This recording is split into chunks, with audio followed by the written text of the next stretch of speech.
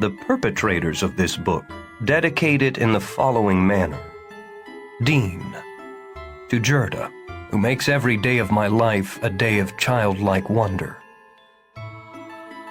Phil, to the late Herbert J. Parks, who, with my mother, saw my world on paper and approved. Chris, to Gail, Nicole, and Zachary, who see the same magic in the world that I see. 1. A very dark day. 1. Amos the bear was standing on the toymaker's bench, looking through the casement window at the purple-black storm clouds rolling in from the east. He was filled with great sadness and fear. "This is a dark day," he thought, and he shivered. Stripped of leaves, the November trees were stark, like many-armed black skeletons.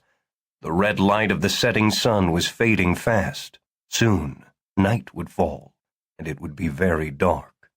The oncoming storm would blot out the moon and stars. To Amos, it seemed as if dawn might never come again, as if the world would forever turn in deep gloom. The day was grim not merely because of the weather, but because Mr. Isaac Oddkins, the toymaker, was dead.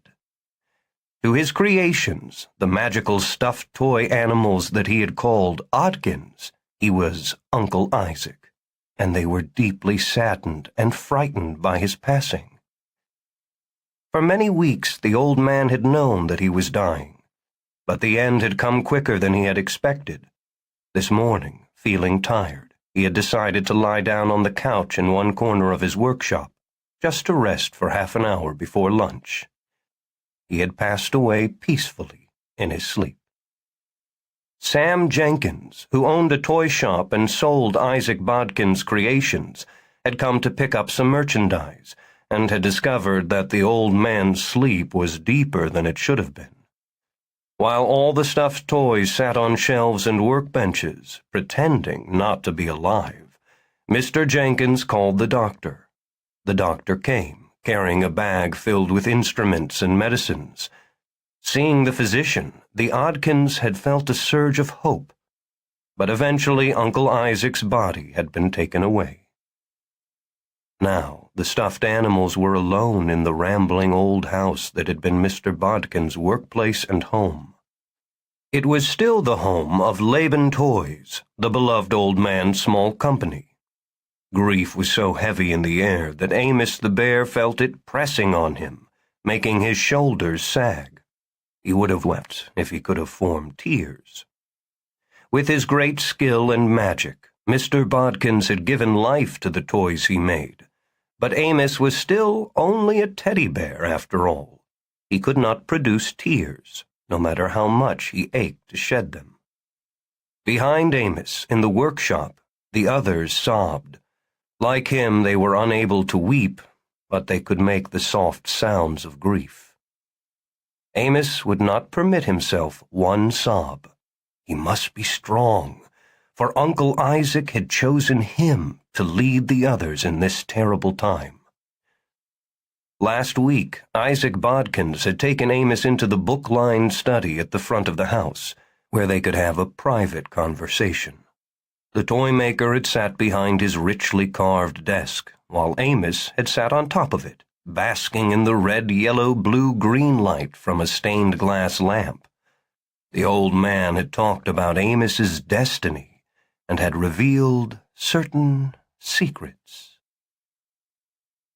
Leaning back in his big leather chair, Uncle Isaac folded his aged but still strong hands on his round belly. Peering at Amos over the tops of his tortoise-shell glasses, he said, "You know the reason you were made, of course. The reason I've made all of you, Oddkins." Amos sat up straight and proud. "Oh, yes, sir. One day I'll be put on display in a toy shop. I'll be sold as a gift for a very special child who'll desperately need a secret friend." "That's correct," Mr. Bodkins smiled and nodded approval. It'll be a little girl or boy who, if he grows up whole and happy, will contribute something of importance to the world. A special child, as you have said. But this will be a child who has to face enormous problems, or who must live through a terrible sorrow. Perhaps it'll be a child whose parents mistreat him. Or maybe one who'll fall ill and need tremendous courage to pull through, Amos said solemnly. Or a child whose mom or dad dies, or who loses a sister. Yes, but whatever the child's problems, you will be there to offer comfort, counsel, and love. You must help the child to grow up confident and loving, regardless of what cruelties the world inflicts on him. Because, you see, this special little girl or boy of yours will perhaps become a doctor who saves lives, or a diplomat who negotiates peace, or a teacher, if only he can grow up whole and happy. But if he's broken by the tragedies he must endure, then he will never have a chance to make this world a better place. Sitting on the desk in the multicolored light of the stained glass lamp, his furry legs straight out in front of him, leaning back on his forepaws, Amos sighed heavily. Gosh, it sure is a big responsibility. Enormous, Mr. Bodkins agreed. And you must always remember that you and the other Oddkins have to conceal your missions from everyone, except, of course, from each other and from your special children. In the privacy of that boy's or girl's room, you'll be alive. But to the rest of the world, you must pretend to be only a stuffed animal. I'm good at that, Amos said happily. He went stiff, and his eyes were suddenly as blank as painted buttons. Very good, Isaac Bodkin said. Excellent. Amos grinned, and his eyes became expressive and warm again. If you let another child or any adult see your magical life, you won't remain effective as a secret friend to your assigned child. Yes, sir, Amos said. I understand.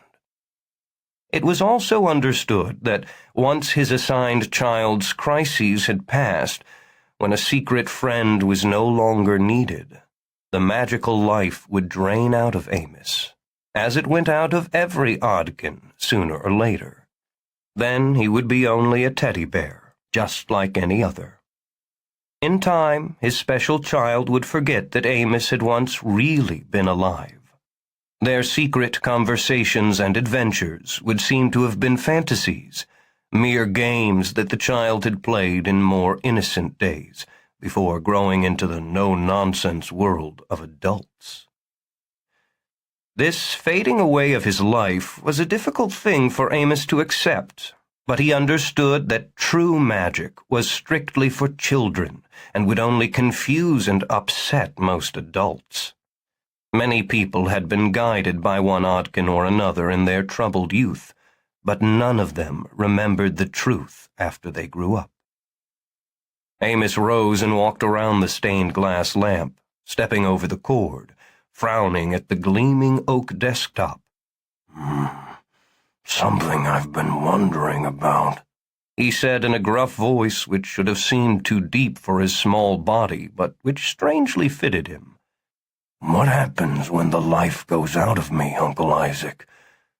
Do I have a spirit? Does my spirit go to heaven or someplace? What happens to me? Is that one of the secrets you've brought me here to tell me about? Isaac Bodkins shook his head. His fine white hair gleamed like moonlit snow. No, I can't tell you that, dear Amos. What comes after life must remain a mystery to you, just as it is a mystery to human beings, including me." Even then, Amos had known that Uncle Isaac was dying. The old toy maker had not hidden his illness from his creations. In fact, he had encouraged them to get used to the idea of his passing. A new magic toy maker must be chosen during the next few weeks, and when Isaac Bodkins died, those Oddkins who were still in the shop would have to help the newcomer settle into his job. A few days ago, when Uncle Isaac told them that he, their maker, would soon trade this world for another, the Oddkins had pretended to be strong and stout-hearted. They pretended to accept his approaching death with regret and sadness, but also with grace and courage. In reality, they were sick with grief and scared, very scared. "Death," Uncle Isaac had told them, "is not an end. It is only a station between two places. There's a new beginning beyond death. Don't be afraid for me. I'm merely going on to a new life of some kind that I can't imagine, but that I know will be even better than the life I've had here." "But we'll miss you," Butterscotch the dog had told him, unable entirely to conceal her misery. "And I'll miss you," he said, "but I will never forget you. In memory, we'll always be together." "Memory," Skippy the rabbit had said scornfully, brash as usual. He had cocked his head in the direction of his floppy ear, as if it were pulling him over on his side. The other ear was straight, and he had squinted at the toy maker. "Memory's not good enough. Memory fades." "Why doesn't?" said Burl the elephant. "Well, Mr. Hose-Nose, everyone else's memory fades." "Too bad everyone isn't an elephant," Burl said. "Heaven forbid!" Skippy declared. "If elephants were the only creatures in the world, they'd have eaten everything down to bare rock and would have died out long ago. Walking stomachs, that's what elephants are. And can you imagine the din of all that trumpeting? The thunderous pounding of all those billions of big feet?" Before Burl could respond, Skippy had looked at Uncle Isaac again and said, "No, sir. Having you in memory isn't good enough by half. I'm afraid it will have to be good enough," Mr. Bodkins had said quietly but firmly. And now, in his study, he was equally quiet and firm with Amos. "Worry about this life, Amos. Worry about doing well in this world. The next world, whatever it is, will take care of itself." Though he was only a stuffed toy bear, Amos had a good, solid, bearish personality. He was slow to become excited, and he was patient, and he tended to think about all the possibilities before acting. So he stared at Uncle Isaac for a while, finally nodded, sat down on the desk blotter, and said, "Okey-doke," which was his way of saying, "All right, okay, I'm agreeable to that." Leaning forward in his chair, closer to the lamp, Isaac Bodkin said, "But I will tell you the meaning of the symbol on your sweater." Amos's eyes widened. "You will?" Ever since he had come alive on the old man's workbench a couple of months ago, Amos had wondered about the mysterious symbol on his blue sweater. "Will you really tell me?" "Alpha and Omega," Uncle Isaac said. "Huh?" "That means the first and the last." Frowning, Amos said, "The first and last what?" Uncle Isaac leaned even closer, until his kind face was like a moon hanging low over Amos's world. "After I have passed away, There may be a time during which the new toymaker is not fully in charge. After all, it takes a while to accept the mantle of magic and to feel comfortable with it. During that time, when the new toymaker is not totally in control, there may be trouble, danger. What kind of trouble? What danger? Amos asked, his pleasant, furry face settling into a Bruin's scowl. Isaac Bodkins hesitated. Then he sighed. You'll know it when it comes. And then you'll be first among all the Oddkins, the leader of them in any time of crisis. Me? Leader? I'm not sure. Yes, you can lead them, Amos. I made you a leader. Pride surged through Amos, and he sat up straighter, puffed out his chest. He considered what Uncle Isaac had said, then nodded. All right, I'll lead them. You can count on me. You will be the first to confront trouble. Yes, Uncle Isaac, I will, Amos said, though he had no idea what sort of trouble he might have to confront. And you will be the last to turn away from it. Amos stood, squared his shoulders, and nodded. The wire rims of the old toymaker's glasses glinted with orange light from the stained glass lamp. Spots of blue and green and red were reflected in one lens. In spite of this cheerful coloration, Uncle Isaac was somber, not like himself at all. In bad times, you will be the first to give heart to your friends, and the very last to be dejected. You'll be first in courage, and the last to be afraid. Me? Amos said, blinking. Afraid? Not me. I'm not afraid of anything. No, sir, not me. But there are things in this world that you should be afraid of, Amos.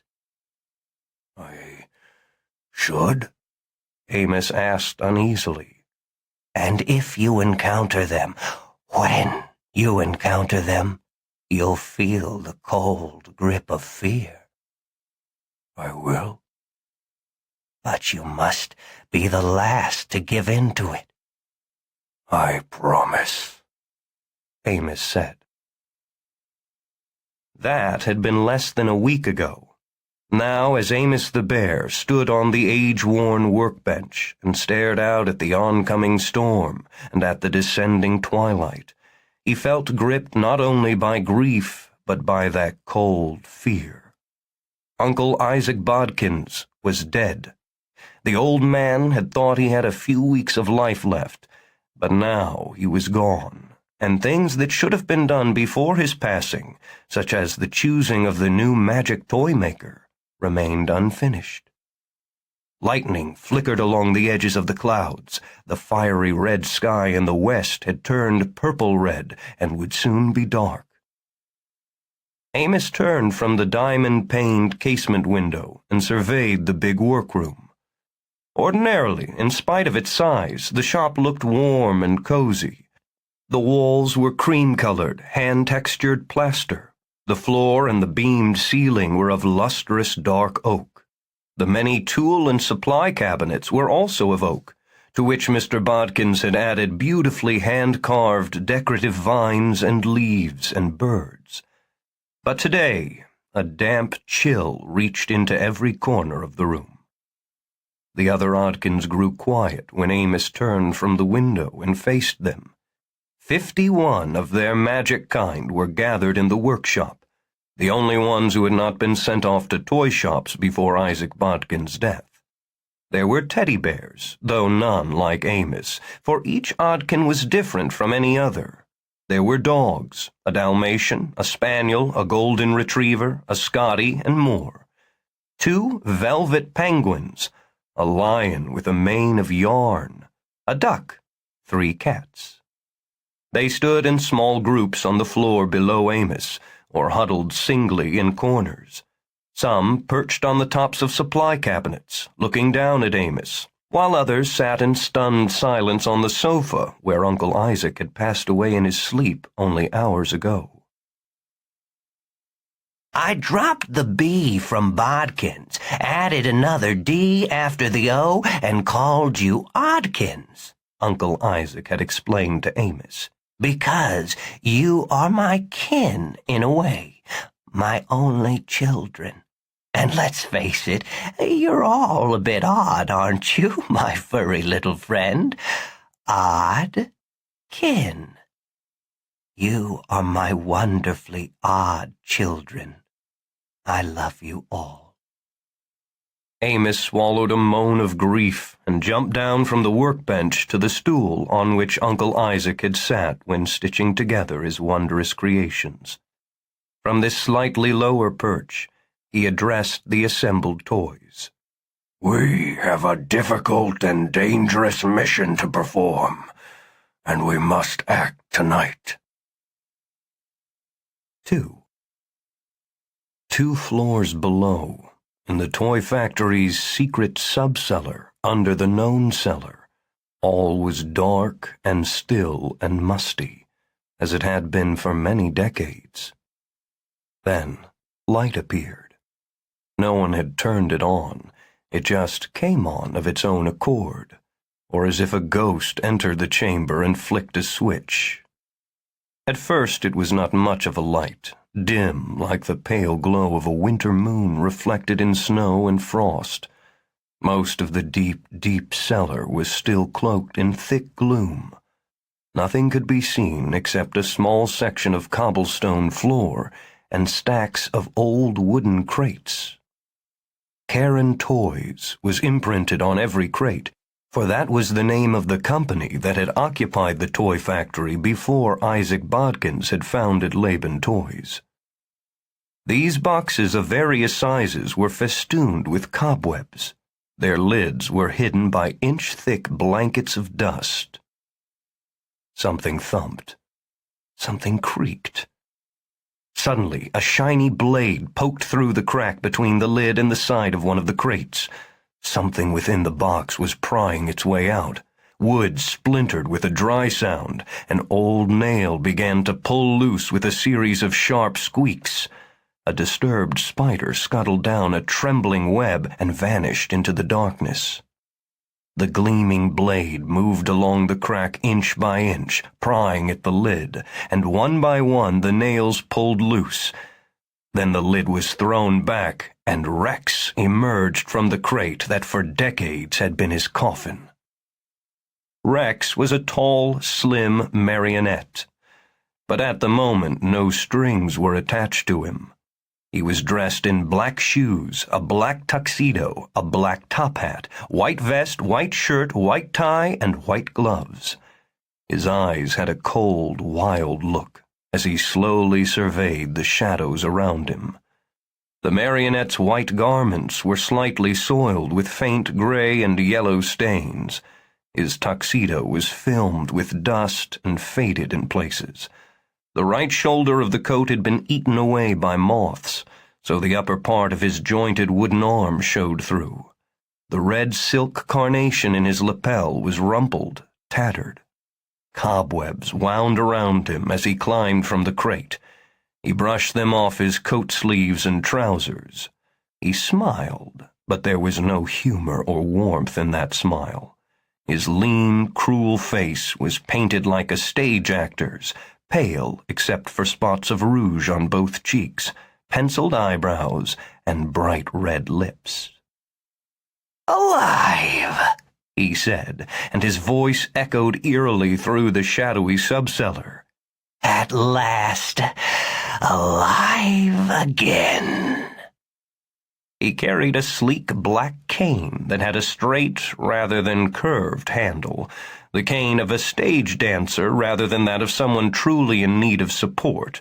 From the tip, a gleaming steel blade protruded. When he touched a button on the handle, the knife snapped back into the shaft of the cane, entirely hidden. The dim bluish-white light from the stained glass chandelier gradually began to brighten. Farther away in the vast room, another chandelier came on, and it too grew slowly brighter. The deep cellar seemed like a living creature that was finally awakening after a long sleep. Rex laughed. It was a cold, mean laugh. Unlike the Oddkins 2 floors overhead, Rex was not a good toy. 3. Still addressing his fellow Oddkins from the workbench stool, Amos the bear said, "This morning, Uncle Isaac decided who should be the next magic toy maker. He chose Colleen Shannon. She owns the toy shop in the city." She's nice, one of the velvet penguins said from the sofa on which he was sitting with a cat, a dog, and a squat green frog. "I like her," Burl the elephant said. He was a stout fellow who wore a white shirt with the sleeves rolled up, a fawn-colored vest, and dark brown pants held up by suspenders. "I like Mrs. Shannon very much as I'd like peanuts if I were a real elephant and could eat." He lifted his floppy ears slightly and gave a short side-to-side wave with his trunk, as if underlining his statement. The other Oddkins murmured agreement. "Uncle Isaac was going to invite her here this afternoon or tomorrow," Amos said. "Introduce us to her and explain about the honor and importance of being the next toy maker. But now—" Yes, but now, Skippy the rabbit said somberly, though he had never been somber before. He glanced toward the sofa where Uncle Isaac had passed away. Amos said, "So it's our job to go to Colleen Shannon and tell her that she must take over as toy maker." Go to her? Asked Butterscotch the dog. She padded forward from the corner. Most of her coat was soft and golden, though her tail and ears were dark brown. The white fur of her belly and chest extended over part of her face, which had a sweet and gentle look. Her paws, too, were white, as if she were wearing little boots. She looked up at Amos and frowned. You can't be serious. How can we go to her? She's miles and miles from here. "We've got feet, don't we?" Amos replied. All over the workshop, Oddkins gasped in surprise upon realizing what Amos was proposing. Thunder, like the growling of mighty machines, rolled through the sky. Lightning throbbed at the windows. A few fat drops of rain plopped against the glass, but only a few drops, then nothing more, as if the sky were hoarding the water for one great deluge. "Go out?" Burl said from the floor below Amos's stool. He raised his plump, tightly stitched trunk as if to sniff the idea. From his expression it was clear that he did not like what he smelled. "Out of the workshop? Travel 10 or 20 miles all the way across the city to Mrs. Shannon's shop?" His big feet thumping on the oak floor, Skippy swiftly moved in front of Burl, cocked his head in the direction of his bent ear, and said, Well, why not, big fella? I must have heard you wish 1,000 times that you were a real elephant and could go on treks with a herd. You keep telling us that your heart yearns for the vast plains of Africa. This would only be a little trip to the city.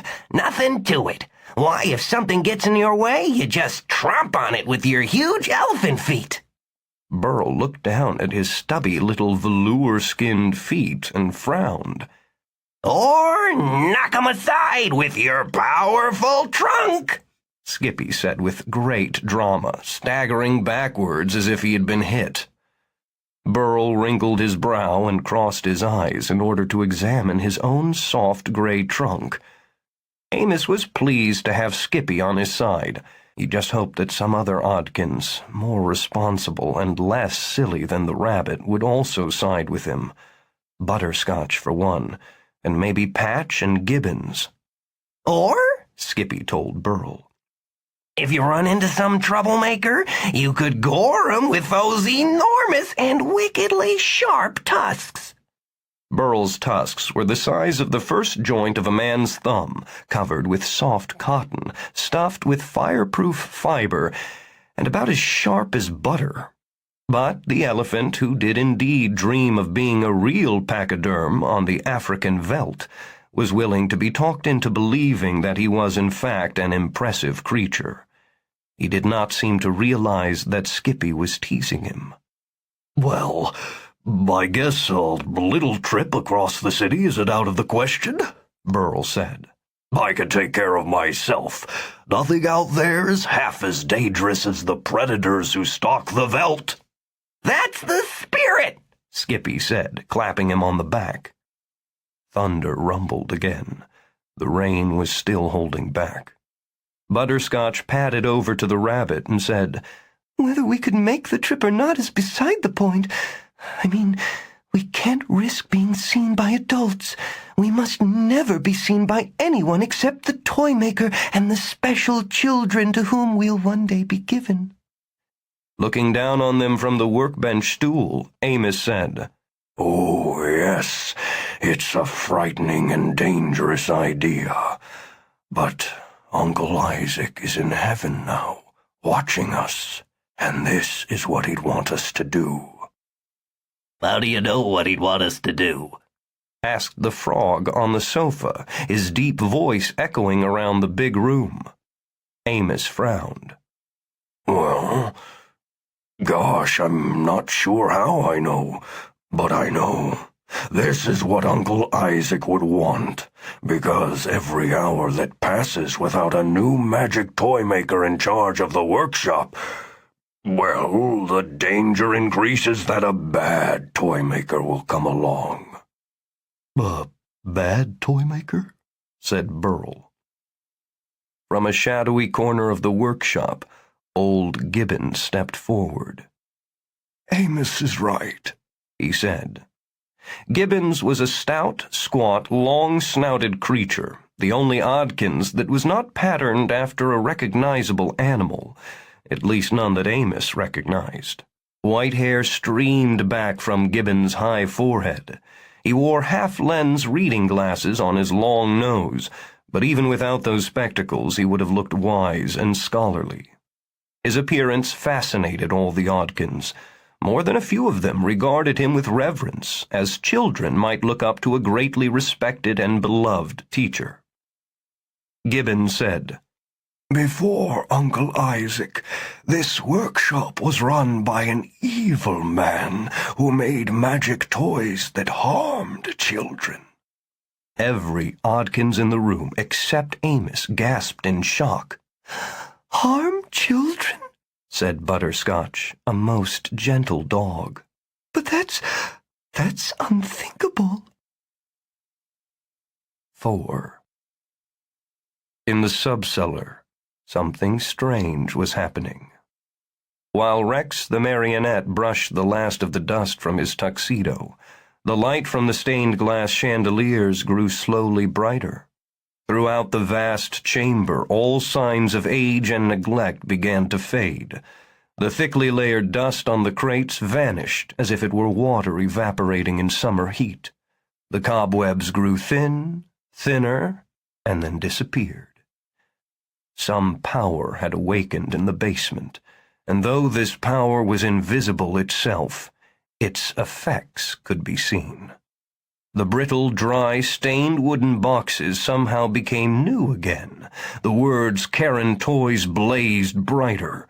Wherever it appeared, the company's symbol, a silhouetted gondolier poling a boat along a dark river, looked freshly painted. Within the crates, noises arose. Low grumbling, soft thumping, scraping, raspy voices. "Arise!" Rex cried. "Your time has come again." The eerie voices grew louder, stronger. Some of the imprisoned toys began to pry at the lids of the crates from within, working their way out as Rex had done. Nails screeched, wood splintered and cracked. Rex climbed onto the top of the crate that had been his own coffin. Clenching his white-gloved wooden fists, he raised his arms above his head and shouted, "Arise! Our time has come again! Time to torment children. Time to spread darkness instead of light. A wonderful new dawn of unhappiness and fear!" From scores of wooden boxes came the bad toys of the earlier age. They had all been hiding in the subcellar, dreaming nasty dreams, ever since Mr. Oddkins had taken over the factory from the evil toy maker who had owned it during the first 4.5 decades of the century. Now they were finished with dreaming and ready to bring their nasty schemes into the real world. The boot heels of toy soldiers clicked on the cobblestone floor. Their enameled eyes were black, shiny, cold. The bayonets on their rifles had sharp, gleaming edges. The toy trucks had grills that looked like toothy mouths. Their headlights were watchful insect-like eyes. The stuffed toy lion was not cuddly like the toys 2 floors above in Mr. Bodkin's workshop. This cat had a mangy, hungry look. "The cycle begins anew!" Rex cried as the toys began to gather around on the floor, looking up at him. "Good gives way to evil. Our time has come again, and we're going to seize it!" 5. Harm children, unthinkable! Butterscotch repeated, shaking her head, dark ears flapping. The forces of good and evil are always present in the world, Gibbons said, putting one finger alongside his big snout, a gesture that he frequently used and by which he meant to indicate the truth and importance of what he was saying. Sometimes evil wins, he told them somberly. Gibbons was good at being somber. Too good at it, Amos the bear thought. There was a danger that Gibbons would demoralize the others. Amos quickly descended from the workbench stool to join his friends on the floor. Gibbons was the oldest toy in the shop, and in fact he was the first creature that Mr. Bodkins had stitched together decades ago. Gibbons was not meant to be sold, and he was the only Oddkin who would never serve a special child. He was a great scholar who knew everything about the lore and history of the Oddkins. If something unexpected happened to the toymaker, it was Gibbons' sacred trust to carry his knowledge and the details of magic toy-making to the next toymaker. He took his responsibilities seriously, and his brow was permanently furrowed as a result. Some of those bad toys may still be hiding here, Gibbons said, scowling at them over the tops of his reading glasses. He was dressed like a character out of a story by Dickens. Amos had read a little of Charles Dickens, so he knew about such things. Like a Victorian scholar or attorney, wearing garters on his shirt sleeves, a dark suit, wide tie, and peculiar fingerless gloves. His authoritative appearance and voice held the Oddkins' attention. Uncle Isaac believed that below the cellar was a sub-cellar where the creations of the previous toymaker were stored, but he couldn't find the entrance, maybe because the way is guarded by dark magic. Skippy the rabbit looked down at the floor. "Bad toys? Right under us?" His nose twitched. His tail twitched. His bent ear twitched. "Nasty toys?" Very nasty, Gibbons said. We can deal with them, Amos said firmly. Sure, if they come around here, Burl said. I'll tromp them. He stamped one of his little elephant feet on the wooden floor for emphasis. Squish 'em is what I'll do. Yes, sir. Squish, squish, squish. And I, said Patch the cat. we'll skewer them." Patch was dressed like a cavalier in a silk shirt with wide sleeves, a green wraparound vest, a broad leather belt, and maroon trousers tucked into high boots. He wore a broad-brimmed hat with one side of the brim pinned to the crown, giving him a roguish look.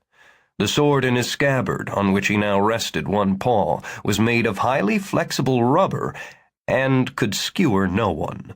However, Patch believed himself to be a swordsman of great skill, and if you believe in yourself, almost anything is possible. If you believe in yourself, even a rubber sword can be a good weapon.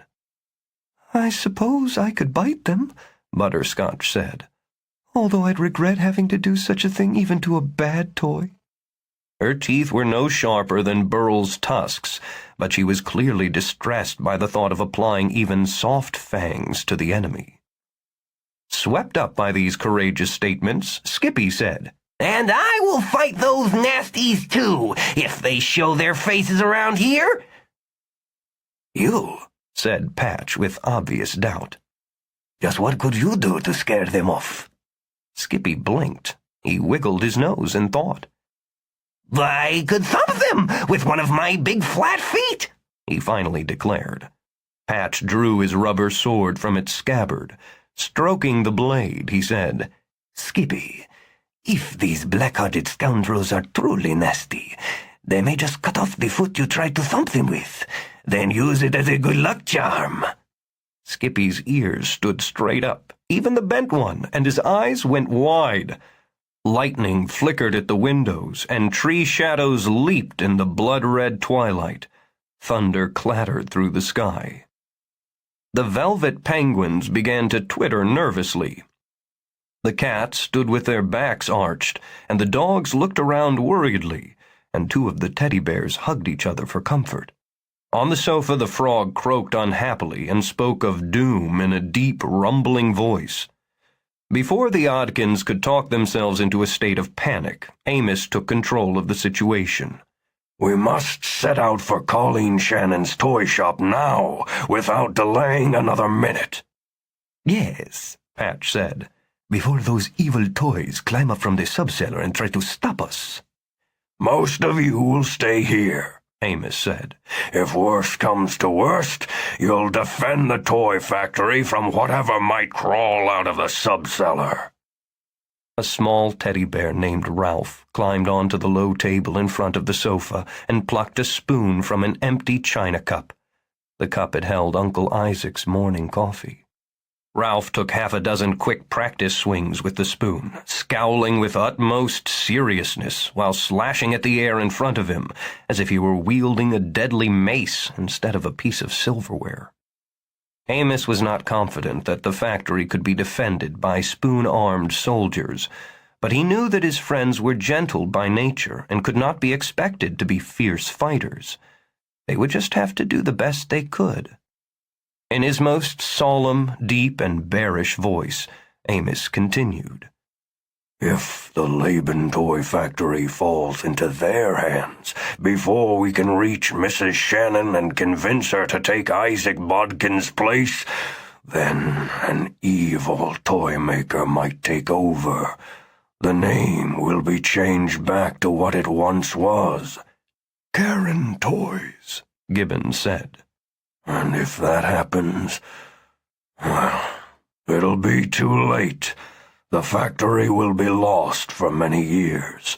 Bad toys will be made and sold for decades, and countless children's lives will be darkened, ruined." Ralph the bear swung his spoon again. The cats hissed. One of the dogs growled deep in his throat. A pair of monkeys, one corduroy, one velveteen, began to gather up paperweights, pens, pencils, figurines, and small vases that could be thrown at attackers. They piled these missiles in one corner of the room. As the monkeys worked, Amos said, "Now, I will lead a party of Oddkins to Mrs. Shannon's toy shop. I'll need true, selfless, and courageous companions, stout of heart, swift of foot, strong of limb, quick-minded, and dependable." "Gosh, Amos, That sounds like me, said Skippy the rabbit. The S sounds whistled slightly between his big buck teeth. 6. The lingering aura of Isaac Bodkin's goodness still protected the toy shop from evil. The creatures in the subcellar would not be able to ascend into the upper floors of the building and seize control until that aura had faded. Because the Master of Darkness, the Evil One himself, spoke to Rex in a clear voice that his fellow toys could hear only as a vague whisper. The tuxedoed marionette knew that several Oddkins were about to embark upon a difficult journey to Colleen Shannon's toy shop. They would probably not survive the dangers of the night, the storm, and the city. Their chances of reaching Mrs. Shannon in time were very small, but Rex could not permit them to make the trip unchallenged. We must stop them, he told the malevolent crowd that gathered around him in the subcellar. We must go after them and wipe them out. I will need assistance. Lizzie, you will come with me. Lizzie was another marionette. She was made up like a flapper from the Roaring Twenties. She wore a sleeveless red dress with a short hemline and a long waistline, a matching hat that was tightly fitted and decorated with a small blue feather, and 3 strands of blue beads. Her cheeks were brightly rouged.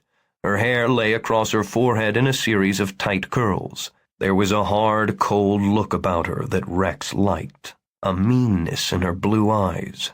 She carried a black cigarette holder that contained a plastic cigarette. Like Rex, she had no strings attached to her.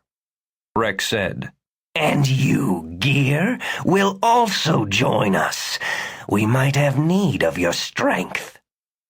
Gear was a robot, the last Karen toy created before Mr. Bodkins took over the factory, a futuristic design. He was made entirely of metal and was lightly filmed with rust that steadily disappeared as the power of evil revitalized him after years of inactivity. 2 small but fierce yellow lights glowed in his deep eye sockets. His lipless mouth was toothed like the jaws of a steam shovel, and his hands looked frighteningly powerful. He stepped forward, pushing through the crowd of vicious toys, all of whom crowded forward in their eagerness to be chosen. Gear's feet clanked softly and occasionally struck a spark on the cold stone floor. The robot stopped in front of the crate on which Rex stood. He looked up.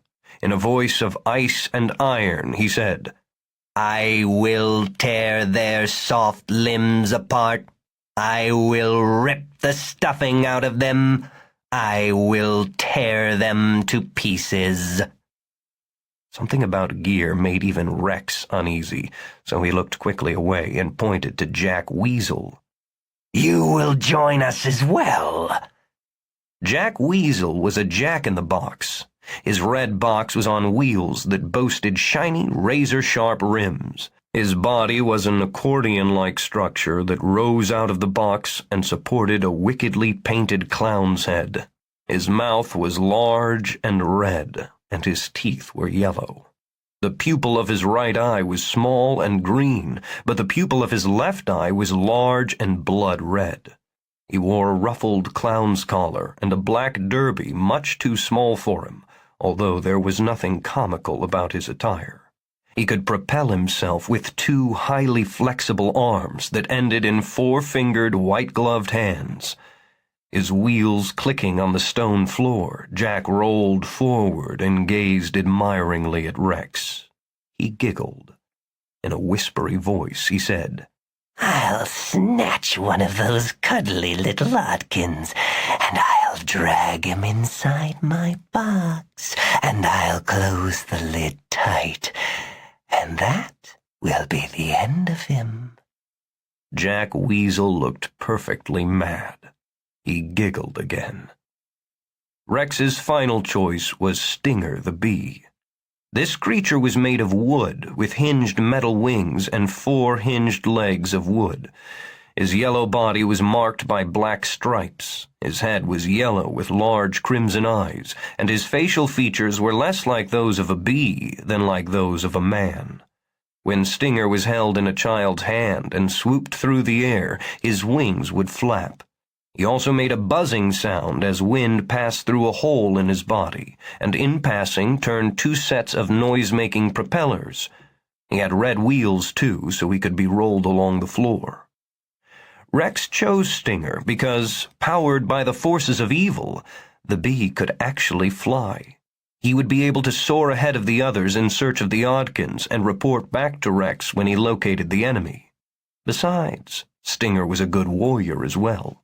His body ended in the weapon that gave him his name, a curved stinger that did not look impressive until, when needed, it telescoped out of the bee's body, becoming 3 times longer and much sharper than it first appeared to be.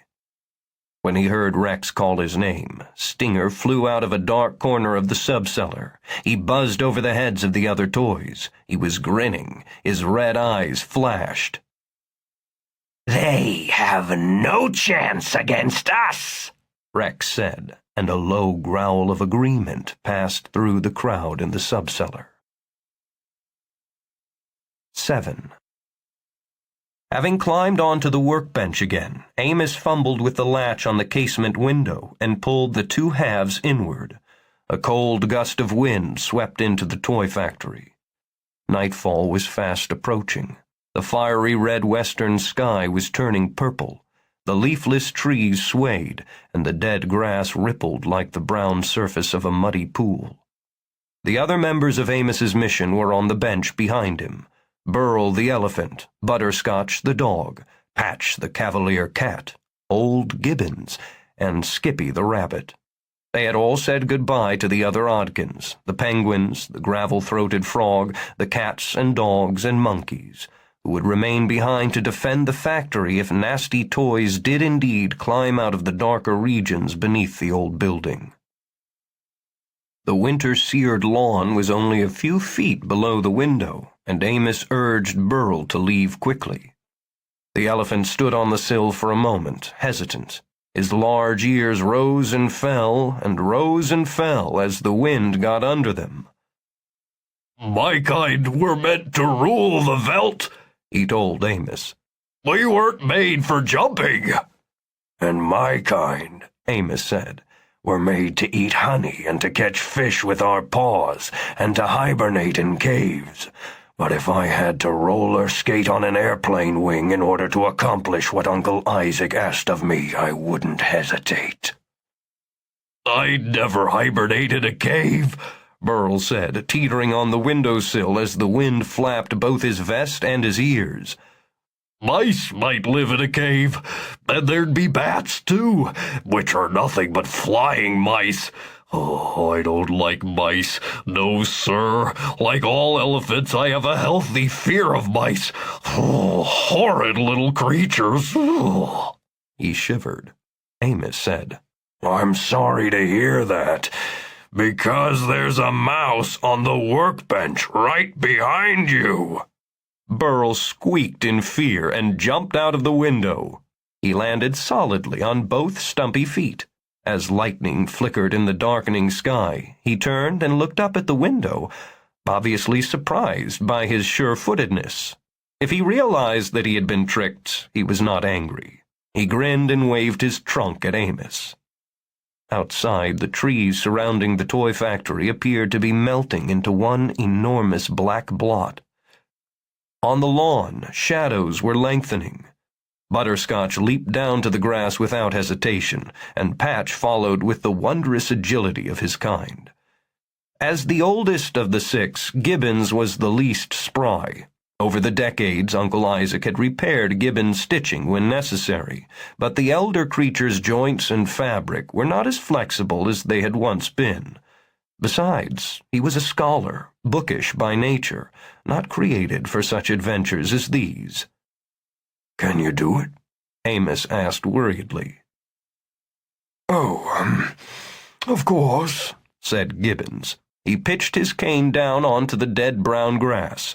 His long snout twitched, and he raised one eyebrow as he looked sideways at Amos. "Fortunately, my spectacles are glued to my nose." He jumped. Skippy stepped to the window and said, "I would prefer a ladder." "We don't have a ladder," Amos said. A rope'll do. "No rope." Parachute? The rabbit asked. "It's only a few feet down." A helium-filled balloon would be nice. Amos planted one foot against Skippy's tail and shoved him out of the window. The rabbit made a frantic effort to twirl his long ears, as if they were the blades of a helicopter. But instead of keeping him aloft, they became tangled. He hit the ground, rolled, and knocked over all of the other Oddkins who were waiting for him. Standing on the windowsill, Amos looked down at his friends as they picked themselves up from the winter-dry grass, and he thought that they looked pathetically small and helpless. The world beyond the toy factory suddenly seemed huge, frighteningly vast. The sky was even bigger than the land beneath it, barely touched by light in the west, the blackest of blacks in the east, and full of churning storm clouds. The chilly and powerful wind chased crisp leaves across the lawn, rattled the bare branches of trees, and caused the evergreen shrubs to shiver and rustle as if they were alive. The city and Mrs. Colleen Shannon's toy shop seemed as far away as the moon. "Dear God," Amos thought. "the world is so big. We are so small, and I'm afraid." But then he said to himself, "Alpha and Omega. I will be the first to face up to every challenge, and the last to retreat. I will be the first to forge ahead, and the last to surrender to fear." He nodded and said aloud, "Okie doke." and then he jumped. He landed on his feet, stumbled, but did not fall. By the time he turned and looked up, a corduroy monkey named Scamp was closing the halves of the casement window. Good luck, Scamp called to them. We'll need all the luck we can get, Skippy said as he peered anxiously around at the blustery night and the lowering sky. We'll make our own luck, said Patch, speaking with all the confidence of a heroic cavalier. His bushy tail fluttered in the wind, and the wide sleeves of his shirt billowed. Skippy said, Is your hat sewed to your head? Sewed tight, Patch confirmed. Well, Skippy said, that's one thing we don't have to worry about. Amos said, Enough talk. Let's go. 8. Secret stone stairs led up from the sub-cellar to a hidden door in the wall of the first cellar. Rex, Lizzie, and Gear could climb the steps with no difficulty. Of course, Stinger flew to the top. The bee made a high-pitched buzz that reverberated between the damp walls of the stairwell, irritating Rex. Equipped with wheels but with no legs, Jack Weasel found the climb more troublesome. However, his arms were quite powerful, so he was able to drag and pull himself from one step to the next, driven by his desire to get his hands on the Oddkins.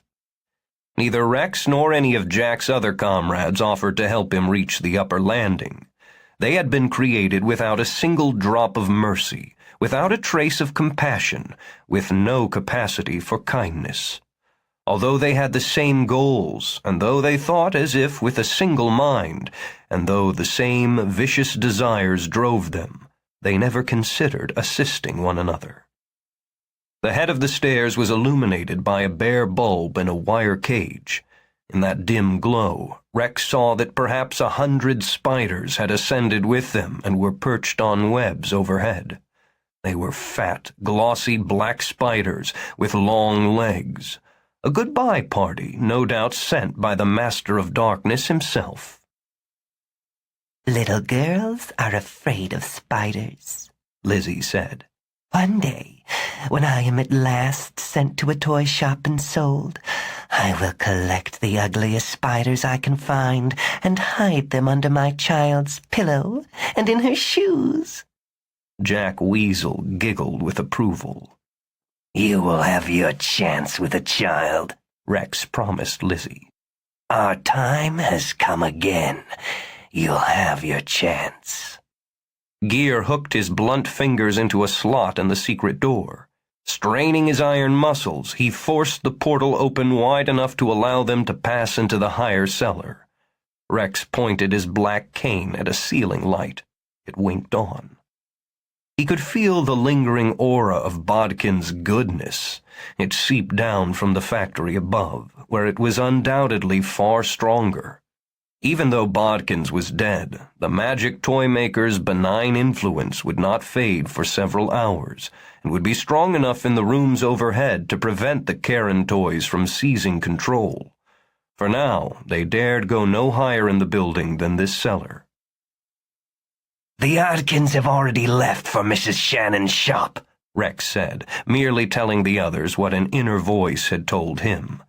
"We've got to get out of here quickly, find those soft-bellied goody-goodies, and destroy them."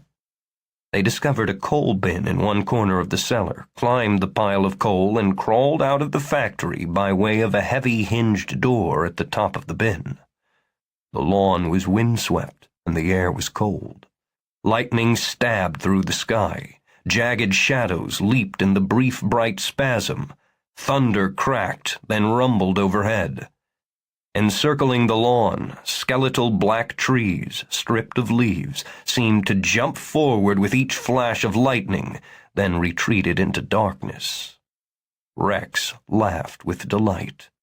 He loved nights like this. 9. His name was Nick Jagg, and this was his first day of freedom in a long time.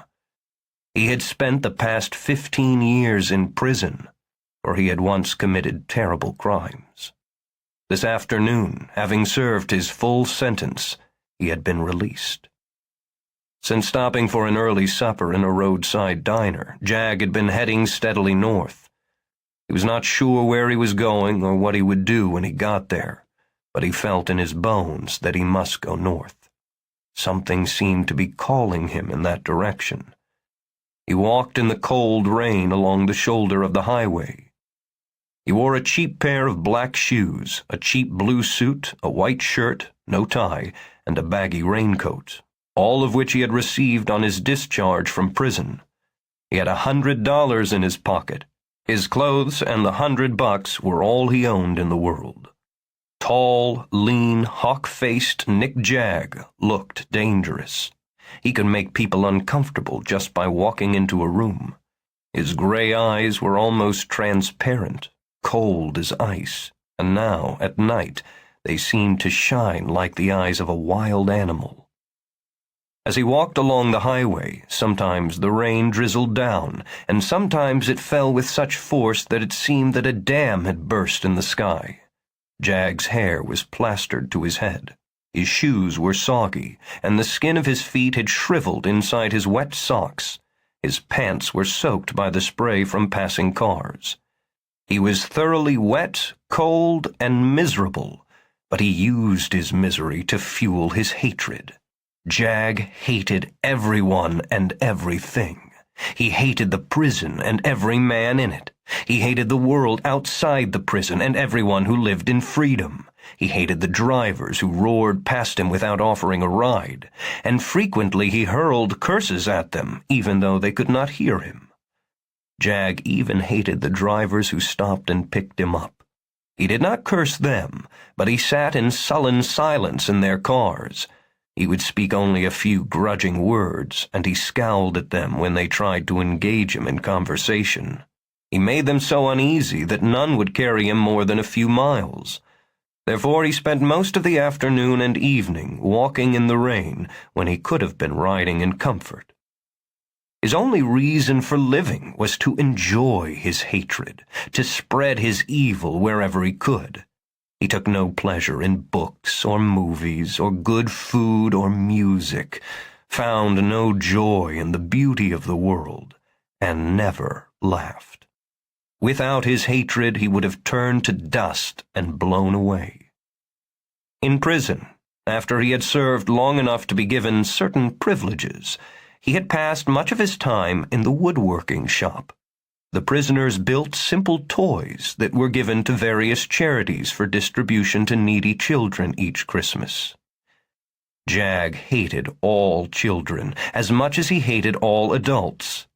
He built toys with hidden flaws, wooden cars and wooden dolls that would break after only an hour or two of play.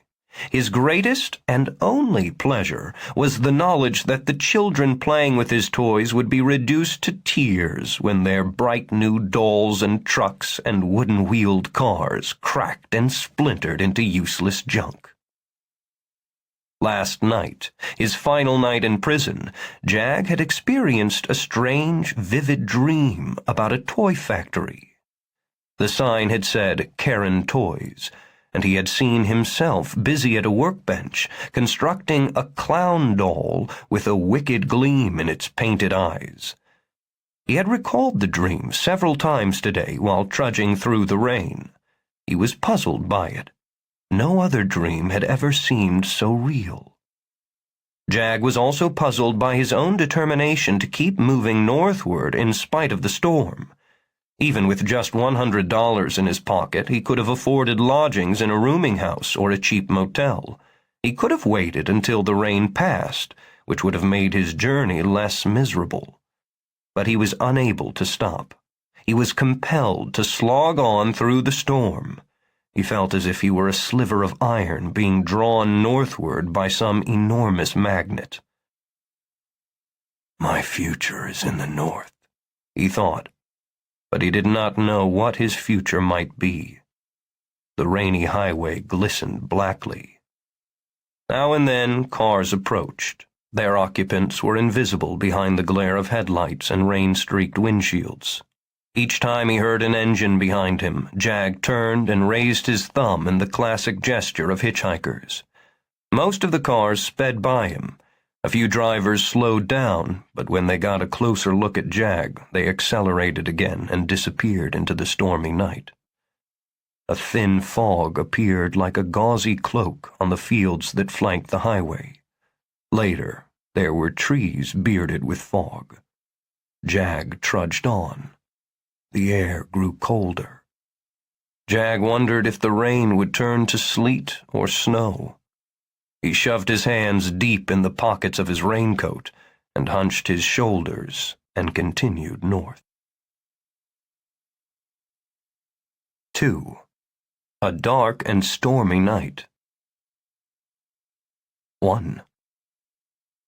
Victor Oddkins, nephew of Isaac, the recently deceased toymaker, drove along the night-shrouded suburban lane, muttering to himself. He often muttered to himself because he did not have a wife and lived alone, and he was without close friends, so the only person to whom he could talk at any length was himself. He was a sour man. Though he was still young, only 35, he seemed 70 because his vinegary personality had made him old before his time. His face was pale, lean, pinched, and unpleasant. He always looked as if he had just bitten into a lemon. He was tall and too thin. He hunched over the wheel as he drove. When on foot, he walked with a stoop, as though a mountain was balanced on his narrow shoulders. At the moment, he was both sad and angry. He was sad because his uncle was dead. They had never been very close, which was Victor's fault. Sweet-tempered Isaac would have delighted in a warm relationship, but Victor had neither the time nor the desire to be close to anyone. Now that Isaac was gone, however, Victor missed him.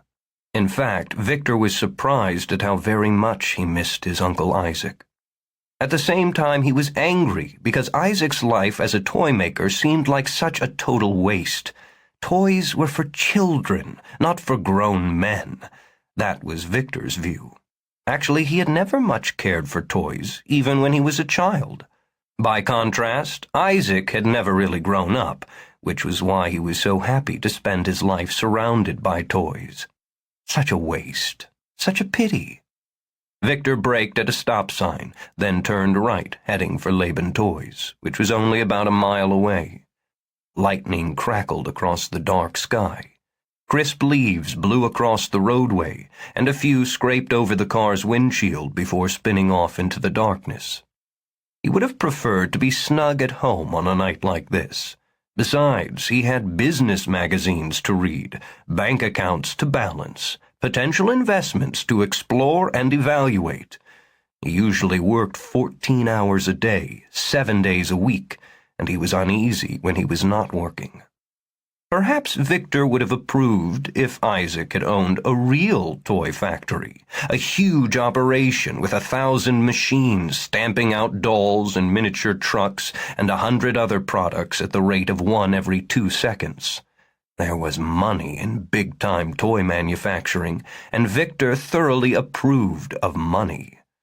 But Isaac had earned very little from his toys, barely enough to keep himself fed and clothed. He made toys for the pure love of it. Such a waste, such a pity. Now the property of Laban Toys belonged to Victor, for he and Isaac were the last living members of their family, and Victor was determined to make the business finally pay off. First, he would inventory the stock and all of Isaac's tools, and sell everything. The rambling old house of many gables, in which Isaac had lived and worked, would have to be demolished. It was no doubt a creaking, drafty place that needed new wiring and plumbing, and it must cost a fortune to heat those high-ceiling rooms. Eventually, the 4 surrounding acres could be subdivided, and a dozen suburban homes could be erected at a fine profit. He had often tried to convince Isaac to use the property for this purpose, but Isaac had a sentimental attachment to the toy factory and had not known what was best for him. Victor, on the other hand, was prepared to sell to the highest bidder. 2. A stone footbridge, fitted with domed lamps at both ends, crossed the swift-flowing stream that ran in front of Laban Toys. Amos led the Oddkins across the bridge, while Gibbons told them the history of the structure. Erected in the summer of 1786, 1 year after the house was built, he said, raising his reedy voice to compete with the moaning wind. The great Thomas Jefferson walked across this bridge on 2 different occasions. Years later, Abraham Lincoln came by to purchase a few toys for the children of some friends. Abe was so taken with the natural beauty hereabouts that he spent the day fishing from this little bridge. He didn't catch anything, but he said it wasn't the catching that interested him anyway. It was the fishing itself that he enjoyed. Gibbons was interrupted by the arrival of a big dog. A very big dog. Big and mean.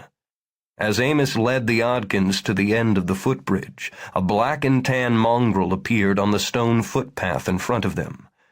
It was half again as tall as Amos, and must have weighed 3 times as much as all 6 of the Oddkins put together. It wore a heavy collar from which dangled a short length of broken chain. For a moment, the dog looked startled. Then its eyes narrowed, and it growled deep in its throat.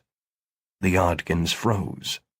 The hulking mongrel peeled its pebbled black lips back in a snarl, revealing yellow teeth, sharp teeth, huge teeth. Amos desperately thought, Uncle Isaac, if you wanted me to be the leader, why did you make me so small? Why didn't you make me 6 feet tall? The dog lowered its head, flattened its ears against its squarish skull, and looked from one Oddkin to another. "We're finished," Skippy said miserably. "I'll deal with this monster," Patch said, bravely drawing his rubber sword. "We'll be torn to pieces," Skippy said. "Not when the beast realizes he's up against an elephant," Burl said proudly. "He hasn't noticed me yet, but when he sees me, he'll put his tail between his legs and run for his life." Burl stamped one small velour foot as if he expected the stone bridge to shake and the night to echo with the impact. "Torn to little pieces," Skippy said. Lightning flashed and thunder exploded in the heavens, but the brute was not fazed by the oncoming storm. It advanced one step, then another, growling continuously. Saliva drooled from one corner of its mouth. Stay calm, Amos told his friends while frantically searching his mind for a plan to defend them from the mongrel. "Little tiny pieces," Skippy said. Are you afraid, Rabbit? Patch demanded. "Me?" Skippy said, offended. "Well, I've got a heritage of courage, you know. Was old Brer Rabbit ever afraid? Was Bugs Bunny ever afraid?" To prove himself, Skippy stepped forward, straight toward the dog, almost into its long shadow. "Hey, you ugly brute!" The dog faced Skippy. Lightning flashed again, and for an instant the hound's eyes turned silver. "You look as dumb as a post," Skippy said. "Too dumb to deal with the likes of us. You'd better scoot out of here before we tie your tail in knots. Fact is, I'll bet the closest you ever came to a brainstorm was a light drizzle." The dog glared. Stop it, Skippy, Amos said. But Skippy, who had dreams of being a stage comedian, was on a roll and reluctant to stop. "In a battle of wits," he told the mongrel. "you'd be unarmed." The dog stared. But brains aren't everything. In fact, in your case, they're nothing at all." The dog blinked. Skippy, Amos warned. But the rabbit pointed at the dog and said, "I hear you're so dumb that when you wanted to raise a litter of puppies, you planted a piece of dogwood." The foul-tempered beast lowered its head farther and barked ferociously at Skippy. "Weep!" The rabbit said, and he backed up so fast that he fell over Burl. Getting to his feet and brushing off his vest, Burl shouted at the mongrel, I'm an elephant, you know. Gibbons said, putting one finger aside his long snout. Perhaps we'd be well advised to retreat to the house, find a bit of food, and make a peace offering to this creature. He'll pounce on us before we get halfway back, Patch said. Maybe I should whap him on the nose with the flat side of my sword. Put a little fear into the varlet. Amos was angry with himself for his failure to think of a way to scare off the dog. He poised for a headlong rush at the animal, hoping to startle it into flight. But suddenly, Butterscotch trotted past Amos and addressed the mongrel. "Shame on you! You're no credit to our species." The black and tan dog snarled again, and foamy spittle flew from his lips. Butterscotch said, "A dog is man's best friend. A dog should be noble, true, affectionate, and kind. Did your mother teach you no manners? If you were a pup of mine, you'd have learned a thing or two about polite behavior. Shame! Oh my, yes, shame on you!" The beast stopped snarling, cocked his head, and looked puzzled. "Just imagine what your poor mother would think if she could see you now," Butterscotch said. "She would be embarrassed for you and ashamed for having failed to raise a good dog." At first, Amos could not understand what trick Butterscotch was up to, but after a while he realized that she was not up to any trick at all. She was being sincere. She was genuinely embarrassed that a dog should behave as he did.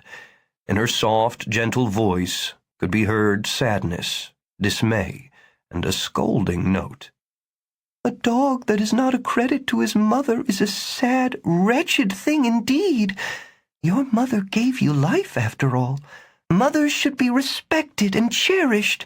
Every act of your life should honor your mother instead of shaming her."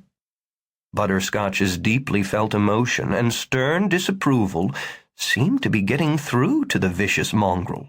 The big dog was no longer growling. He licked his lips and blinked and looked sheepish. Trotting off the end of the bridge and onto the stone footpath, Butterscotch brazenly circled the beast, looking him up and down as if she were a judge and as if this real dog were a low-life scoundrel about to be sentenced to prison.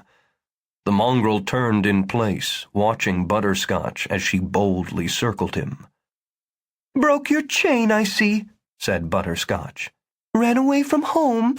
You haven't given a thought to the worry you're causing your master. Oh, no, not a thought for such things in the selfish head of a bad dog like you. Off on your own adventures, thinking only of yourself, eager to chase poor, frightened cats and terrorize a few stuffed animals not even half your size. Your poor mother! Oh, dear me, your poor, poor mother! I feel so sorry for her." The mongrel made a curious whimpering sound. Amos and the other Oddkins watched Butterscotch with astonishment and awe. Completing a full circle of the beast, Butterscotch said, "Well, you might be able to tear us all to shreds, but that doesn't make you a big shot. That just makes you a bully, a discredit to your mother and your litter, a discredit to the entire noble race of dogs." The mongrel whined and hung his head. "Ashamed? I should think so. If you have any hope of redeeming yourself and one day bringing credit to your loving mother, I'd advise you to put your tail between your legs right now, slink home, lick the hand of your master, and do what you're told from now on. In time, there might even be a place in the pastures of heaven for you. Though right now I think you're destined to spend eternity running on sore and bleeding feet through a much hotter place than heaven." The mongrel turned from them. With his belly nearly dragging on the ground, he crept away. Twice he looked back, and twice Butterscotch gently but scornfully told him to get along. In 20 steps he disappeared into the darkness under the leafless, wind-rattled trees. Butterscotch returned to her friends and said, "Please forgive him for his uncouth behavior. Perhaps he was mistreated by a mean master or tormented by ill-mannered children. Of course, no matter what he might have endured, there's absolutely no excuse for his rudeness." "You're amazing," Amos told her. "I doff my hat to you, brave lady," Patch said gallantly.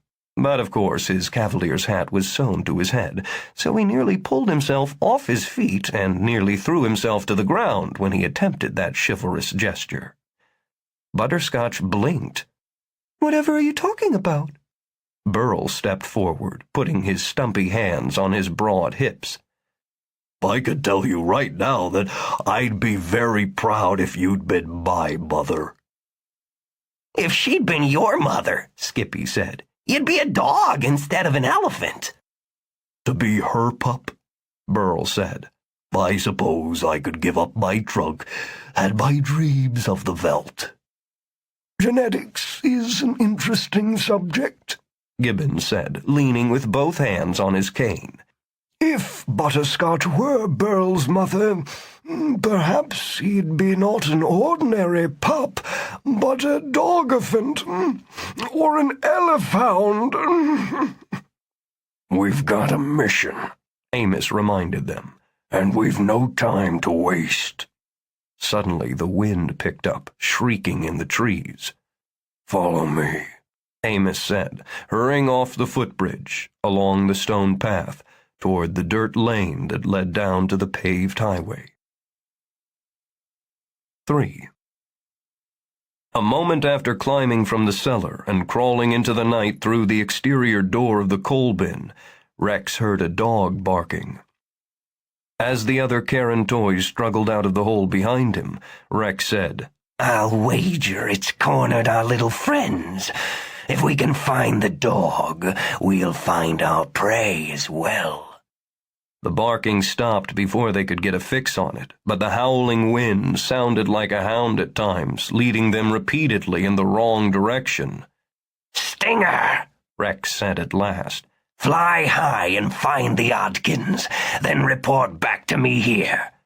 The bee said, Yes, yes, yes. I will do it, yes."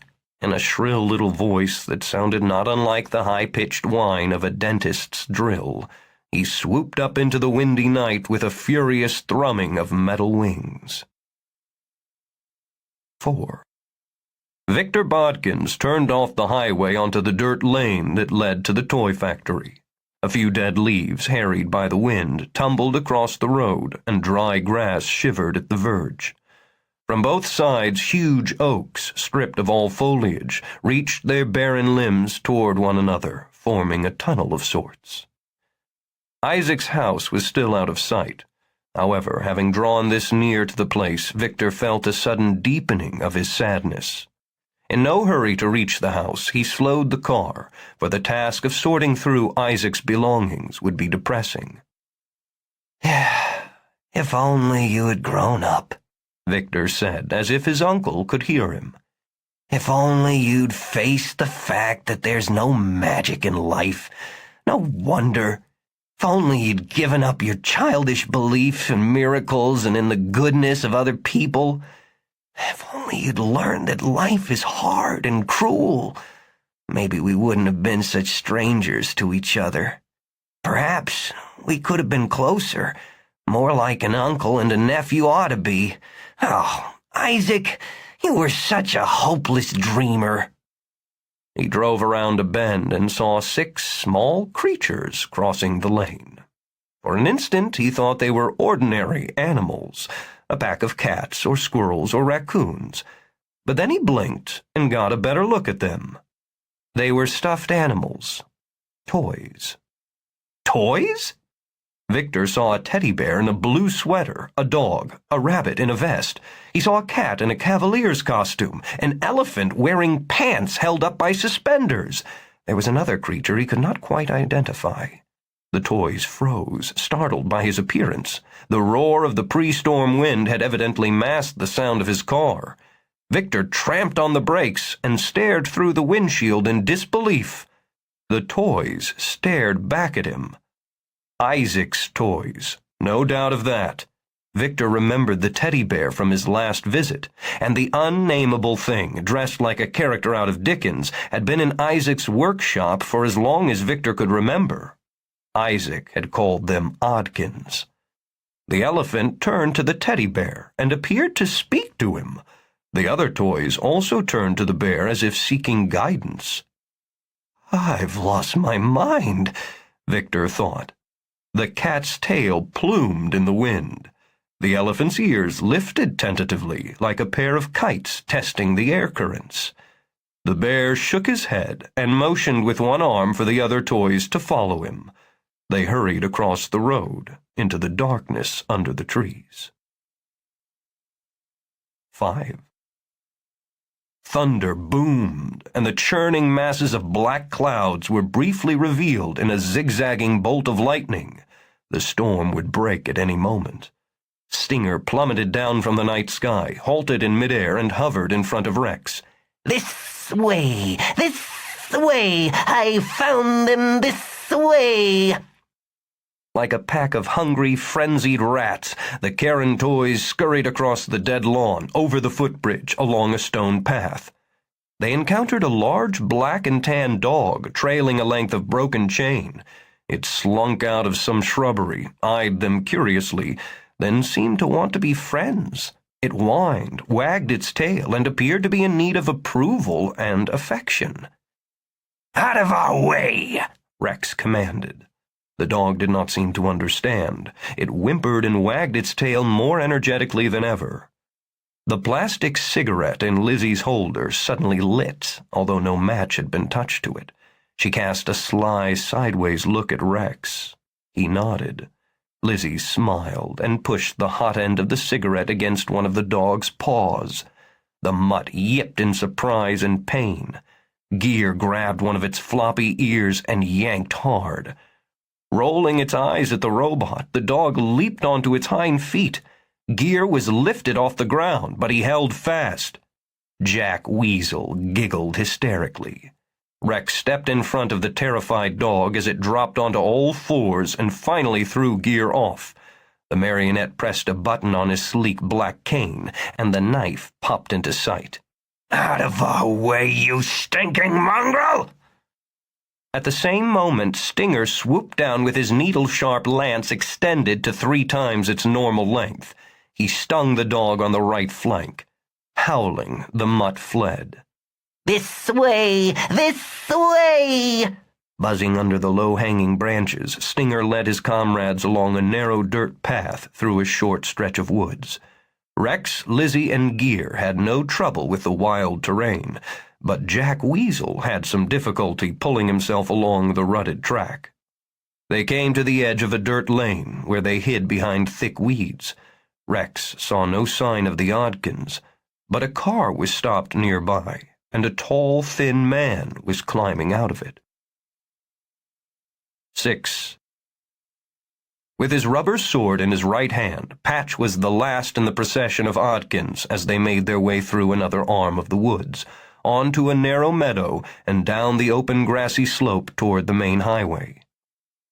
He repeatedly looked behind them, guarding the rear, and he almost wished that some evil toy would appear so they could engage in a satisfying fencing match. Though the others dreaded the journey to the city, Patch rather looked forward to it. He liked action and excitement. He was a scaler of walls and leaper of gulfs, a swordsman without superior. Isaac Bodkins, his creator, had given Patch a taste for adventure, and now Patch was looking forward to this night's encounters with danger. However, he was not looking forward to getting his clothes dirty. He had never imagined that adventuring could be such a filthy affair. Already his boots were dusty and scuffed.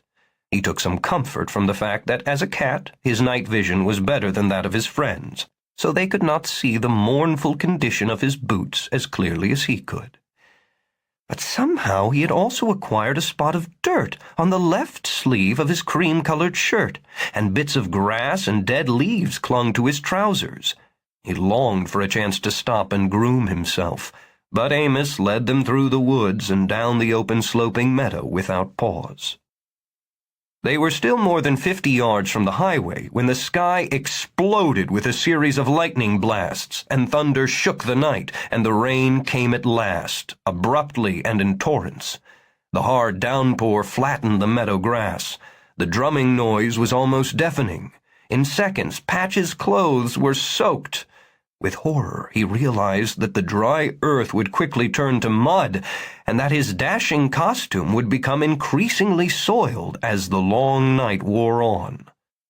Patch the cat was not afraid of either known dangers or the unknown. Evil toys, wild dogs, and other villains did not worry him in the least. But to be seen in wet and filthy clothes, with a soggy hat and mud caked on his boots, that was frightening. 7. Victor Bodkins had taken a flashlight from the glove compartment of his car and had ventured into the gloomy woods to search for the 6 stuffed animals that had crossed the road in his headlight beams. Here and there he found signs that might have indicated that the small creatures had passed this way: trampled grass, broken weeds, curious marks in the soft earth, but he could not get a glimpse of the toys themselves. "You're dreaming," he told himself as he poked among the trees. "Pinch yourself and wake up." So he pinched himself, but he did not wake up. He pinched himself again, harder than before. "Ouch!" he said. He still did not wake up. He pinched himself again. "Ouch!" And yet again. "Ouch!" He was a stubborn man. When rain began to fall, the leafless trees did not provide much of an umbrella, and he was soon soaked. Shivering, sneezing, feeling foolish, he headed back toward the lane, where the car waited with its engine running and lights blazing.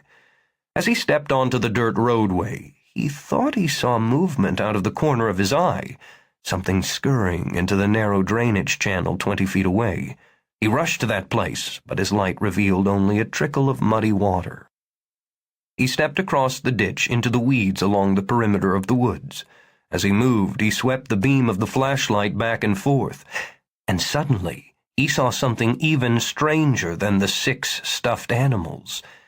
It was a 14-inch tall toy robot with evil yellow eyes aglow with menace and a nasty mouth cracked open in a wicked, jagged smile.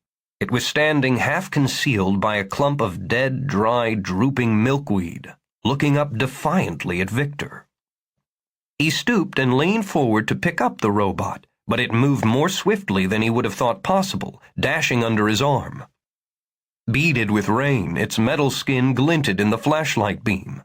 The creature went straight to his feet, where it hammered both metal fists on the toe of his left shoe. He never would have imagined that a toy could possess such strength. The blows were hard, painful. As Victor stumbled backward in surprise, he felt something grab hold of the right leg of his trousers. When he looked down, he saw a tuxedoed marionette, with top hat but minus control strings, grinning ferociously at him. "I've gone mad," he thought. "Stark raving mad!" The marionette pulled hard on the trousers. Because Victor was already off balance, he almost fell. Another marionette, a vile-looking little woman in a flapper's costume from the 1920s, seized the other leg of his pants and pulled hard in that direction. Victor swatted at the male marionette, then at the female, trying to use his flashlight as a club. He missed both of them. The robot pounded on Victor's toes again, and a new burst of thunder was timed to the toy's blows, so it seemed as if the thing's fists had made that colossal sound. Victor kicked out, knocking the small metal man aside. Suddenly, a grotesque, clown-faced jack-in-the-box rolled out of the weeds, propelling himself with gloved hands. He was giggling shrilly, hysterically. Bring him down, the jack-in-the-box cried. Bring him down to our level. Streaking out of the rain-swept darkness, a toy bee the size of a beer can swooped past Victor's face, startling him. In the backsplash of his own flashlight, he saw a stinger as big as a switchblade knife. A moment later, when he realized that the bee was dive-bombing him, he threw himself to the ground to avoid being stabbed. He felt the bee bullet by his head, missing his face by only an inch or two. The instant he hit the ground, he began to thrash with both arms and legs to keep the hostile toys away. He heard one of the impossible little creatures say, "Leave him! Come on! The Oddkins will be heading down to the highway. We've got to stop them!" Victor continued thrashing until he was exhausted. When at last he lay limp on the wet ground, he still half expected to be attacked. But the robot, the marionettes, the jack-in-the-box, and the bee were gone. He was alone in the stormy night. Heart hammering, he got to his feet. He was shaky. He picked up his flashlight, swept the beam around him. Nothing. He looked at the woods into which the toys had evidently gone, and he considered pursuing them. Then he turned and ran back to his car, fearing for both his life and his sanity. In the car, he locked the doors. He sat there in the middle of the muddy lane, staring through the rain-washed windshield at the portion of the roadway and woods that were revealed in his headlamps. He could not stop shaking. He pinched himself. "Ouch!" Again. "Ouch!" He could not make sense of these events. They did not compute. He was a man of reason, a man of logic. A man who worked with numbers and trusted numbers. He loved numbers. There were no surprises in numbers, no magic, no mystery. He preferred life without magic and mystery, and he did not know how he would cope if he discovered that the world was actually more as Isaac had always seen it, and less like the ordered and logical place that Victor had believed it to be. "Ouch!" One more pinch. "Ouch!" Just one more. "Ouch!" 8. Following Amos, Burl and the other Oddkins safely reached a truck stop along the highway. An orange and purple neon sign, Harley's Place, Gas and Eats, Truckers Welcome, blazed on the roof of the long single-story building. Those brilliant neon colors were reflected in the wet and puddled pavement. They shimmered and rippled, so it almost seemed as if a fire burned in the blacktop without consuming it. Harley's place was busy out front, where trucks and a few cars were pulled up at the clusters of gasoline pumps. Out there, the big plate glass windows of the restaurant provided a view of the highway and the rainy night. But to the side of the building, where 40 or 50 enormous trucks were parked in orderly rows, there was little activity. Once in a while, a new truck arrived, and the driver dashed from his rig through the wet night into Harley's place. Less often, a driver came out of the restaurant, hurried to his truck, and roared back onto the highway. For the most part, however, the lot was deserted and silent, but for the hiss and patter of falling rain. Burl and the other Oddkins followed Amos around the deepest puddles, through the reflected fire of orange and purple neon, into the purple-black shadows under one of the gigantic vehicles. They huddled out of the wind and rain, thoroughly soaked and miserable. That is, most of them were miserable, but Burl did not mind the storm at all, because somewhere he had gotten the idea that elephants were supposed to enjoy water. In Africa, elephants like to laze in rivers and wallow for hours in cool ponds. Therefore, striving to be the perfect little elephant, Burl had sometimes walked with his face turned up to the driving rain, relishing the feel of the thousands of droplets snapping against his velour face. While the others had gone around all the big puddles, Burl had sloshed straight through them, ignoring the peculiar looks from his fellow Oddkins, making quiet, snorting sounds of pleasure. Now, Amos and Butterscotch and Gibbons and Skippy and Patch huddled together beneath the truck, dejected. Forlornly, they looked out at the rain bouncing off the parking lot, where the big puddles grew even bigger. Burl moved among them, giving them a pep talk. Not so bad, the rain? We elephants love it. Very good for the skin. Keeps the trunk lubricated and limber. I don't have a trunk, Skippy said sourly. Well, Burl said, I'm sorry about that. Everyone ought to have a trunk. I didn't say I wanted a trunk. Well, of course you want a trunk. Who doesn't? A trunk is a marvelous and beautiful thing. Maybe if you say your prayers every night, without fail, then God might give you a trunk of your own someday. Skippy looked at him strangely. Embarrassed for his trunkless friend, Burl said, But you have wonderfully big ears, differently shaped than mine, but big in their own way. And rain is good for the ears, too. Where do you get all these silly ideas? Skippy asked. They're not silly. Not at all. Rain is good for you. Okay, so what genius told you all this about the healthfulness of rain? No one had to tell me, Burl said. I simply know it. You see, we elephants are very in tune with nature. Bears, like Amos, spend half their lives in hibernation, so they're not as much aware of nature as we elephants are. Cats, like Patch, and dogs, like Butterscotch, are domesticated animals, out of touch with nature. Rabbits live in their warrens underground, which perhaps puts them in tune with the earth, but not with the rain. Ah, rain. Wonderful rain. You should all be enjoying it.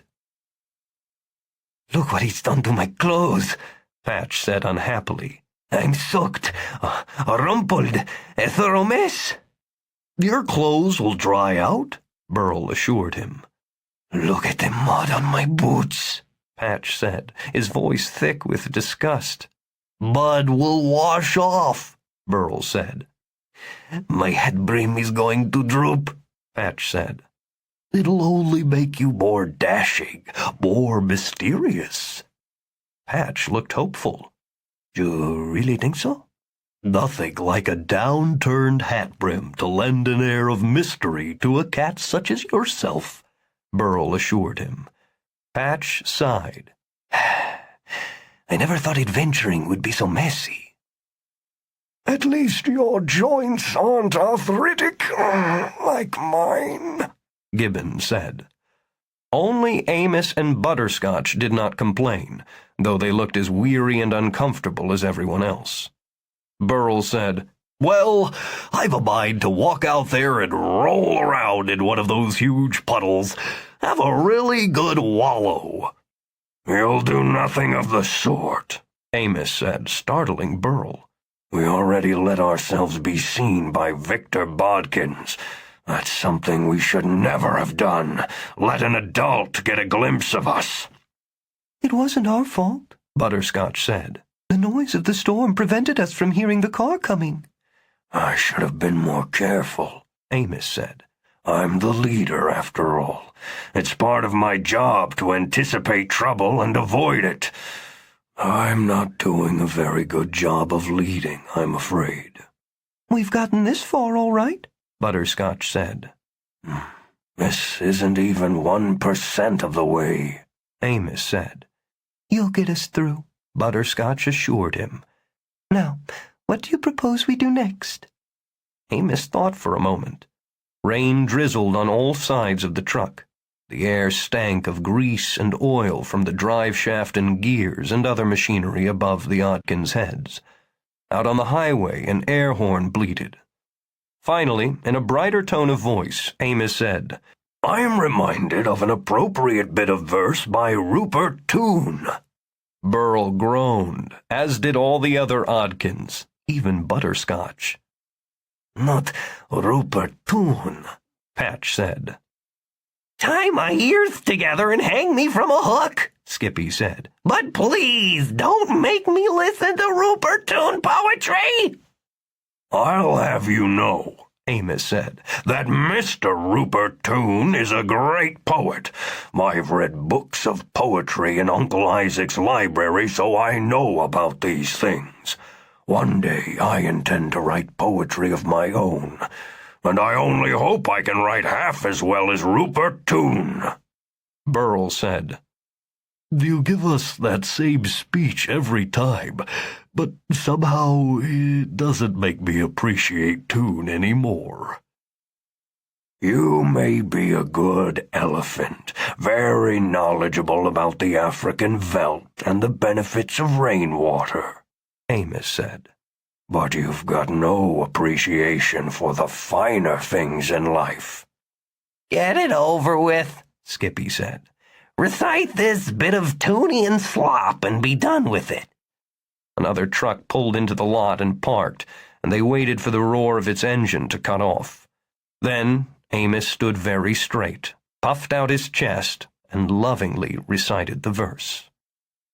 "When your footsies have been overused, walked on, run on, and totally abused, when you're sore from toesies to heels, better trade in your shoes for wheels."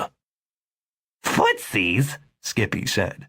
"How can Toon be a great poet when he uses words like footsies?" "A poet has the freedom to coin his own words when he needs to," Amos explained. A fierce gust of wind swept across the parking lot, shrieking like a banshee.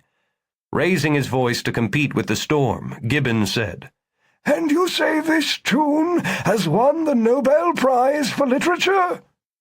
"Well," Amos said. "I'm not sure if it was the Nobel, but it was some big prize." "Not the Nobel," Skippy said. "The Dumbbell Prize." Patch said, Toon's poems sound the way my clothes look. I'm completely a mess. How embarrassing. As the wind subsided again, as the shrieking faded into a low moan, Burl said, All right. So how does this Toon poem apply to our current situation?" "It's obvious," Amos said. "It's a long way into the city, and already we're tired, so we need wheels. We'll hitch a ride in the back of one of these big trucks." "But how will we know if the one we choose is headed toward the city or away from it?" Gibbons inquired. "Uncle Isaac's in heaven. watching over us," Amos said. "He won't let us choose the wrong truck." 9. Rex led his gang of evil toys through a hole in a chain-link fence and onto the pavement at the edge of the parking lot. "They're here, somewhere," he said, surveying the parked trucks, which looked like rows of prehistoric beasts slumbering in the night. Yes, Lizzie said. they're here all right. You can feel their goodness in the air. Disgusting, isn't it? Jack Weasel said. Gear worked his metal jaws, making grinding noises, and repeatedly flexed his metal hands. Stinger buzzed in circles above their heads. "Let's go get them," Rex said. "Let's tear 'em limb from limb and make pillow stuffing out of 'em." 10. Hours of walking brought Nick Jag into a small town more than 100 miles south of the city. It was an old burg, most of it dating back to the 1700s. All the buildings were brick and stone. Jag knew that most people would think the village was unusually pretty, but he hated it. He hated old historic buildings, partly because history bored him, but mostly because you were supposed to like these aged structures, and Nick Jag would never like anything that anyone told him he was supposed to like. Of course, he hated new buildings, too, which were mostly cold-looking with lots of sharp angles. The prison in which he had spent the last half of his 15-year term had been a modern, clean place designed with efficiency in mind, so he hated any place that reminded him of that penitentiary. He was tired and wet to the skin. His cheap shoes, issued by the prison, were soaked and slowly beginning to come apart at the seams. Rain found its way under the collar of his coat, so his suit jacket and shirt were damp. He felt dirty, clammy, and exhausted. He should have found a room for the night, but something drew him toward the center of the sleepy hamlet. 4 streets met at a town circle that had a small park in the center. Besides an area of brown grass and winter-barren flower beds, the park boasted 2 towering maple trees and a large 3-bowled marble fountain. The fountain was turned off, but the bowls were overflowing with rainwater. On the other side of the street, all the way around the circle, were shops, antique stores, an ice cream parlor, a barber shop and a beauty parlor, a few dress shops, a bookstore. They were all closed and dark, except for the lights in their display windows. There was also a small bus station, and when Jag saw it, he knew that the station was the place that had drawn him to the town circle. Feeling strange, almost as if he were hypnotized, he walked to the front door of the terminal and stepped inside, into the harsh fluorescent glare. A single clerk was sitting at the far end of the room behind a counter, reading a paperback book. A radio was playing music from the 1940s. It felt good to be in a warm, dry place. Something on the floor glinted and caught Jag's attention. He looked down and saw a brass key on the green tiles. He stooped, plucked it off the tiles, and noticed a number on it. The station clerk had not looked up from his book. Feeling very strange indeed, still moving as if he were just a marionette being controlled by a puppet master, Jag walked past a group of wooden benches to a row of luggage lockers. He found the locker with the same number as the key and opened it. Inside was a single suitcase. He had never seen this piece of luggage before, but his initials were on it, N.J.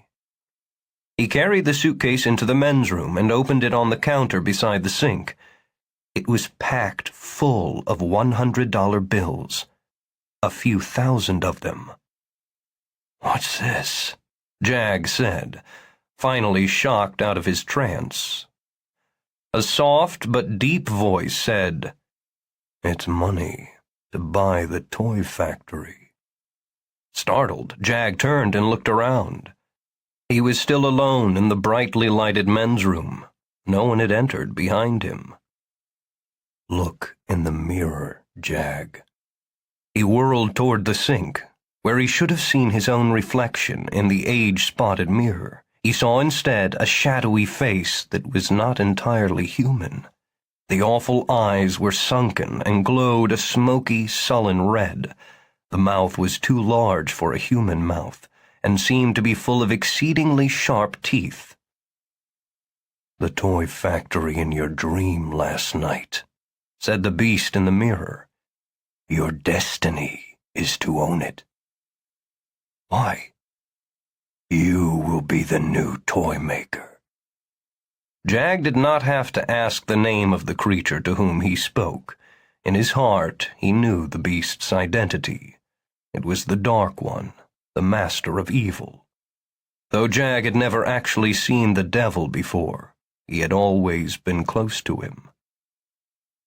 "Toy maker," Jag said. "But I hate toys. I hate children." "Of course you do," said the hideous thing in the mirror. It grinned at him. "That's why it's your destiny. Times are changing. Evil is on the rise. The toy factory and many other things will be falling into my hands in the days to come. You will build toys that will do great harm to the children who own them. Toys that will bring pain and misery and enormous sadness to everyone they touch. You must get to the city tonight, without delay. You will find a man named Victor Oddkins, and you will offer him cash for the factory. He can't resist cash. He loves cash." The face faded from the mirror, and in a while Jag could see his own face staring back at him, pale and wide-eyed. He would be a toy maker with his own factory. Though he did not yet understand how his toys would harm children, he knew that this was indeed his destiny. Heart-hammering, excited, as close to happiness as he had ever been, Nick Jag closed the suitcase, carried it into the waiting room, went to the counter, and bought a ticket to the city on the next bus out. 3. Big city, small visitors. 1. The Oddkins will be heading down to the highway. We've got to stop them. Those had been the words of the tuxedo-clad marionette when he had urged the robot, the bee, and the other toys to leave Victor Oddkins and pursue the stuffed toys instead. Hoping to catch sight of one of the impossible creatures again, Victor drove back to the main highway and turned north. Hunching over the steering wheel, he eased the car slowly along the gravel shoulder, peering intently into the rain-lashed gloom at the edge of the dark woods. He was seeking a tiny flicker of the robot's glowing yellow eyes, or the darting flight of the soda-can-sized bee, or the hurried movement of the stuffed toys that he had first seen crossing the lane in his headlights. He realized that these creatures were quite small and that the forest was large. He knew there was little chance that he would get another look at the toys, but he could not give up easily. He had been given a glimpse of something wondrous, something magical. Suddenly, his entire, orderly, disciplined way of life was trembling under him, as if it were a rickety bamboo platform. He had to know what they were, where they came from, and what connection they had with his uncle. In time, he came to a roadside restaurant and service station, the enormous orange and purple neon sign on the roof, Harley's Place, Eats and Gas, Truckers Welcome, seemed bigger than the building under it. The falling rain was tinted by the neon and looked like millions of strands of gaudy tinsel. Victor pulled into the parking lot, intending to pause there for a few minutes to think. As he entered, he passed two trucks that were heading out to the highway. The first was an olive-green United States Army transport, the cargo bed of which was enclosed with wood and canvas. One canvas flap at the rear was loose and billowing in the wind. The second truck had a long, open bed that was piled high with 8-foot lengths of large steel pipes held in place by chains and wooden wedges. As the second truck slowly rumbled past only 2 feet to the left of Victor's car, he was startled to see the male marionette perched on the cargo. It was standing on a wooden wedge, gripping a chain with one small hand and the rim of a steel pipe with the other. It was leaning out to peer forward past the cab of its own truck toward the back of the army transport. Rain drizzled off the brim of the wicked-looking creature's top hat. The truck continued to roll by, and the marionette slid out of sight. Then Victor saw the toy robot.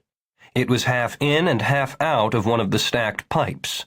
It turned its evil, glowing yellow eyes on Victor as they passed each other.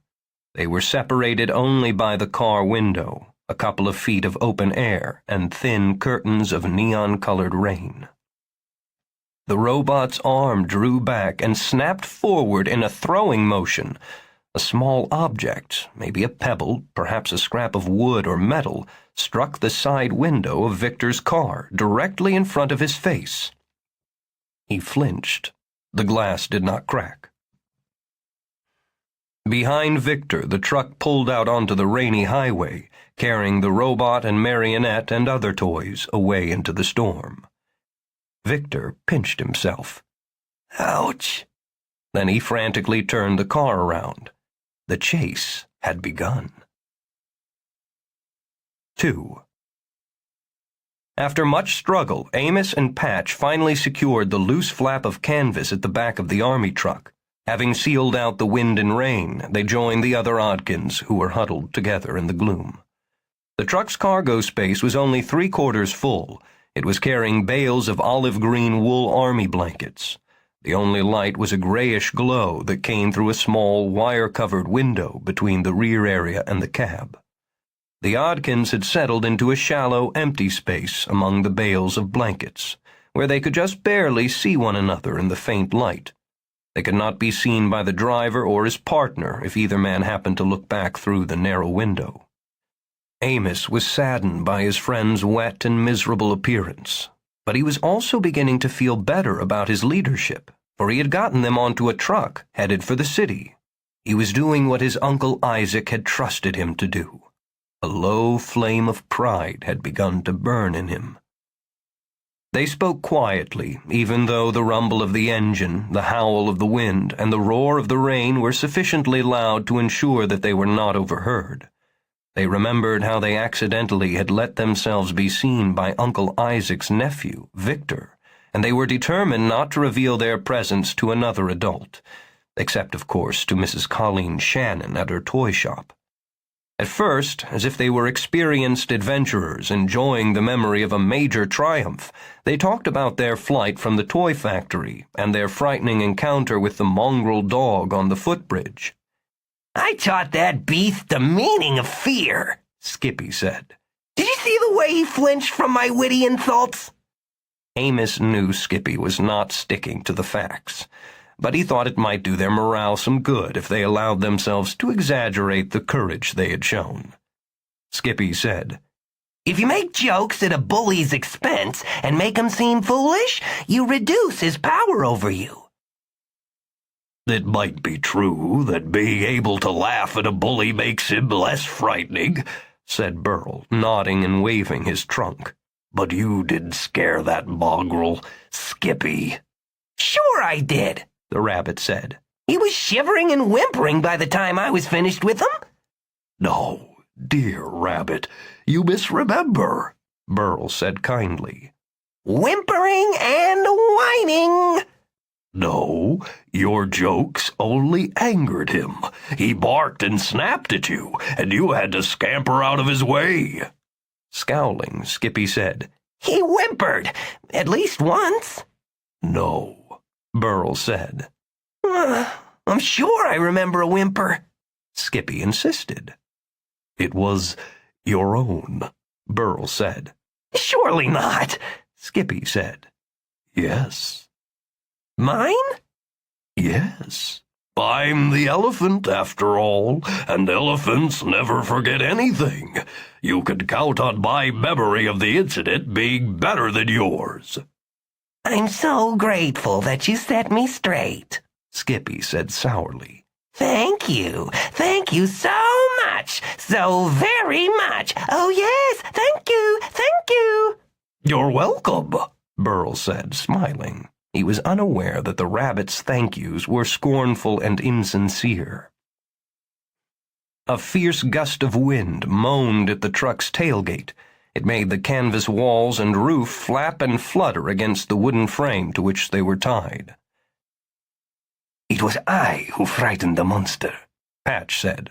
He had pulled a corner of a wool blanket from one of the bales and was wiping the mud and bits of weeds from his clothes and fur. "Oh, what a mess I am. I'm so ashamed. Cats must be neat at all times, a good example to less well-groomed animals. Anyway, that dog saw my sword and was frightened of it. Oh, I really am embarrassed by the horrid condition of my costume. I'm disgusting. Please, don't look at me. Lower your eyes. Have mercy, please." But the dog, yes, well, the dog saw the sword and realized that I was skilled with the blade, and that's when the fight began to go out of him. It's interesting, Burl said, that cats have memories no better than those of rabbits. My dear Patch, you never had a chance even to poke your sword at the beast, and even if you had gone after him, he would have been unimpressed. In that encounter, Butterscotch was the only hero among us. I distinctly remember the monster whimpering when I made jokes at his expense, Skippy said. "Perhaps what you heard," Gibbon said, "was us whimpering at the jokes." For a minute or two they were silent, listening to the rain and to the hissing of the truck's tires on the wet highway. Then, one by one, they began to speak of things they had spoken of 100 times before, their impossible dreams. Burl talked of one day going to Africa and taking his rightful place among real elephants. I can see myself striding majestically across the plains, leading my herd to better grazing and sweeter water. "But Burl," Butterscotch said gently, "you don't graze or drink water. You're a stuffed toy elephant." Well, sure I am, but that doesn't mean I couldn't lead other elephants to good grass and water, Gibbon said. "Real elephants would step on you and squash you flat before they even saw you. You're only 20 inches high." I'm only 20 inches high, Burl said, but I could hold my own. "I want no part of Africa," Amos said. He sighed dreamily. But someday it would be nice to live in a pretty little cottage on the edge of the woods and write poetry with a quill pen. Rupert Toone wrote all of his poetry with a quill pen." Sounds as if he wrote it with a sledgehammer, Skippy said. Amos ignored him. "If I had a cottage and a quill pen, I'm quite sure I could be a good poet." What I could be if I had a chance, Skippy said, is a stand-up comic. I'd be a smash hit in Las Vegas, do guest spots on TV shows, maybe have my own series, get a big house in Beverly Hills next door to Mickey Mouse, be a star. He leaned back against a bale of blankets and crossed his forepaws behind his head. Yes, sir, I could be a big-time funny bunny if someone would give me a break. "I have no interest in fame," Patch said. "What I need to be, what I long to be, Is an elephant, of course, Burl said. In his heart, everyone wants to be an elephant." "No, a cat," Patch said. Cat? But you are a cat, Burl said. "A real cat," Patch said. "I long to be a real cat because real cats lead terribly exciting lives and have great adventures every day. Cats are nature's true swashbucklers. If I was a real cat, I could chase mousies." Chase them? Burl said, obviously horrified. What a hideous idea! Oh, terrible little creatures, mice. You should avoid them, not chase after them. The elephant shuddered. chase mousies." Patch repeated softly, so pleased by the idea that he had temporarily forgotten about grooming his fur and clothes. He sat as if in a mild trance, staring above Amos's head, apparently thinking about mice. "What's so great about chasing mousies?" Skippy asked. "You wouldn't understand." "Why not?" "You're not a cat," Patch said. He suddenly noticed the condition of his boots and began to scrub furiously at them with a corner of the wool blanket.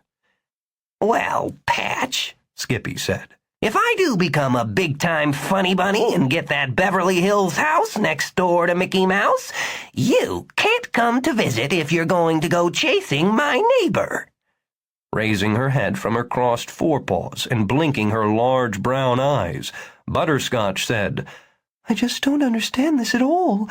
Why aren't you happy to be magic toys? Isn't that enough? Why, it's certainly enough for me. Being a magic toy is a wonderful thing." "The lady is always the voice of reason," Gibbons said, putting one finger along the side of his snout and squinting at each of the Oddkins. "You'd be well advised to heed what she says." Butterscotch put her head down on her paws again.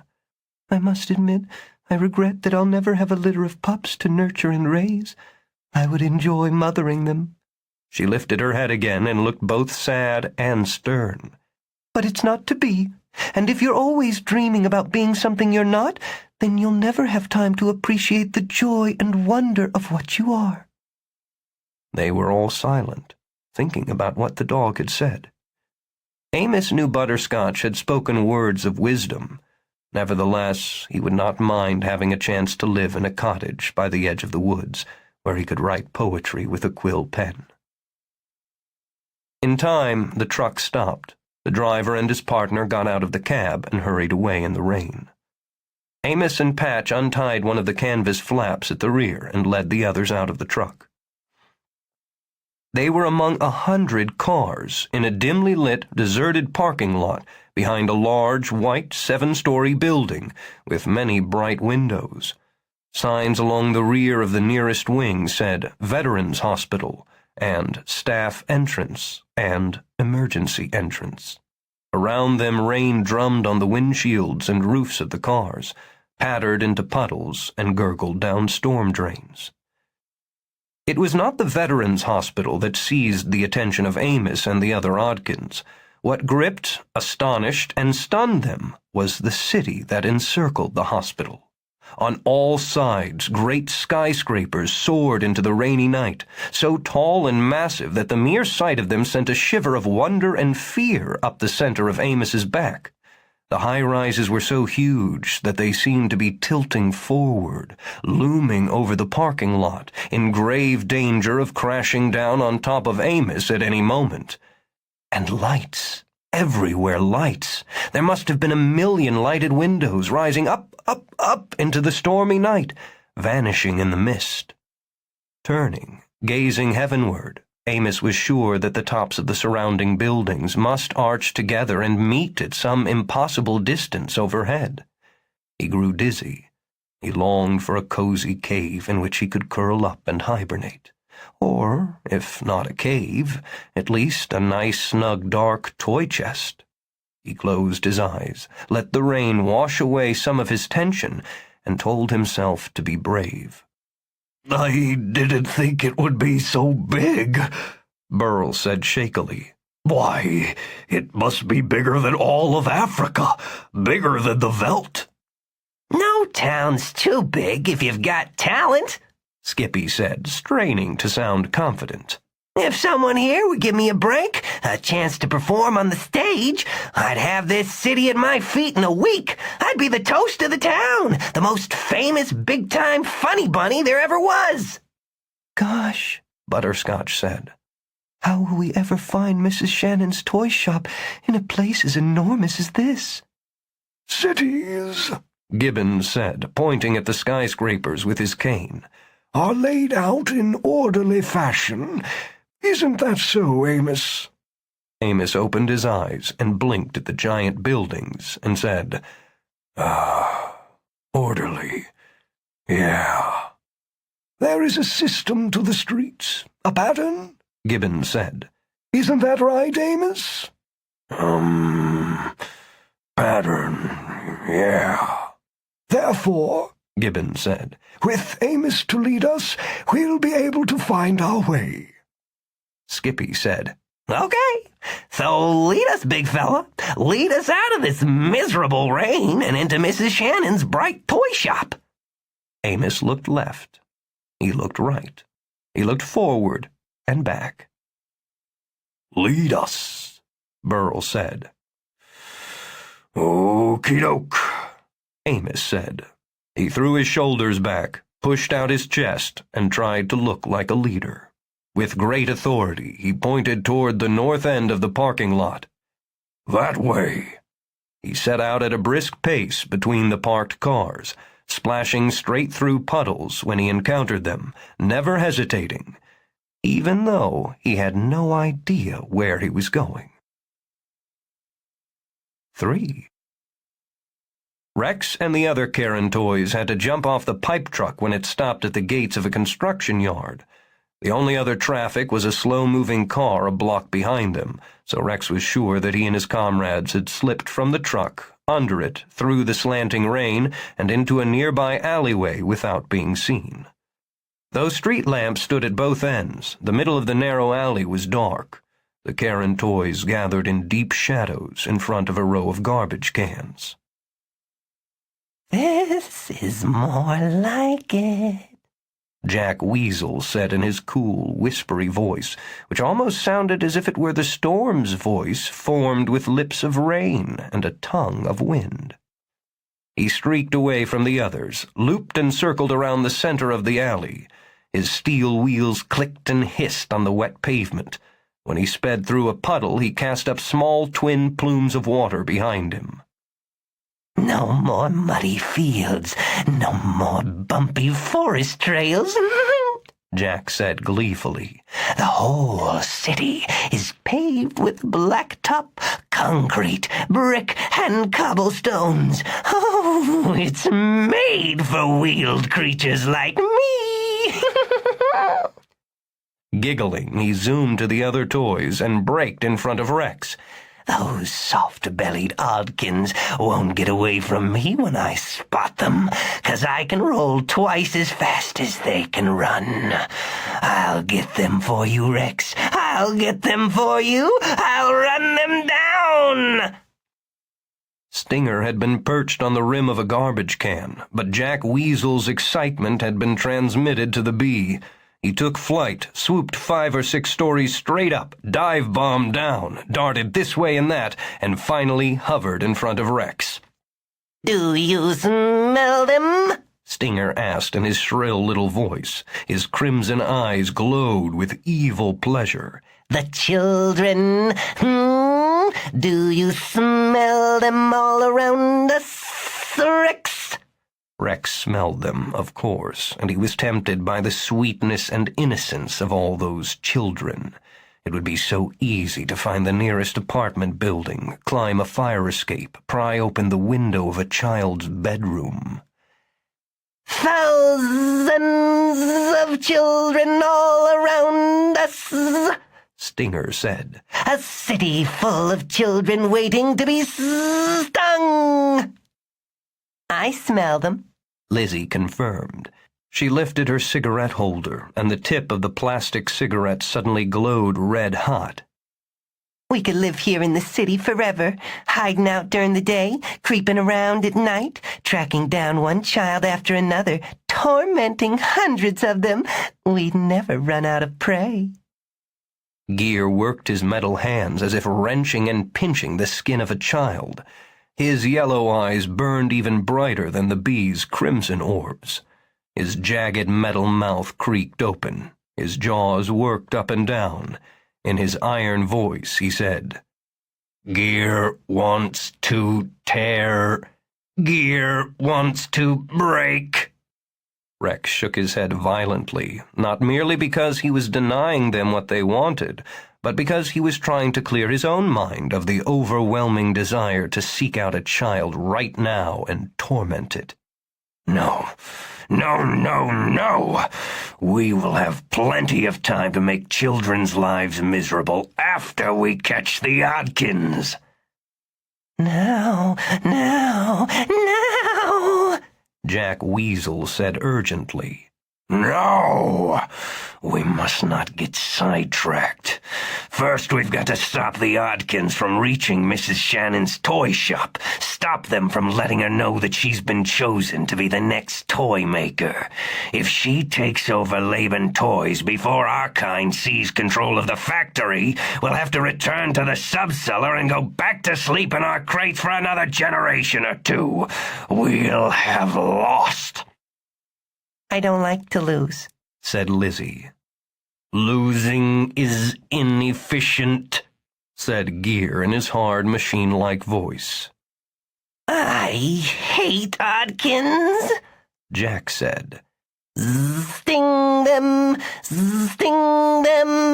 the bee said, doing a series of barrel rolls in the air. First, the Oddkins, Rex said sternly.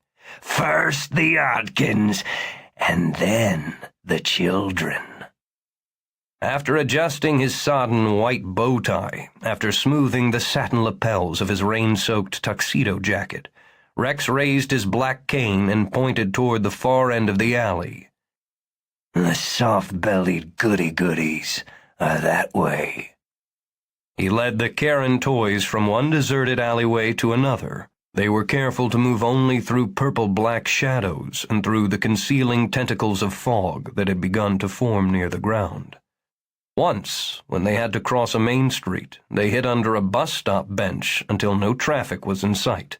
Then they sprinted for the cover of a couple of big mailboxes on the far side of the broad avenue. In 10 minutes, they reached the parking lot behind the Veterans Hospital. They found the army truck in which the Oddkins had been riding. Where now? Lizzie asked. Rex tilted his head one way, then the other, trying to hear the voice of the Dark One. His master did not fail him. He listened, smiled, and said, Across the parking lot. That way. North. 4. Victor Bodkins supposed that if people saw him, they would think he was a crazy wino, one of those sadly ruined people who lived on the streets of big cities. He had parked his car near the construction yard where the toys had jumped off the pipe truck. He almost missed seeing them dash into the alley. He would not have spotted them if he had not been looking so hard. From there, he pursued his fantastic quarry on foot. To avoid being seen by the frightful little creatures, Victor scurried from one pool of shadows to another. He hid behind overflowing garbage cans and crawled along filthy alleyways on his hands and knees. The patter, slosh, and gurgle of the rain helped mask the sounds he made. He was astonished by his own behavior. He had always been a prim, proper, dignified man. In his worst nightmares, he had never dreamed of crawling through garbage as if he were a drunken bum. But he could not stop himself. He had seen impossible things, and he had to know the meaning of them. For his entire adult life, and for most of his childhood, in fact, Victor's imagination had been like a rusted machine, the gears welded together by corrosion. But now, suddenly that machine of imagination had come to life. The gears were turning, whirling. Victor had lost control. His imagination was racing, unstoppable, dragging him along as if it were a runaway car. As he scuttled, crept, crawled along the alleyways in pursuit of the toys, his pants became soaked and dirty. He tore his raincoat. Flecks and smears of garbage were stuck to his clothes. Unidentifiable stuff so gummy that not even the constant rain could wash it off him. Passing through the edge of the yellowish lightfall from a street lamp, he saw that his hands were grimy. His face was probably no cleaner. "I look like a bum," he thought with dismay. "I look like a dirty, tattered old bum." He did not care what he looked like. The only thing he cared about was keeping track of the toys.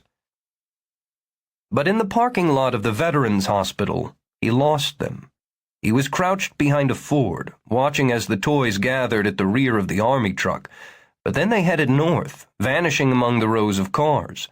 Though Victor raced after them, though he looked down one row of vehicles after another, though he fell to his knees and peered under half the cars in the lot, he could find no trace of the marionettes, the robot, the jack-in-the-box, or the bee. He was flat on the pavement, squinting into the gloom beneath a Chevrolet, when someone said, "What are you looking for? Are you all right?" Startled, Victor rolled over and scrambled to his feet. One of the hospital's doctors was standing nearby, under a big black umbrella. Victor knew the stranger was a doctor because the man's raincoat was open, revealing hospital whites and a dangling stethoscope. "Are you all right?" the doctor asked. "There was this robot," Victor said, surprised by the urgency of his own voice. "Yellow eyes and a jagged little mouth?" The doctor frowned. "Robot?" "Did you see it? Did it pass you? Did you see which way it went? A robot about 18 inches high?" The doctor stared at him a moment. Then, in a gentle, reassuring tone of voice, he said, "Don't you worry. I know all about the little robot." "You do?" Victor said. "Where did it go?" "These little robots won't harm anyone." "It tried to harm me," Victor assured him. "Easy now, easy," the doctor said.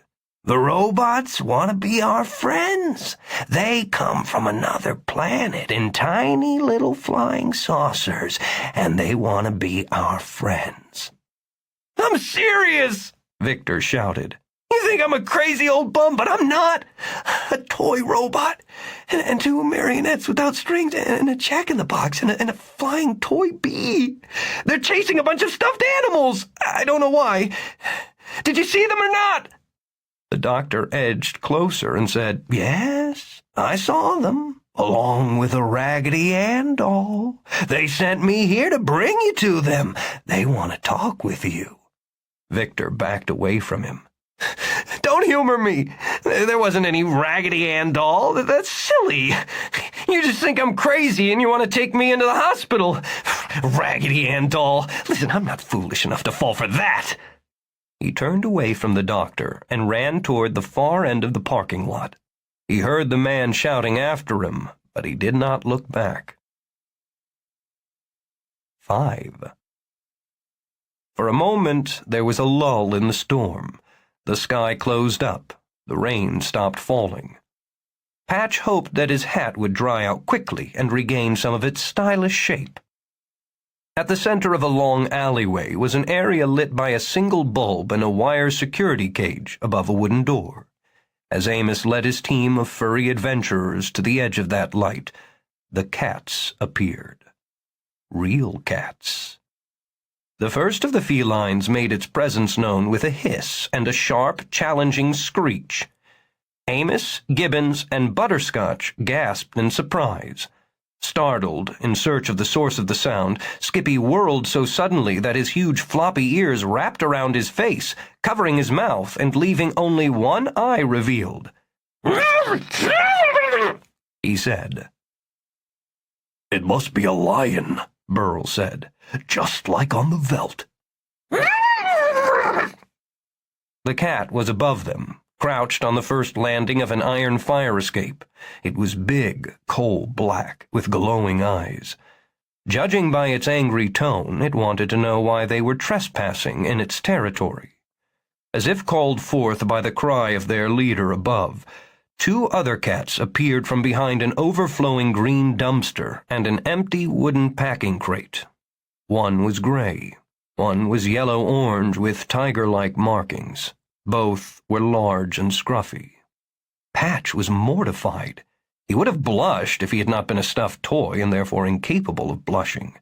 He stepped forward and said, "Brothers, fellow cats, dear kin of mine, please accept my apologies for my dreadful appearance. I am quite ashamed. But we've come a long way under difficult circumstances, and although I have struggled continuously to keep myself well groomed, I'm afraid I've not been entirely successful." The gray and orange cats halted 10 feet from him. They crouched, their tails and heads held low, their gazes riveted on Patch.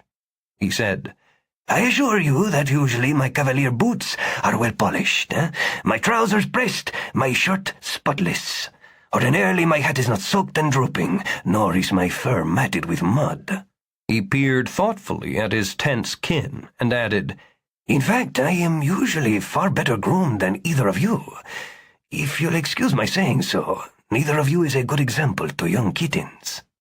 All 3 cats, the one above and the 2 in front of Patch, hissed angrily. One of them growled deep in its throat. "Oh, no offense intended, of course," Patch said quickly. "But after all, we cats must uphold our noble reputation for being fussy about our personal appearance."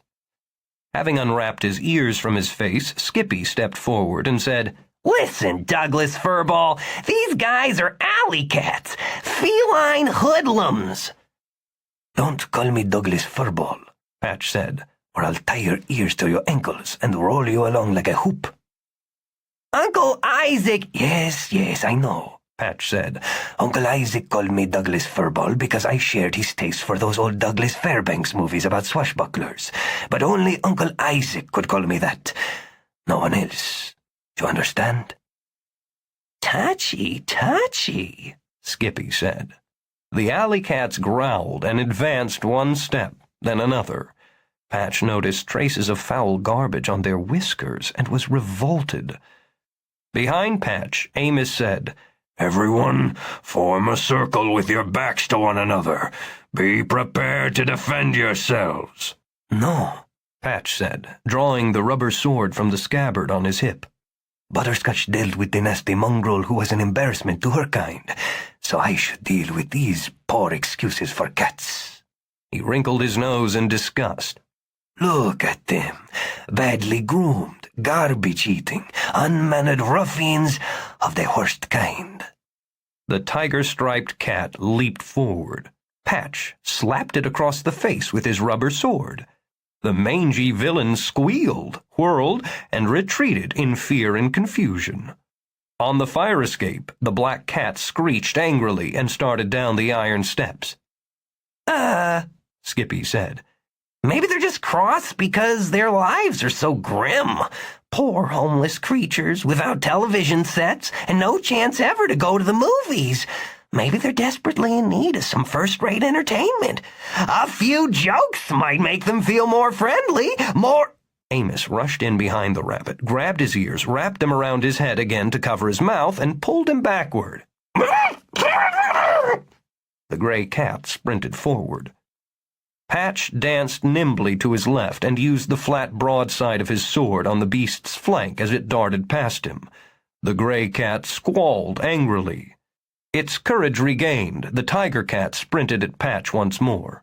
Patch stepped forward to meet it, brandishing his rubber blade. The cat halted but took a swipe at him with one paw, leaving a 2-inch tear in his trousers. "You villain! You black-hearted fiend!" cried Patch.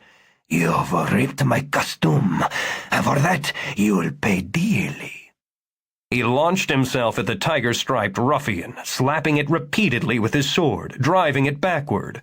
But then the gray one attacked him from behind, leaping on him, knocking him off his feet, and the black cat, having descended the fire escape, was upon him too. The 4 of them rolled back and forth, squealing and hissing and screeching. A claw dug at Patch's face. One of his painted glass eyes popped loose, and he could see only half as well as before. Abruptly and reluctantly, Patch realized that he was no match for an entire pack of alley cats. Before he could cry for help, however, the other Oddkins came to his rescue. Burl trumpeted in a voice that was similar to, though quieter than, that of a real elephant, and he stomped his stumpy feet. He shouted, "Rogue elephant! Rogue elephant on the rampage! Look out, you mangy cat! There's a rogue elephant loose in this alleyway! Everybody's gonna get squished if they don't watch out! Squish, squish! Squish, squish!" Amos waded into the tangled mass of cats, swinging a foot-long piece of wood that he had picked up from beside one of the broken packing crates. Patch saw that Amos was using the makeshift sword with little grace. Actually, the bear was wielding it more like a club, but right now there was no time for style. The only thing that mattered was survival. With his cane, Gibbons hacked at the three cats. Barking, Butterscotch leaped into the fray. Skippy suddenly appeared out of the low fog, waving his arms and shouting, "Booga, booga, booga, booga!" Squish, squish, squish, squish. Arf, arf, arf! Booga, booga, booga! The alley cats were bold creatures, but they had never been faced with such a group of unpredictable adversaries. Retreating from the blows administered by Amos and Gibbons, confused and frightened by the strange cries of the rabbit, intimidated by the barking dog and the elephant, they fled at last. Though he was now missing one eye, Patch leaped to his feet and raised his sword. He called after the departing hoodlums. "You'd make better rats than cats, you worthless vermin!" "Booga, booga, booga!" Skippy added. 6. Nick Jagg was sitting on one of the wooden benches in the terminal's main lounge, waiting for the bus, when the night clerk called to him from the ticket counter. Hey, bad news, I'm afraid. The bus you're waiting for is broken down. There's going to be a 3-hour delay before the next one.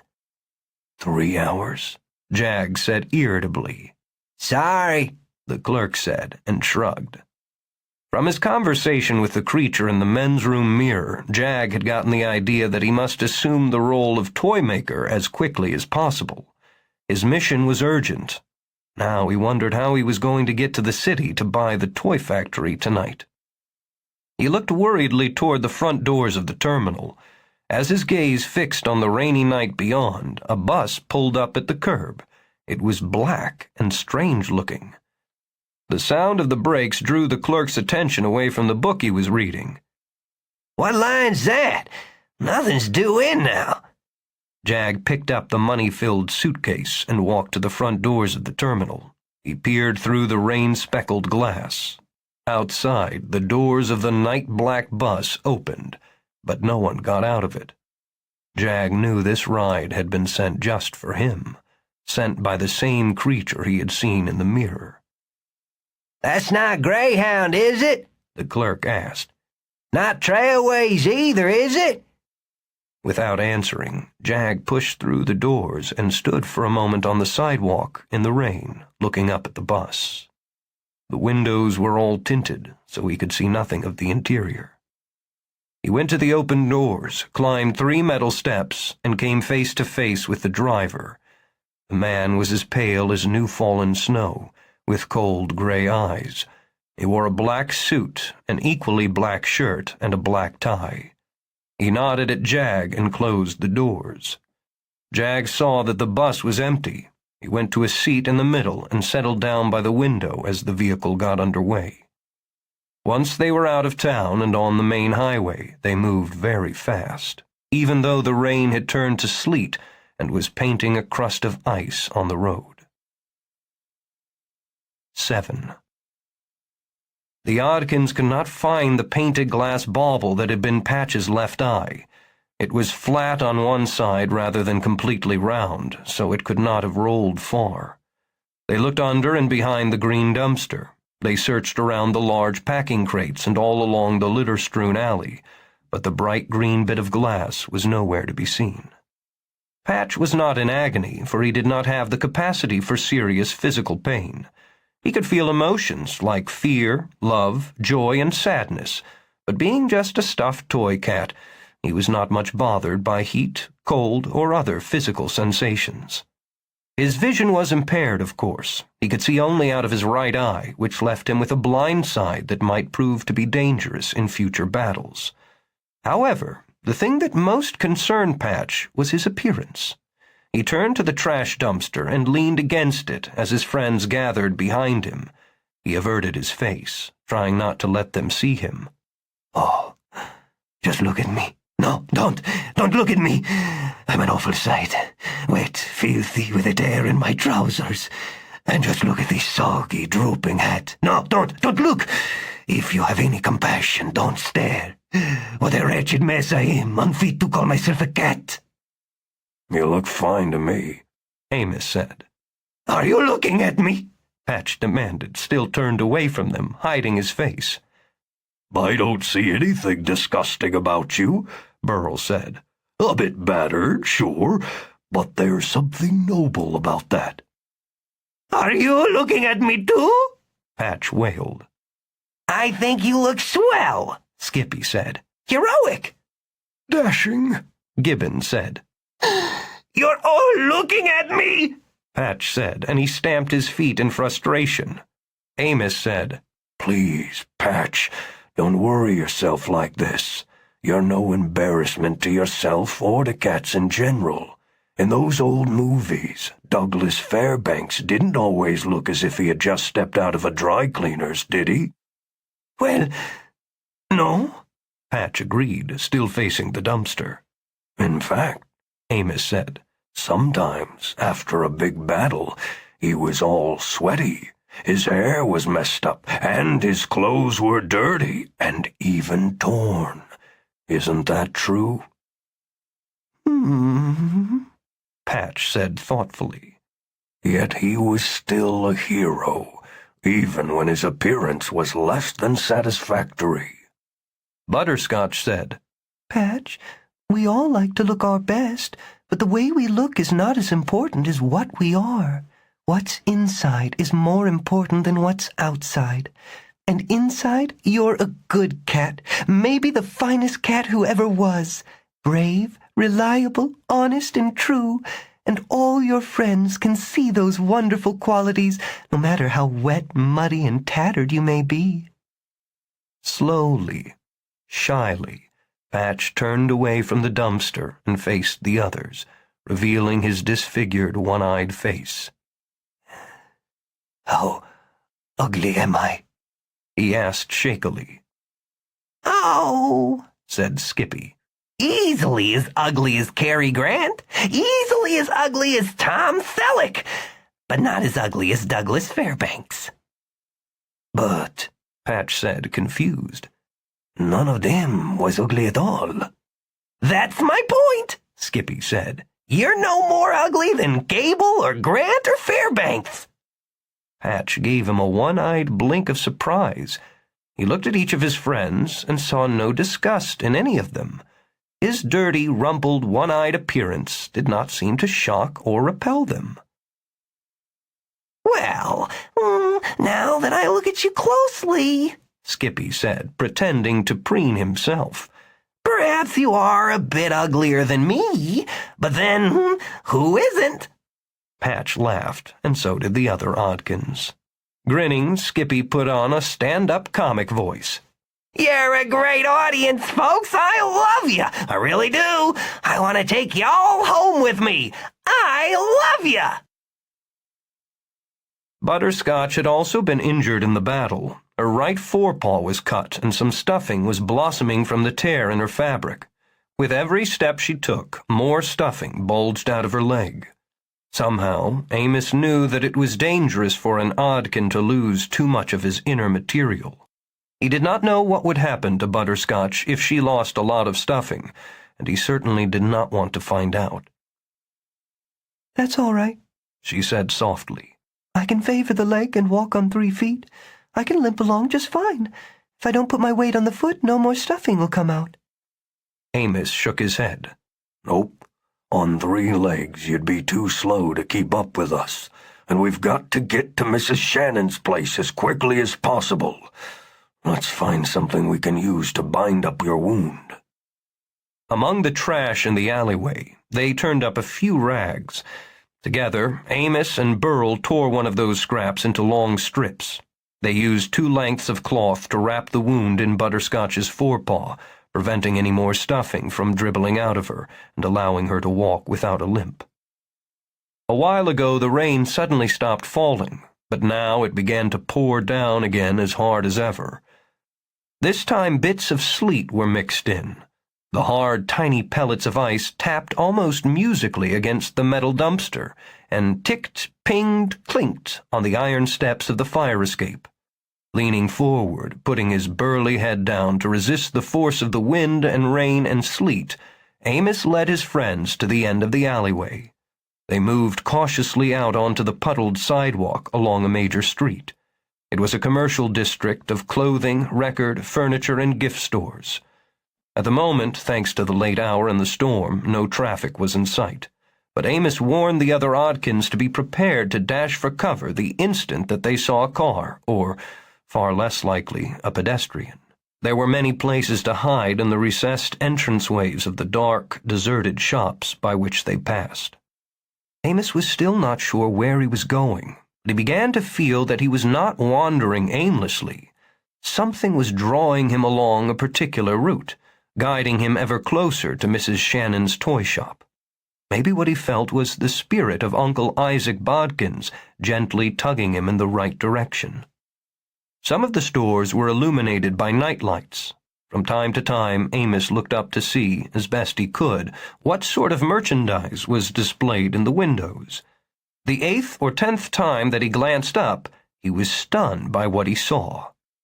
Books. Books, books, hundreds of books. Being a bookish bear, a lover of poetry and Dickens, Amos was overcome by his first encounter with a bookstore. He froze for a moment in disbelief, then dashed to the window, which was just low enough to the sidewalk to allow him to press his face and paws against the glass. Books. Gibbons, scholar that he was, accompanied Amos to the window. He peered with considerable interest at the wares that the store chose to display. Yes, a rare bookstore. Some nice volumes. That looks like a superb copy of The Wind in the Willows. Never heard of it, Amos said. Oh, an excellent story, Gibbons said. What's it about? Mainly it's about an adventurous and daring toad. Toad? Gosh, I think I'd like to read a book about a toad. The other Oddkins, less interested in literature, hung back, watching the avenue for traffic. Pinocchio, Gibbons said. That one's about a marionette that comes to life. Sounds good, too, Amos said. Though I'd still prefer the tale of the daring toad, I think. Charlotte's Web. Now that's about a pig, a spider, and a little girl. No toad? There can't be a toad in every book, Gibbons said. Skippy joined them and said, Hey, you guys, we're wasting time. Let's get a move on. Books are never a waste of time, Amos said solemnly. Don't you know what Rupert Toon said about books? Skippy, Gibbons, and the other Oddkins all groaned at the mention of Rupert Toon, but Amos could not be stopped. He stepped back from the shop window, stood with his legs spread wide. He recited the Toon poem with much dramatic gesturing. I think books are really dandy. Better than a box of candy. Better than a brand new suit. Better than a horn to toot. Better than a rubber boot. Just as nests are full of birds, books are always full of words. This is terrible, Burl moaned. Worse than being trapped in a room with 100 mice. This Toon ought to be arrested, Skippy said. There should be poetry police. Just as cows go round in herds, books are full of herds of words. Please, stop, Patch begged. Please, oh please. If I had been lucky enough to lose one ear instead of one eye, I'd have to listen to only half of this. Entertainment, learning, gadzooks, all of it can be found in books. He stopped, Skippy said. I think he's done. I think it's over. Oh, thank heaven, the poem is ended. I didn't think I was going to survive that one, Burl said. More dangerous than those alley cats, Patch said. Well, Butterscotch said. At least it rhymed. Before Amos had a chance to defend the poetry of Rupert Toone, he was startled by a tuxedo-clad marionette that dashed out of the mouth of an alley only 60 feet away and skidded to a halt. "Hey, Gibbons, look," Amos said. "It's Pinocchio." "I don't think so," Gibbons said ominously. "Pinocchio was a good marionette, and this one looks nasty." Another marionette appeared, then a jack-in-the-box, a flying toy bee, and a robot.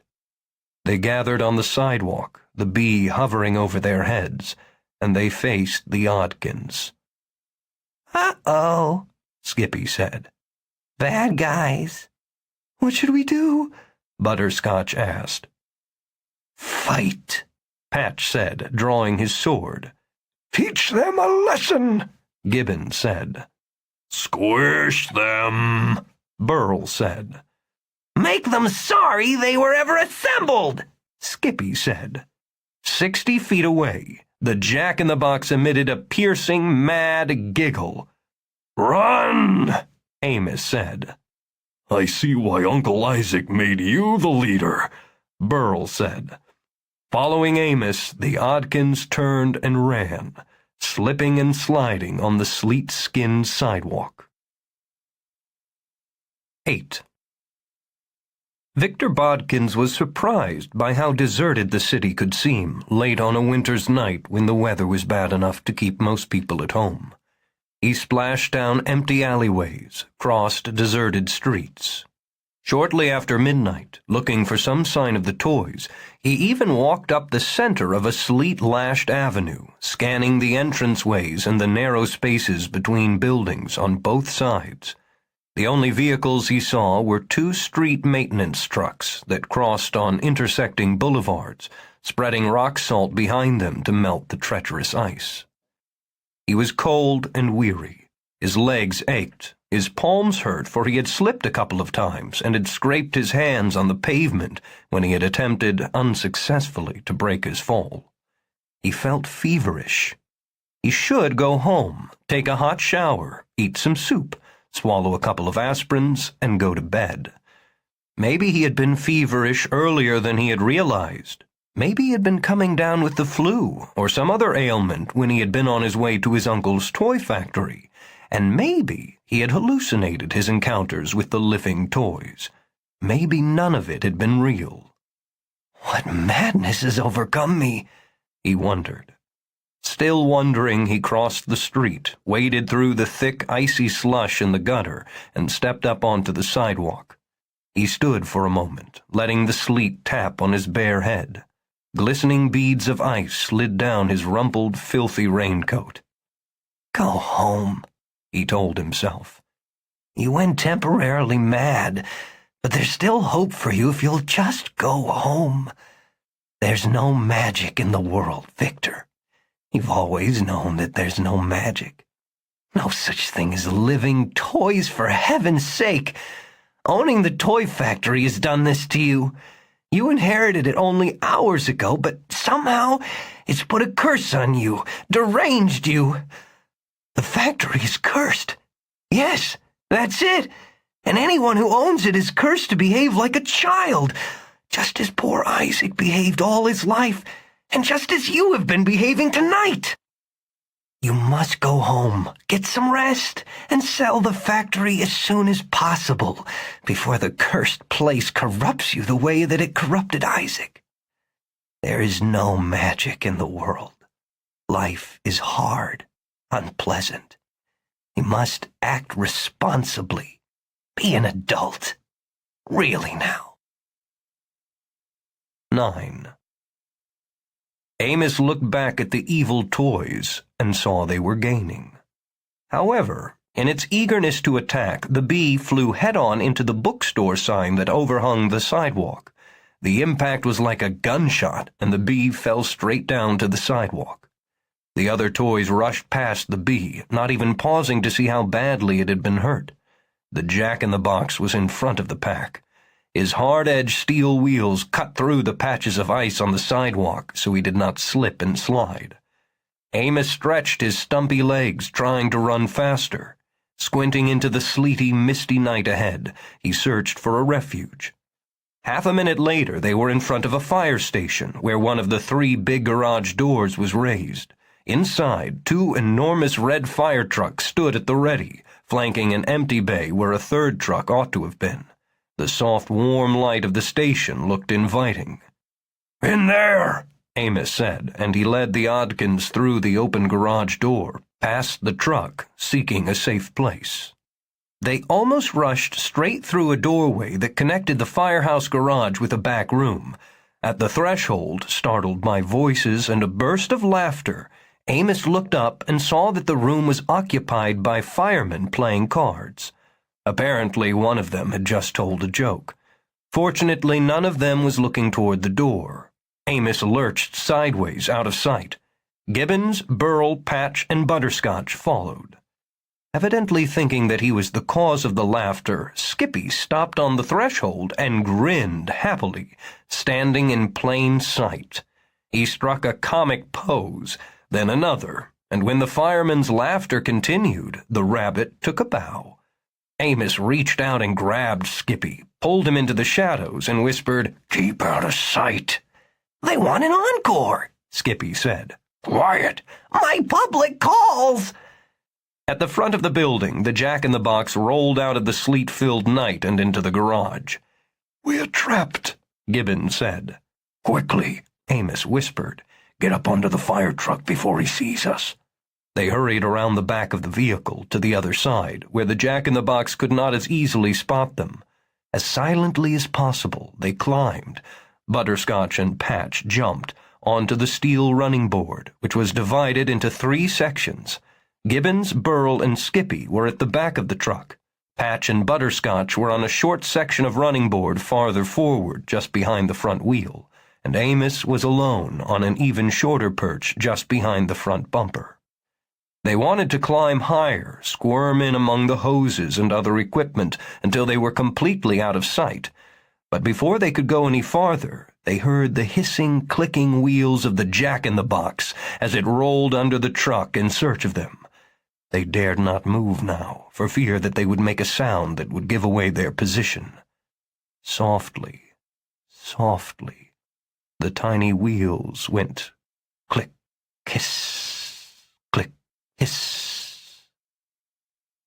From under the truck, the Jack-in-the-Box whispered eerily, "Hello there, soft-bellied ones. Where are you? Come out and play. Come out and play with old Jack Weasel." Click, kiss, click, kiss, click. Amos stood very still, hoping with all his might that Isaac Bodkins was watching over them right now.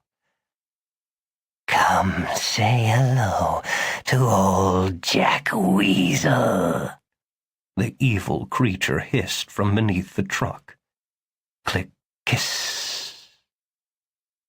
"What's the matter, soft-bellied ones? Are you afraid I'll bite?" Jack Weasel issued a thin, insane giggle. Click, kiss, click. Below Amos's perch and directly in front of him, Jack Weasel rolled out from under the fire truck. Amos was looking down on the back of the Jack-in-the-Box's head, no more than a foot above the creature. Weasel used his gloved hands to push himself another foot or two along the floor, which was wet from rain and sleet that had blown through the open garage door. The water-filmed concrete was highly reflective, almost like a mirror, so there appeared to be a pair of Jack-in-the-Boxes, one of them rolling along upside down beneath the other. Halting about 3 feet from the fire truck, Jack Weasel looked slowly to his left, then slowly to his right, giving Amos a good view of both frightening profiles. He stared across the empty bay at the second truck in the 3-bay garage, studying the shadows around and under that vehicle. Amos dared not move even one paw. He desperately hoped that the other Oddkins were equally rigid, The slightest movement would surely catch Jack Weasel's attention, even though he was not looking in their direction. He would spot motion from the corner of his eye, and that would be the end of the Oddkins' good luck. Oh, I wish I had a soft-bellied Oddkin to eat, Weasel said with frightening, whispery urgency. Amos shivered violently. Jack Weasel wrapped his arms around himself and giggled softly. Oh, my, oh, I just can't take it anymore. It tickles me too much. Mr. Bear, I saw you the moment I rolled out from under the truck. He wheeled around to face them. I saw your face reflected in the floor as you leaned out to peer down at me. Amos had never seen such horrible eyes as Jack Weasel's. The pupil of one was large and red, the other small and green. Both eyes were round, bulging madly from the clown-like face. Weasel giggled again and rolled directly to the truck, but not to Amos, heading instead to the second section of the running board where Patch and Butterscotch were perched. Hello, pretty doggy. How about coming down and playing with old Jack Weasel? Patch brandished his rubber sword at Weasel and said, Get away from us, you foul devil! Weasel grabbed the end of the sword and tried to wrench it out of Patch's hand. Struggling mightily, Patch managed to hold on to the weapon. Abruptly, Jack Weasel let go of the sword and snatched instead at Butterscotch's wounded paw. His arms were just long enough to reach her. She gasped when he seized her paw and tried to pull free, but Weasel was stronger. In the back room, the card-playing fireman laughed again, unaware of the strange drama being played out in the adjacent garage. Amos wished he could call to the fireman for help, but he knew that he must avoid being seen by adults. Patch chopped at the Jack-in-the-Box's arms with the rubber sword, but to no avail. Going to pull you down into my box and close the lid, doggy, said Jack Weasel to Butterscotch. Going to pull you inside here with me, doggy. In here, where it's ever so dark and deep, deeper than you'd think. And I'm going to crunch you up with these big wooden teeth of mine. Amos was just about to jump down to the floor and rush Weasel, try to tilt him over off his wheels, but then he heard a small, cruel voice from the front of the garage. Get them. Destroy them. Looking toward the voice, Amos saw the male marionette standing with his female companion and the robot just inside the open garage door. The bee was nowhere in sight. Letting go of Butterscotch, Jack Weasel turned toward the tuxedo-clad marionette. In an eerie, worshipful tone, he said, I found them, Rex. See, I found them for you. Isn't that good, Rex? Didn't I do good? Rex and his hideous companions were prepared for battle. The robot's yellow eyes blazed brighter. It flexed its dangerous-looking metal hands. The female marionette raised a cigarette, the tip of which instantly changed from black to red-hot. Rex raised his fancy cane, and a sharp blade popped from the end of it. The terrible trio moved farther into the firehouse. Rex looked directly at Amos and said, You're finished. Our time has come. Don't be so sure, Amos said bravely. But he thought, We're doomed. We can't chase these guys off as easily as we did the alley cats. Barking erupted behind him. For a moment, Amos wondered how Butterscotch had acquired this new, louder, meaner voice. But when he turned, he saw that a real dog had come into the garage from the back room, where, out of sight, the firemen were no doubt still playing cards. The dog, a Dalmatian, seemed confused. It looked at the Oddkins, where they perched on the fire truck, and it almost smiled, sensing that they were friendly types.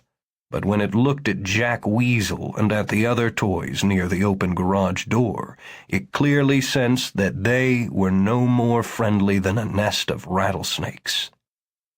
"Be a good dog," Butterscotch said, "and make your mother proud of her pup. Chase off these nasty toys." Jack Weasel giggled and rolled toward the dog. "Back off, you stupid cur. We've already dealt with one of your kind tonight. Get in our way and we'll make sausages of you." Challenged, the black-spotted Dalmatian did not retreat, but leaped straight at the Jack-in-the-Box. Weasel was surprised, as if he expected creatures of good heart always to shiver and flee at the sight of his evil leer. With a thin squeal of fear, he spun away from the dog and raced for the open door. "There's a lesson here," Amos thought as he watched the drama below him. "Maybe bad toys become more dangerous when you run away from them than they are when you stand up to them. As the angry dog pursued Weasel, Rex stepped forward, raising his stiletto-tipped cane. The robot clanked a couple of steps forward, too, working its jagged mouth. "Ashes!" One of the firemen called from the back room. "What are you barking at, Ashes?"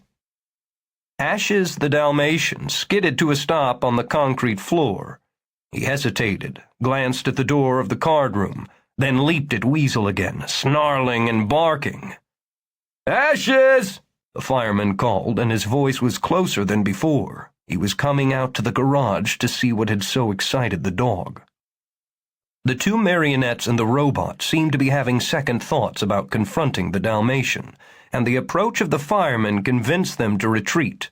The bad toys turned and vanished into the sleety night, with Jack Weasel and the firehouse dog close behind. A tall, dark-haired fireman with a mustache entered the garage from the card room. Amos at once pretended to be an ordinary stuffed animal, as lifeless as a cooked turnip. He hoped the other Oddkins would be wise enough to do the same. The fireman hurried past them, taking no notice whatsoever that a collection of stuffed animals was perched on the fire truck. He also disappeared into the night, calling the Dalmatian's name. "Quickly," Amos said. "Under the truck! Hide!" The Oddkins jumped, climbed, and tumbled down. They scurried into the shadows beneath the big vehicle, where they gathered in a close circle in hopes of taking courage from one another. "Those other toys," Burl whispered. "You think they're from the subcellar, like you were telling us, Gibbons?" "Well," Skippy said, "they sure weren't the kind Santa Claus would put under a tree." "Definitely from the subcellar," Gibbons said. "Products of the previous owner, the one before Uncle Isaac. Karen Toys." "With him after us," Patch said. "Getting to Mrs. Shannon's toy shop is really going to be an adventure." "Don't sound so pleased," Skippy said, frowning. "You may be a swashbuckler, but I'm not. I'm just a funny bunny, and I'm never going to get my star on the Hollywood Walk of Fame if those characters get their hands on me. Why, they look more dangerous than a pack of movie studio accountants." "What's that mean?" Butterscotch asked. Skippy shrugged. "I don't know. I heard someone say that on TV, and they got a laugh." "Shh," Amos warned. "Someone's coming." The mustachioed fireman returned with the Dalmatian. Melting sleet dripped off both of them. The man pushed a button to roll down the garage door. "Oh no," thought Amos. "How do we get out of here now?" "Whatever got you so excited, Ashes?" The fireman stooped to stroke and pat the dog. "Never heard you bark so mean before. You gonna behave yourself?" The Dalmatian curled up on the floor, put its head on its paws, and whined softly, as if in apology. When the fireman returned to his card game, Ashes rose, padded to the fire engine, and peered at where the Oddkins had gathered in the gloom. He chuffed in a friendly fashion and smiled at them. "Good dog," Butterscotch said. "A credit to your litter and to your mother's name." The Dalmatian seemed to understand her. He got on his belly, wriggled beneath the truck, and poked his nose at each of the 6 Oddkins, sniffing them in turn. What if he decides we're good to eat? Skippy asked. Ashes is a nice dog, Butterscotch said impatiently. He won't eat me, Burl said confidently as he endured the dog's snuffling inspection. Dogs don't eat elephants. At least not very often, I think. But real dogs eat rabbits, Skippy said. They also like a taste of cat now and then, Patch said as the Dalmatian's attention turned to him. This is foolish talk, Amos said. Easy for you to keep cool, Skippy said. Dogs don't eat bears any more than they eat elephants. It would be stupid for a dog to eat an elephant, Burl said uneasily. It would surely get indigestion from the tusks. I'm certain Ashes is a vegetarian, Amos said, trying to allay his friend's fear. Besides, Gibbons said, no dog I ever heard of would eat an animal made out of cloth, bits of leather, and cotton stuffing. He's a nice dog, Butterscotch repeated, and she put one paw on the Dalmatian's much larger paw as he sniffed at her. Amos was the last to receive the dog's inspection. As he was being sniffed at, he said, Listen, Pooch, we must get out of here and be on our way. There's very important business we've got to attend to before dawn. Can you show us the way out, Do you know a way out of here now that the big door's been closed? Skippy said, There's something you need to know, Amos. What? Real dogs can't talk. I already know that, Amos said. But maybe he can understand. He seems to understand the firemen, so maybe he'll understand me. Can you show us the way out, fella? Can you help us get out of here and on our way? Ashes stared into Amos's eyes for a long moment, then wriggled from beneath the fire truck and padded across the garage. He stopped and looked back at them, as if to ask why they were not following him. Come on, Amos said. Let's see where he's going. Ashes led them out of the garage, along a hallway, to the firehouse's rear door. The bottom half of the door was fitted with a hinged panel, big enough to allow the dog passage. The Dalmatian squeezed through, and the Oddkins followed him into a fenced yard behind the firehouse. The dead winter grass glistened with a thin coat of ice from the storm. Sleet ticked off every surface and was slowly but surely draping a cold, transparent curtain over the chain-link fence that enclosed the property. Ashes led them to a dark back corner of the lot, under a leafless oak. There he set to digging industriously at the half-frozen earth, tearing up clumps of dirt until he had excavated a passageway under the fence. I told you he was a nice dog, Butterscotch said. And smart, too. Very smart. Ashes panted happily. Frowning at the Dalmatian, Amos said, Funny, but I have the oddest feeling that Uncle Isaac is close right now. Very close indeed. The Dalmatian blinked at him and smiled even more broadly. Let's go, Skippy said, before those nasty toys find us. The rabbit slipped under the fence, followed by Butterscotch, Gibbons, Patch, and Burl. Beyond was an icy alleyway. Amos went last of all. Then he paused to look back into the Dalmatian's eyes one last time. He was searching for some indication that Isaac Bodkin's spirit had temporarily settled in this firehouse mascot. Peering back through the fence at the Dalmatian, who chose not to follow them, Burl said, Listen, I'm sorry for thinking you might want to munch on us. Me too, said Skippy, appearing at Burl's side. Someday, when I'm a famous funny bunny, if you can work up a trick or two, I'll be glad to give you a job on my TV show. Come on, Amos said. I get the feeling that those bad toys are close by and closing in. The Oddkins hurried together along the dark alleyway. Every time that Amos looked back, the Dalmatian was still at the fence, watching after them. 4. Too much adventure. 1. A park full of many trees and grassy lawns lay at the center of the city. Amos was drawn to that quiet place, and somehow he knew that he must lead the Oddkins through that open land in order to get to Mrs. Shannon's toy shop. "Not as nice as the veldt," Burl said, looking around at the park as they passed through it. "But nice enough." Sleet was still falling. Ice encased the bare black branches of the trees. Each blade of winter-brown grass was frozen stiff. The walkways were slippery in places, and the black iron lampposts were beginning to grow transparent beards of ice.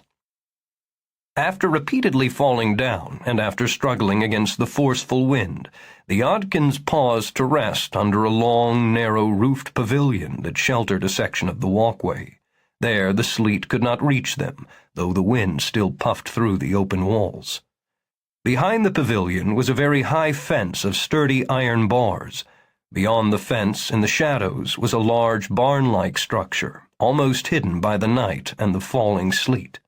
Amos noticed the place, but did not give it special attention.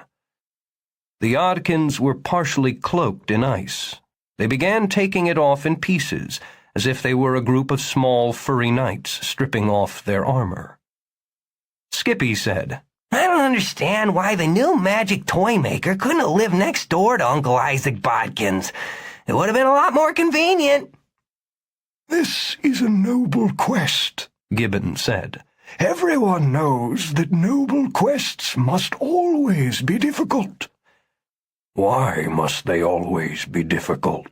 Amos asked. Gibbons thought about that a moment, then put one finger beside his long snout. "Perhaps because any job that's too easy is not worthwhile. Perhaps hard work, challenging work, the kind of work that tests us and demands the best of us, is the most valuable." "Why?" Amos asked. "Well, because hard work and difficult challenges teach us not to give up easily. They teach us that accomplishing things in life requires dedication, sweat, and patience."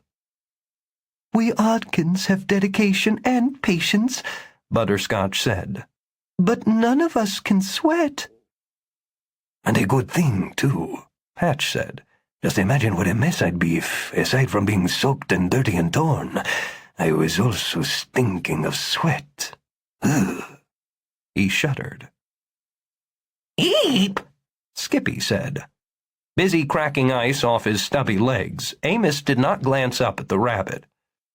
"What did you say, Skippy?" "Eep!" "What's that supposed to mean?" "Eep, eep!" Skippy said. "Eep," Butterscotch said. "Double eep," Patch said. Even Gibbon said, "Eep." Frowning, Amos finally stopped picking ice off his legs and turned to see what they were talking about. Apparently, there was a zoo in the park. A real, live elephant stood at the high iron fence behind the covered walkway, evidently having come out of the unlighted barn-like structure that Amos had noticed earlier. It was not only the hugest creature Amos had ever seen, but far bigger than he had ever imagined an elephant could be. Each of its ears was as large as an army tent. Its tusks were the size of small trees.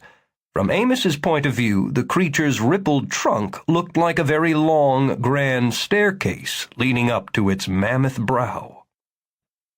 Amos said, "Eep." "We're perfectly safe," Gibbon said. "I'm quite sure we are. Yes, quite sure. Those iron bars will hold him back." "Looks to me like he could snap those bars in a minute," said Patch. "In a second," Butterscotch said. "And then squish us," Skippy said. "That's what elephants like to do. Squish things. Squish, squish. We've learned that from Burl." Wide-eyed with astonishment, Burl moved slowly toward the bars. "He doesn't want to squish anyone. He's friendly." Amos stared up into the giant's small, curious eye, which was surrounded by wrinkles and bright with what might have been ancient wisdom. He decided that Burl was right. This was a friendly fellow. But Skippy was not as easily convinced. Friendly? How can you possibly tell? Because I'm like him, Burl said. We're brothers, he and I. We share the long, proud history of our kind. The real elephant swayed slightly from side to side and rolled its enormous head as if agreeing with Burl. I'll bet he once lived out on the veldt, Burl said, his voice trembling with awe. Lived under the stars, roaming the plains, with his mate at his side. We mate for life, you know, and with his herd following respectfully behind him. Oh, look at him. How huge and magnificent he is.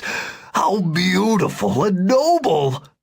The elephant's enormous trunk snaked through two of the bars and curled toward little Burl.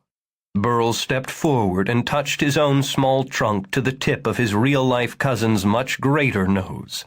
They stood very still, staring at each other, trunk to trunk, in special communion. No longer afraid, Amos and the other Oddkins gathered around Burl, staring in tingly amazement at the zoo elephant. Butterscotch said, "Seeing this creature, I think I feel some of the wonder and magic that people must feel when they accidentally get a good glimpse of a living Oddkin." Amos knew what Butterscotch meant. He said, God's world is full of magic, isn't it? Not just the secret kind of magic of which we're a part, but the simple magic of everyday life. Magic things like flowers, fancily woven spider webs, and like this magnificent elephant. It's a shame, Gibbons said. but most people take everyday magic for granted and fail to notice it. And in some ways, it's more spectacular than the hidden magic of things like living toys.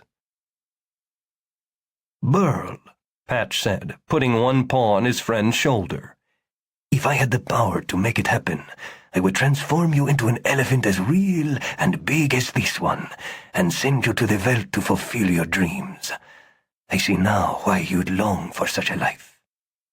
Skippy put one paw on Burl's other shoulder and said, I'll make no more jokes about your hose nose or about your ears. Thank you, Skippy, Burl said softly.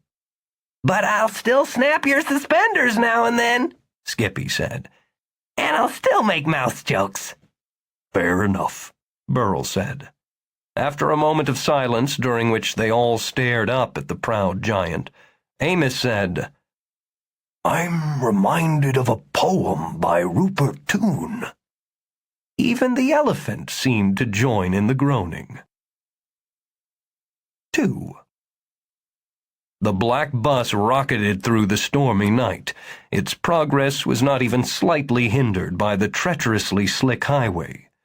By the time they crossed the city limits, the snow-pale driver, dressed all in black, had not said one word to Nick Jagg.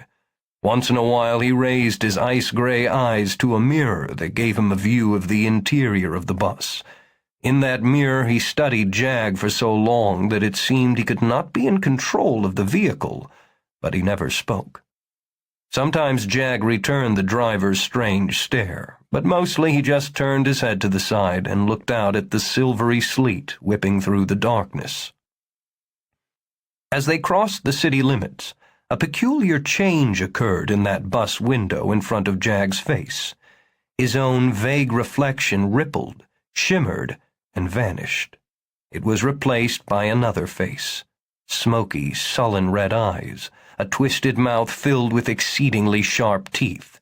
The other features, though shadowy and indistinct, were clearly not human. It was the same face he had seen in the bathroom mirror at the bus station. Not long now, the Dark One said. Soon your destiny will be fulfilled. Soon you will buy the toy factory, and you will be the new toy maker. Jag smiled. Most criminal types like Jag would have been thinking about all that lovely money in the suitcase. They would have been scheming to keep it, even though it was the devil's own money and would not be easily stolen. There was enough cash to allow him to live in luxury for a long time. But Jag had no such thoughts. He did not care about the money.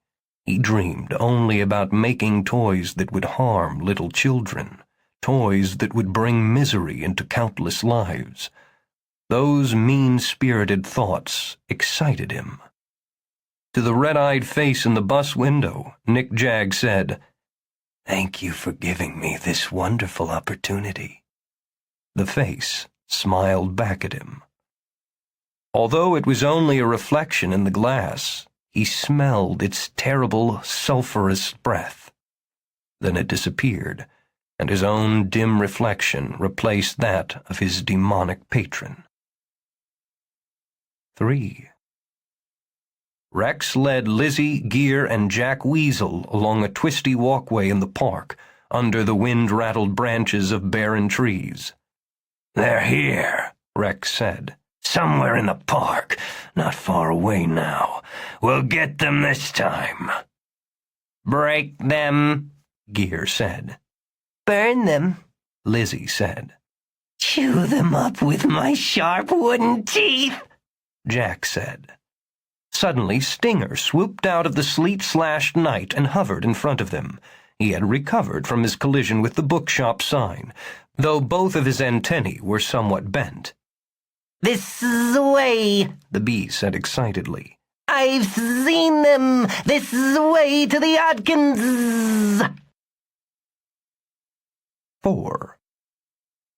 Victor Oddkins finally took shelter from the storm in an all-night coffee shop. The restaurant was warm and cozy. The air smelled of coffee, frying eggs, and bacon. The counters, stools, tables, and blue vinyl booths were clean, and everything gleamed. When Victor first walked in, the two waitresses stared at him as if debating whether to tell him that they did not serve bums like him. But then he took off his filthy, torn raincoat. His other clothes, except for his shoes and trousers, were still reasonably presentable, so the waitresses did not ask him to leave. The place was not busy tonight. Other than Victor, the only customers were uniformed police officers who came and went in pairs. He sat alone in a booth by the front windows, which were mostly steamed over. Like a witch's hooked fingernails, sleet ticked against the glass. Victor ordered a piece of apple pie and coffee. Using a paper napkin, he wiped a patch of condensation from the window and stared out at the wet and gloomy street, trying to make sense of what had happened to him this night. He ate only 2 bites of the pie. It stuck in his throat and was hard to swallow, but the coffee went down easily. He was nearly finished with his second cup of coffee when he saw the black bus pull up at the curb on the far side of the avenue. He had never seen a totally black bus before. For a moment, he thought his eyes were deceiving him. He used another napkin to wipe at the steamed window again, clearing a larger portion of the glass. No, it was definitely a black bus. Completely, utterly black. A very strange bus. 5.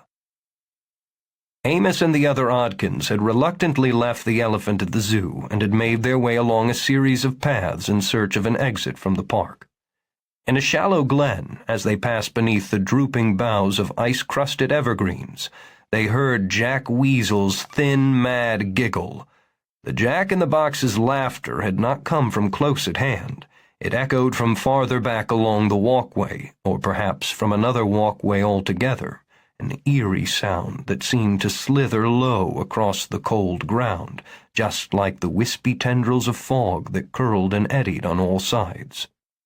"They found us!" Skippy said, skidding to a halt.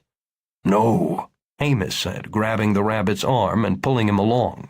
"They're nearby, but they haven't found us yet. However, they will find us if we don't hurry. We'll have to run as fast as we can, although I don't think we can outrun Jack Weasel." "Think positive," Butterscotch said, trotting at Amos's side. Maybe Weasel will have a flat tire. Not with his steel wheels, Amos said. Maybe he'll run head-on into a lamppost and knock himself senseless, Patch said. Maybe he'll take a shortcut through the elephant pen and get squished, Burl said. Maybe aliens will land in a flying saucer and kidnap him, said Skippy. We can't expect to be saved by an accident or by aliens, Amos said. The only way we'll be saved is if we save ourselves. Good people can't triumph over bad people just by being good. They have to act. He's right, Gibbons said, caning himself along as fast as he could. History proves what Amos just said. Run fast, Amos repeated. and stay under the trees or scurry along beneath the shrubbery as much as possible, because the bee might be looking for us. It might be flying overhead, scanning the ground, so we've not only got to move fast, but stay out of sight as well. The bee must have bashed itself to pieces when it hit the sign, Patch said.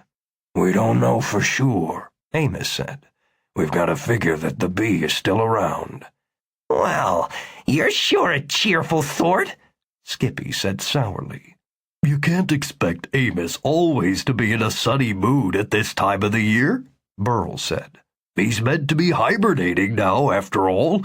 He should be snoozing in a cave, dreaming of honey and wild berries, so of course he's cranky. I'm not cranky, Amos said as he hurried them along the evergreen-shrouded walkway. just worried and careful. Cranky, Burl insisted. Am not. Cranky, Patch agreed. Am not. Does Rupert Toon have anything to say about crankiness? Skippy asked scornfully. No! The other 4 Oddkins chorused as one. No time for Rupert Toon, Amos said as they reached the place where the sheltering pines stopped. The walkway led across an open field where the bee, if cruising above, would spot them right away. Fortunately, a wide row of evergreen shrubs flanked one side of the walk, and they were able to continue in the shelter of those plants. They had to crawl a lot because the shrubs grew low to the ground, providing little room to get under the branches. In some places they had to wriggle along on their bellies, and a couple of times Amos heard Patch moaning about the further deterioration in his appearance. As they made their way to the edge of the park, they heard the distant giggle of Jack Weasel. Sometimes the jack-in-the-box sounded closer than at other times, as if he repeatedly passed nearby without sensing them. That was probably just a trick of the chilly, sleet-filled night air. They heard a droning noise, too, which might have been a big plane passing over the city, high above the storm. Or it might have been a certain toy bee swooping low over the park. What Uncle Isaac should have done, Skippy whispered, was make us 20 feet tall. We could have walked to Mrs. Shannon's place real fast, and no bad toys would have tried to stop us. It would be a little hard to keep people from seeing us if we were 20 feet tall, don't you think? Amos whispered. They crawled for a while as Skippy thought about that.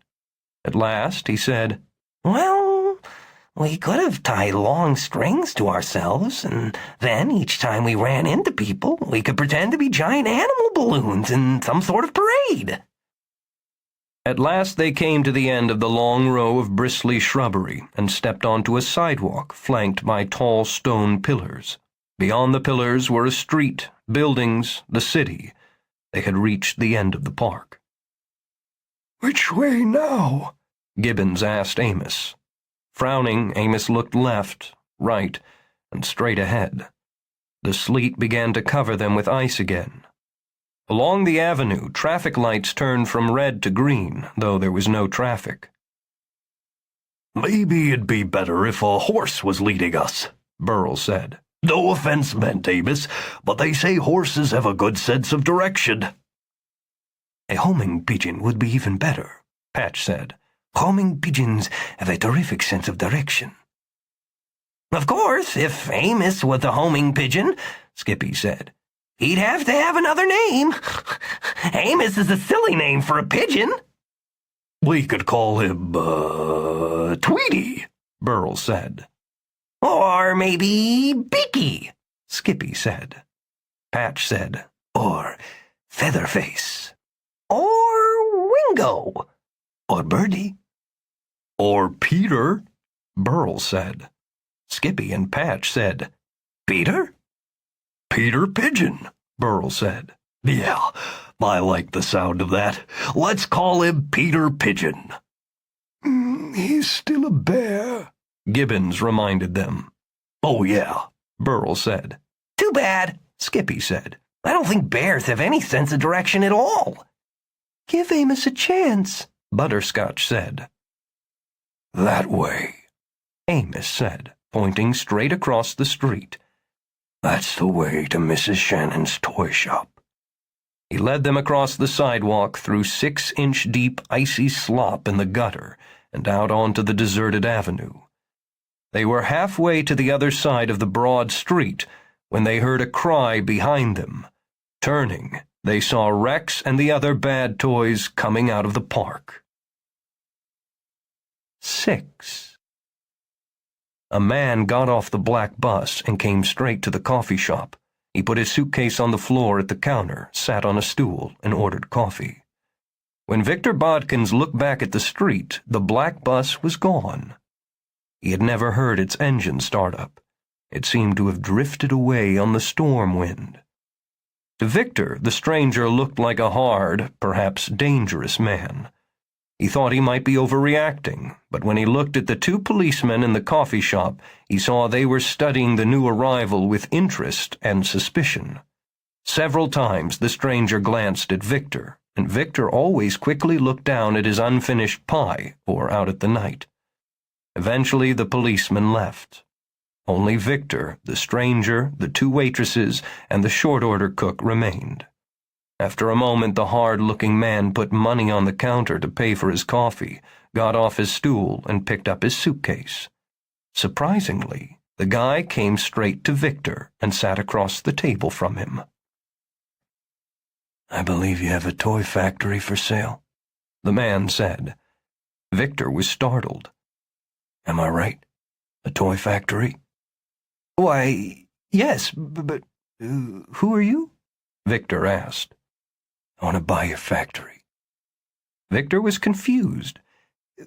Where did you come from? How do you know who I am? My name's Nick Jag. The stranger lifted his suitcase onto the table, then quickly looked around the restaurant to be sure they weren't being watched. They were still the only two customers. The waitresses and the short-order cook were gathered at the counter at the far end of the restaurant, involved in their own conversation. Opening the suitcase, Jag said, I'll pay cash for the factory if you sell it now, right now. Victor stared in shock and disbelief at the tightly banded stacks of $100 bills that filled the suitcase. But there must be $1 million in there. More than $2 million. Victor's head was filled with fevered thoughts of the investments that the money could buy. He began to calculate interest rates, stock and bond prices, and his mind overflowed with torrents of numbers. He began to breathe heavily and to shake with excitement. Making money, using that money to make more money, reinvesting the profits from the profits to make more profits, those were things that Victor Bodkins understood. He was not at ease with the idea that there could be such things as magic toys, but he was perfectly comfortable with money.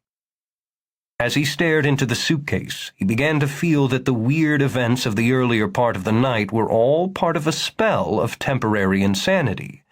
He had gone a little crazy, but now he was all right again. There were no such things as living toys, no such thing as real magic at work in the world. But money was real, and he knew what to do with more than $2 million. Will you sell me the factory?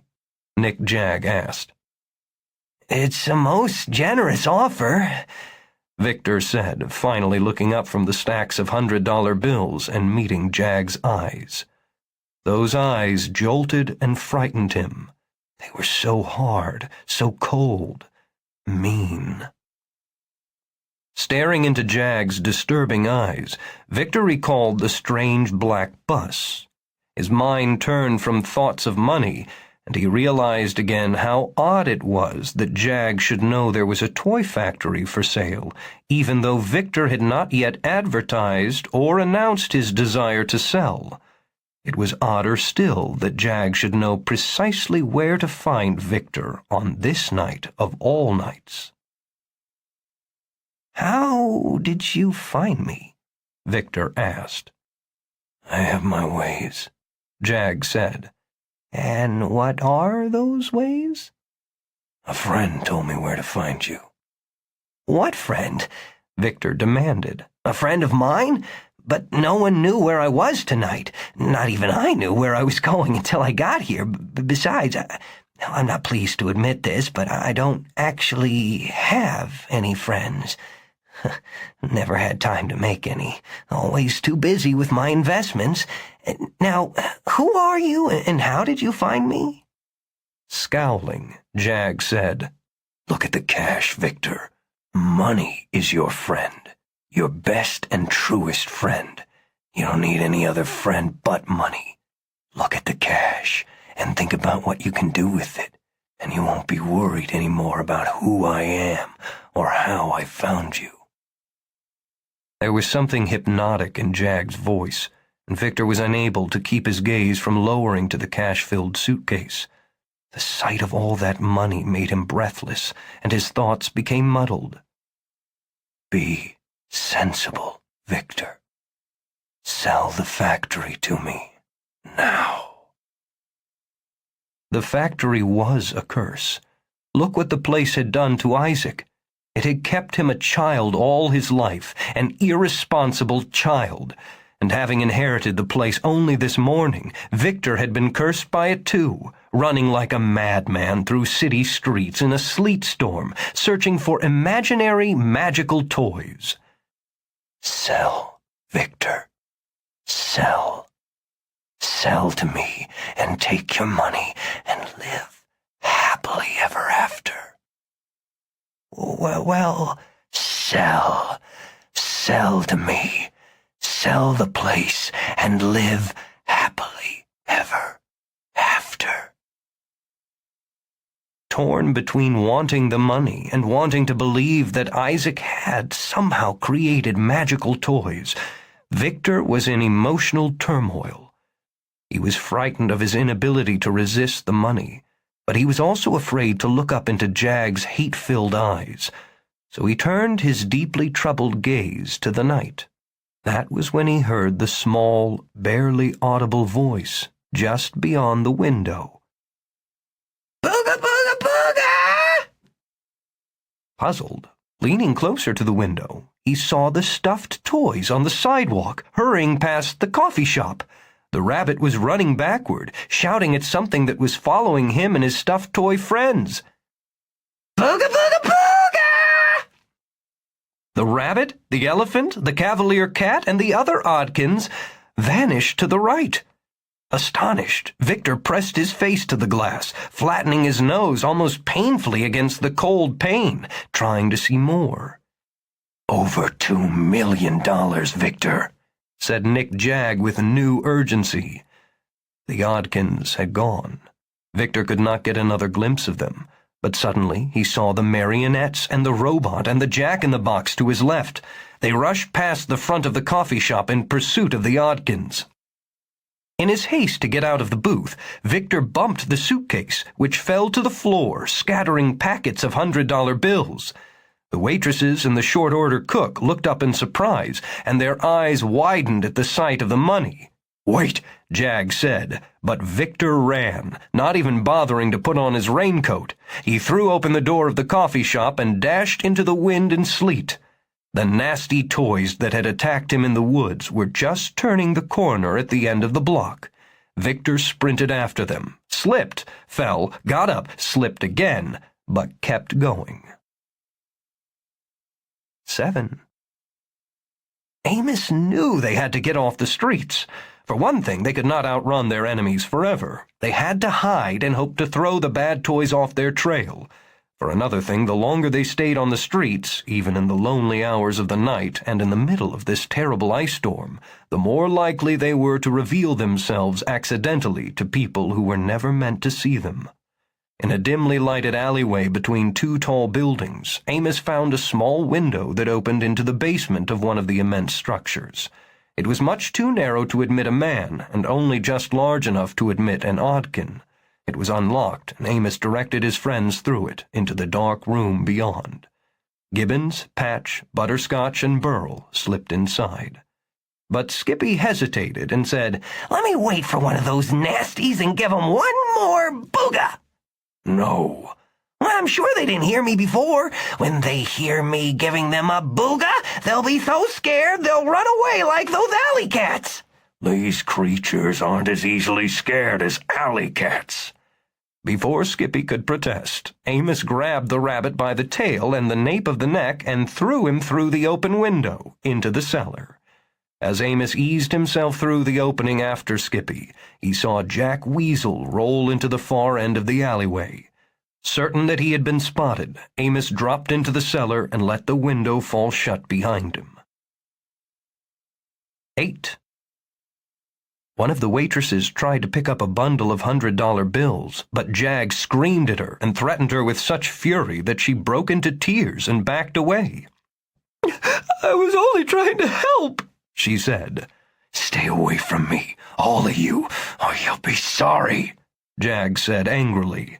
He threw the last of the spilled money back into the suitcase, slammed the lid, latched it, and carried the fortune out into the night in search of Victor Bodkins. 9. They were in a department store. Amos led them out of the cellar onto the ground floor. Security lights were aglow throughout the building. Those dim yellow bulbs illuminated some aisles and displays of merchandise, but left other areas deep in shadow. Amos figured there would be a couple of security guards, too, but it was a very large building, and there was little chance that they would accidentally stumble into the night watchman. They scared themselves several times, however, by mistaking mannequins for real people. The ground floor offered 1,000 hiding places for 6 stuffed toy animals, but Amos did not want to hide. He intended to climb to the 3rd floor, then sneak out by way of the back stairs or a freight elevator, leaving the marionette and its vicious cronies to search through the place for the rest of the night. They wandered around the ground level before going upstairs, because initially their soggy feet left wet footprints on the marble floor. When they were no longer leaving a trail, they went to the stilled escalators and ascended with considerable effort. By then, they had dried out a little. Except for Butterscotch's injured foot and Patch's missing eye, they did not look in too sad a state, for the rain and sleet had washed off the worst of the mud that they had slogged through in the early part of their journey. Patch even dared to look at himself in a couple of the mirrored pillars that they passed. "Battered," he said self-critically, "but with a certain style, a certain tattered charm." The vast 3rd floor was divided among the sporting goods, home entertainment, and toy departments. To pause and discuss their next move, Amos and his companions gathered in an aisle between towering displays of television sets and videocassette recorders. Turning slowly around, staring up at all the blank TV screens, Skippy said, "Someday, wouldn't it be nice to come in here while the store is open, look around at all these sets tuned to the same channel, and see my face on every tube? Skippy, the funny bunny superstar!" Oh, he sighed. Oh, what a lovely dream. "Sounds like a nightmare to me," Patch said. "Nightmare," Burl agreed. Gibbons nodded. "Nightmare." "I didn't ask for a vote," Skippy said. Looking back the way they had come, Butterscotch said, "Did I just hear something?" They tensed and fell silent. To Amos, the deserted department store seemed perfectly quiet, but spooky. Definitely spooky. Well, I guess I imagined it. Butterscotch said, but now she whispered, and she did not relax. What do we do next? Burl asked. We find a set of back stairs, or some other way out of the building, Amos said. Then on to Mrs. Shannon's place. How far do we still have to go? Patch asked. Not far, Amos said. Maybe 6 or 8 blocks. I'll bet it's miles, Skippy said wearily. Hundreds and hundreds of miles. Only a few blocks, Amos insisted. How do you know? Skippy asked. I just know. It's a hunch. Do bears have hunches? Burl asked doubtfully.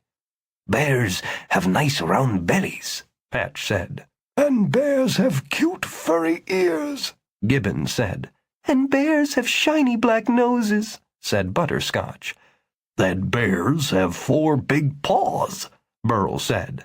But bears don't have hunches, Skippy said. Well, this bear does, Amos said. And if you don't want to believe me, then I'll have to tell you what Rupert Toon said about bears and their hunches. We believe you, the other 5 Oddkins chorused. All right, Amos said. Now, from here we'll go... Stepping out from between 2 console-model television sets and interrupting Amos, Rex said, Hello, soft-bellied ones. Jack Weasel wheeled into the aisle, grabbed Butterscotch's right ear and spun in a circle, dragging her around with him, as if trying to tear the ear off her head. Amos took a step toward Butterscotch, intending to help her, as did Burl, but Rex slashed out with his stiletto-tipped cane, and the blade flashed in the dim light, and Burl's right ear was lopped off. Oh, my! The elephant said. Look at that! My head's gonna tilt to one side from now on! No good at all! Let me even things up for you, Rex said, grinning and advancing with his cane at the ready. Well, sir, Burl said, backing away. I suppose I could live with a bit of a tilt. Having drawn his own sword, Patch stepped forward and said, You've met your match now, you wooden-headed varlet. With a whoosh, whoosh, whoosh of cutting air, Rex made several passes with his sword-like cane, slicing Patch's rubber sword into 5 pieces and leaving the startled cat with only the rubber haft in his hand. You need more than play swords and good intentions to rid the world of my kind, Rex told Patch. You can't just wish us away or count on your goodness to protect you. The female marionette appeared, waving the magically red-hot plastic cigarette, trying to burn someone with it. All of the Oddkins who were not fending off Rex and Jack Weasel were forced to leap and scurry out of her way. Amos felt a hand on his shoulder. Whirling around, he found himself face to face with the yellow-eyed robot. Break, rip, tear, the robot said. You seem to have a limited vocabulary, Amos said. He threw himself against the robot instead of trying to scramble away from it. At the same time, he dropped to his knees and heaved the metal man into the air. The robot went over Amos's shoulders and crashed to the floor behind him. Scrambling up, Amos saw that the robot was not injured and was clanking to its feet to continue the battle. Only the bee had not appeared, and Amos looked worriedly up at the department store ceiling, wondering from which direction the nasty insect would dive at them. Laughing hysterically, Jack Weasel waved one of Butterscotch's ears in the air. Let's dismantle the doggy. Let's take the doggy apart piece by piece. Burl and Patch were still dodging Rex's flashing blade. Skippy was running in circles around the female marionette, shouting, Booga booga booga! Waving his arms in what he seemed to think was a frightening manner, and making horrible faces in hopes of scaring her, and all the while he was trying to avoid being set afire by her cigarette. Meanwhile, poor old Gibbons was trying to avoid Skippy, who twice collided with the elderly scholar and knocked him down. This is bad, Amos thought. They're going to destroy us in a few more minutes. You're making me angry, Burl shouted at Rex as he dodged the marionette's blade. But the last thing anyone wants to do is make an elephant angry! Amos rushed up behind Jack Weasel, grabbed the bottom of the mad creature's box, tilted it off its wheels, and gave it a shove. The jack-in-the-box slid along the aisle on his side, wheels spinning in the air, arms waving, screeching furiously. He crashed into the robot, and both of them crashed into Rex, leaving only the other marionette on her feet. "Run!" Amos cried to his friends. "Run, run!" They ran, too, fast as their stumpy, stuffed legs would carry them, along the aisle between the television sets and the videocassette recorders.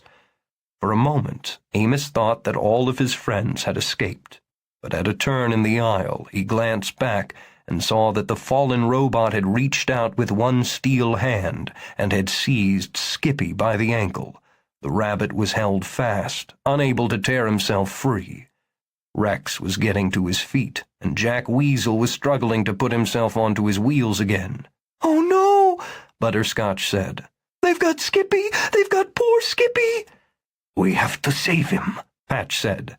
No, Amos said firmly. If we go back now, they'll only destroy all of us. Then there will be no one to get through to Mrs. Shannon and tell her that she's been chosen as the new toymaker. "But we can't abandon Skippy," Burl said. "I'll admit his jokes aren't always funny, but sometimes he can be irritating, and he's too much of a wise guy for his own good. But we still can't abandon him. He's our friend." Patch started back the way they had come. No! Amos said fiercely enough to stop the cat.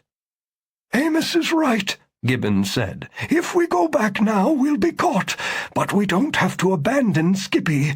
We just have to retreat, regroup, find things we can use as weapons, then return to rescue him. But we can't go back until we're armed. Rex was standing again. The robot was on its knees and rising. In seconds, Jack Weasel would be back on his wheels. Let's get out of here, Amos said urgently.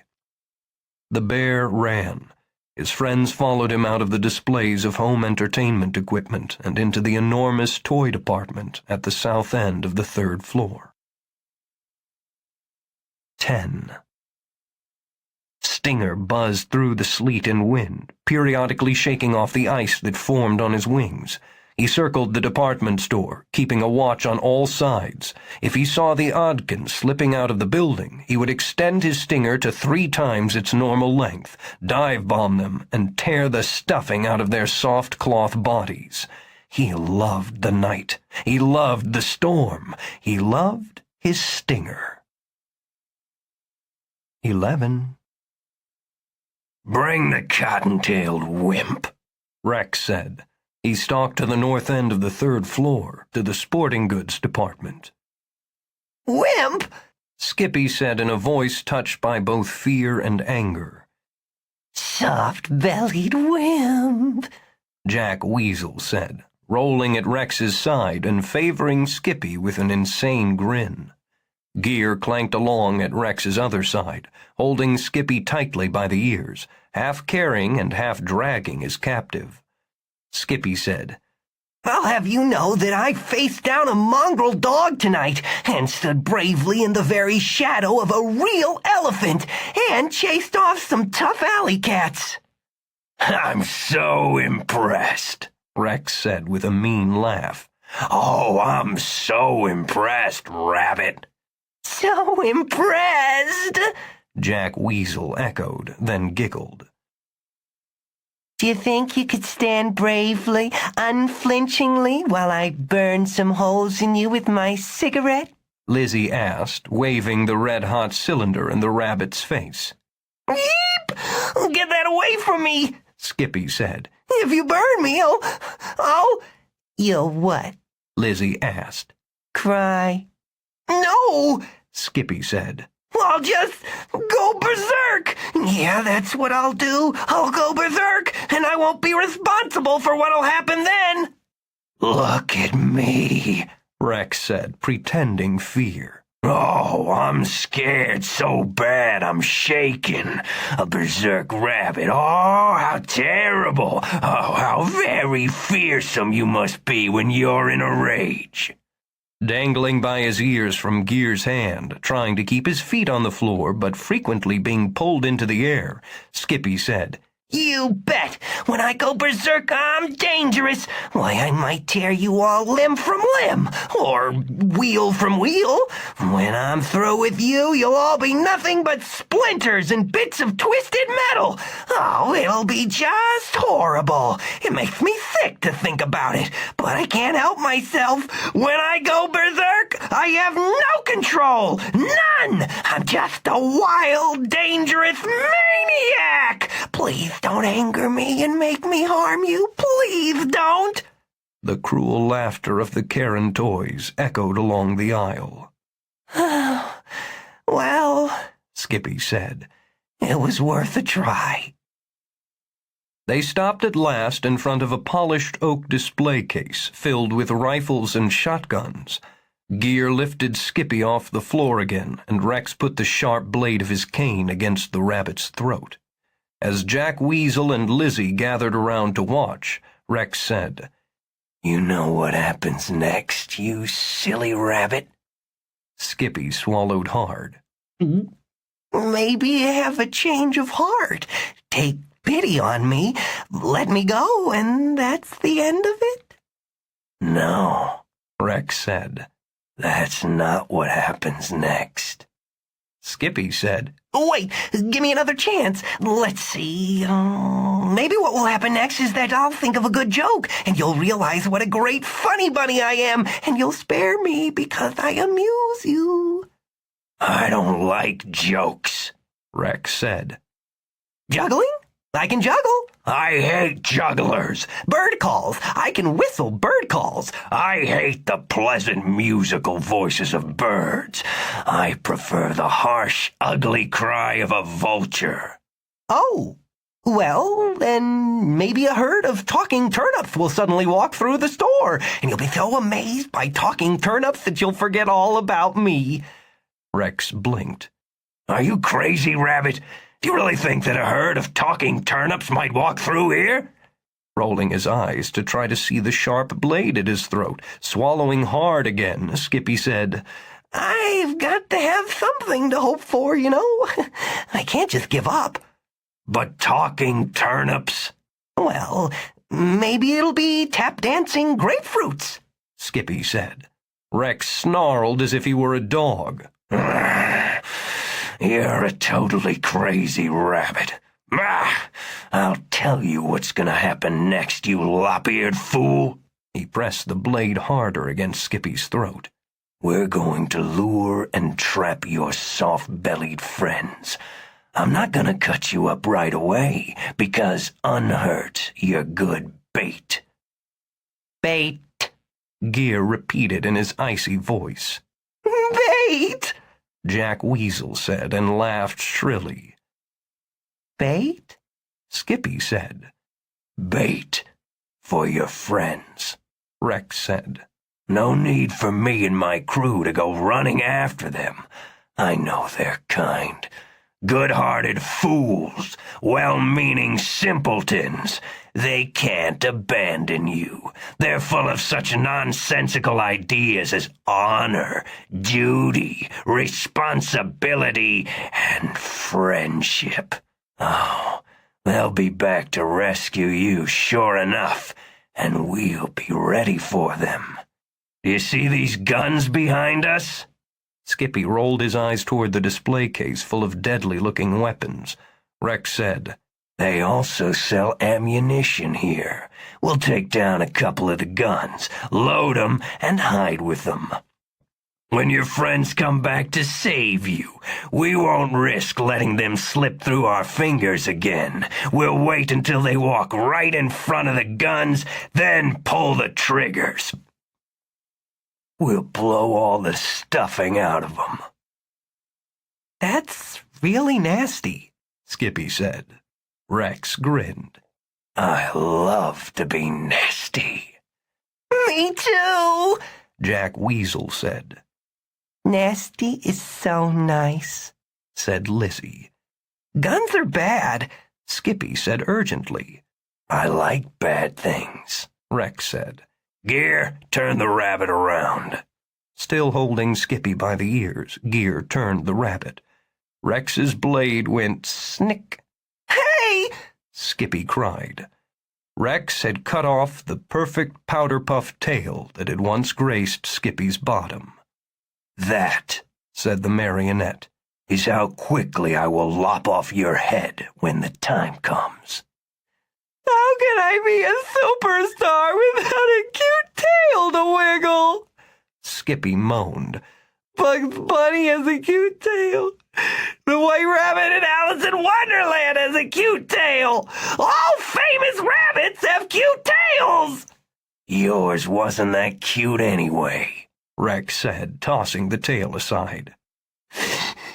Listen, you sick puppet, Skippy said. If you don't let me go, if you don't let my friends alone, You'll what? Rex asked, leaning close, his wooden nose almost touching Skippy's nose. Gear shook Skippy by the ears. Rex said, What will you do, rabbit? I hate to threaten something like this, Skippy said. It's awfully cruel, I know. But if you don't behave, I'll just have to recite some Rupert Toon poetry. What do you think of that? Bet that has you shaking in your boots. Who is Rupert Toon? Rex asked. Just the worst poet who ever wrote a line. So bad he'll make you fall to your knees and beg for mercy. Rex smiled wickedly. Try me. Skippy hesitated. What's wrong, rabbit? I can't remember any of Toon's verse. I forced myself to forget every line of it. Oh, but if I could remember, you'd be whimpering and begging for mercy. Bah! Rex said. To Lizzie, he said, Come on, help me get 2 of the shotguns out of this case. 12. In the toy department, Amos was sitting in a battery-powered car designed for children more than twice his size. The car was sleek and snazzy, bright blue with red and yellow flames painted over the hood and along the sides, chrome wheels, an open top with a wide roll bar. Amos felt very sporty for a bear, but he was also frightened and worried. It's easy, Gibbon said, using his cane to point to an illustration in the instruction booklet, which he had spread out on the black and white tile floor. With one paw on the steering wheel, Amos leaned far enough out of the car to peer down at the booklet. Doesn't look easy to me. Looks like I could get into big trouble trying to steer this buggy around a department store. It's child's play, Gibbons assured him. After all, this is a child's car, a toy car. A big toy, Amos protested. But still a toy, and if a child can handle it, so can you. Butterscotch was standing on the hood of the car, looking at a bunch of stuffed toy animals stacked between displays of Bugman action figures and Sergeant Salvo dolls. Amos, do you see that these poor creatures can't talk or move? She asked. Amos had seen the stuffed animals earlier and had recognized some of them from the funny pages of the newspapers he had read. Garfield the cat, Opus the penguin, Bill the cat, and others. To Butterscotch he said, Well, of course they can't talk or move. They're only toys. But we're only toys, Butterscotch said. Yet we can talk and move. We're magic toys, Gibbons reminded her. Butterscotch looked very sad. Well, yes, I know that we're special, that we have a destiny to help children who are in need of special guidance, but I'd always thought that ordinary toys could at least move and talk a little bit. Not at all, Gibbons said.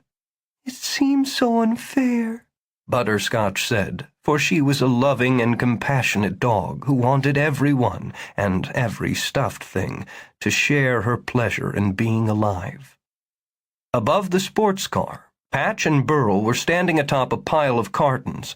They were busily extracting a galactic hero photon burp gun from the colorful cardboard box in which it was packed.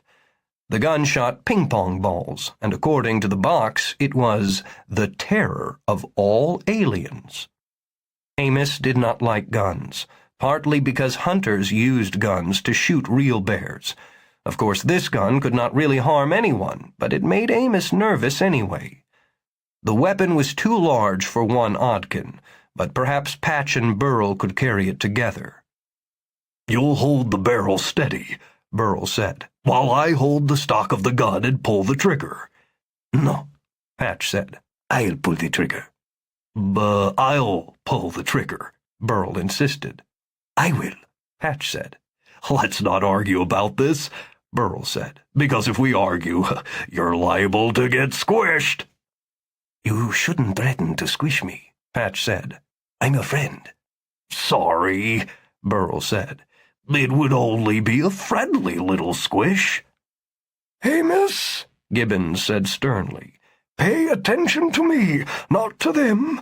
If we're to save Skippy, you absolutely must learn to drive this car." "Do we really have a chance of saving him?" Amos asked, for he was weary and full of self-doubt.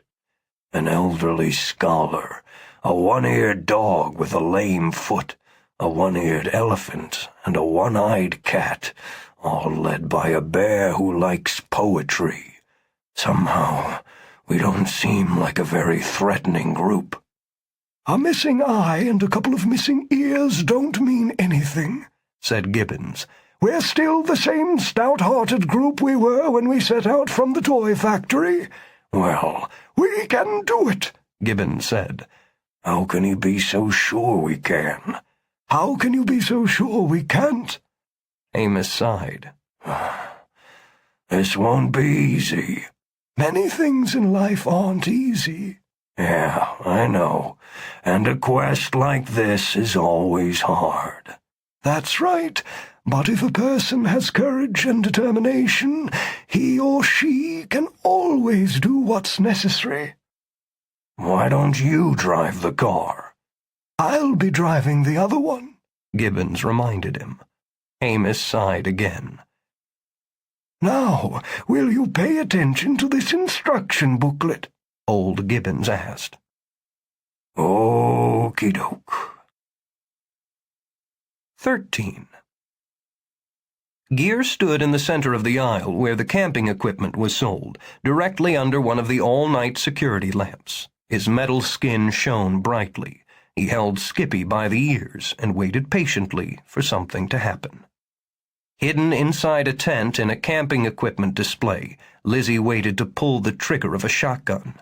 The gun had been carefully propped on several boxes, lined up to cover part of the aisle to Skippy's left, and wedged in place with more boxes and a tightly rolled sleeping bag.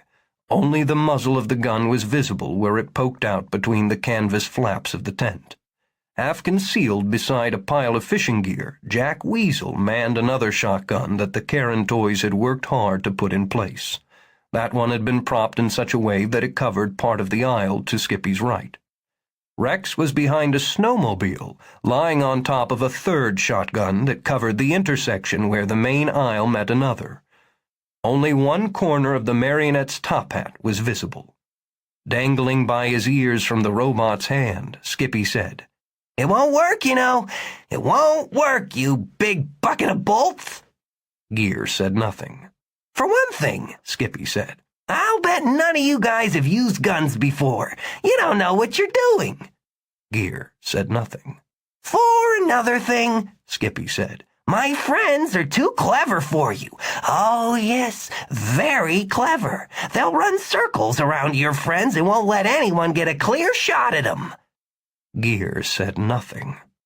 "Besides," Skippy said, "the moment I see 'em coming, I'll call out to 'em and warn them." Gear clamped his other hand over Skippy's mouth. Gear said, bunny. 14. Buzz, buzz, buzz. Outside, Stinger swooped around and around the department store, scanning the streets and alleys on all sides, looking for Oddkins. He saw none. But he did see two men in the deserted, winter-swept city below him, the first of whom seemed bewildered. It was the man they had attacked in the woods earlier in the night. He was wandering through the sleet storm without a coat. His suit was soaked. He must have been half frozen, but he ran this way and that, frantically looking behind mailboxes and trash cans, peering into shadowy doorways, searching for something.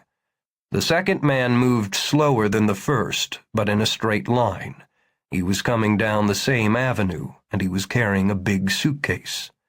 The moment Stinger saw the man with the suitcase, the bee became excited. He soared high into the stormy night, did a couple of wild barrel rolls, and swooped in a figure eight. The night itself seemed to speak to Stinger in a faint, eerie voice, and it said, "Here comes your new master, the new toymaker.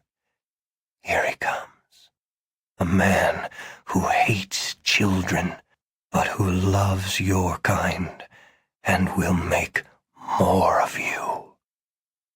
"We're going to win," Stinger said. Yes, yes, we're surely going to win this war." Buzz, buzz, buzz. 15.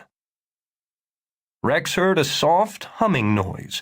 Before he realized what was happening, the bear swept past him in a battery-powered sports car. The one-eyed Cavalier cat was sitting beside the bear in the second bucket seat, holding the stocks of a strange-looking gun. The elephant was perched precariously on the hood of the car, directly in front of the cat, and he was both holding and aiming the barrel of that same weapon. Lying atop the well-braced shotgun, Rex reached down with both hands and pulled the trigger, but the sports car was too fast. The blast missed the back end of the car and tore apart a display of thermos bottles and ice chests on the other side of the aisle. The power of the shot knocked the gun off its props and also sent Rex tumbling backwards, as if he were just a scrap of gauze caught in a strong wind. The first car was past Lizzie before she realized what was happening.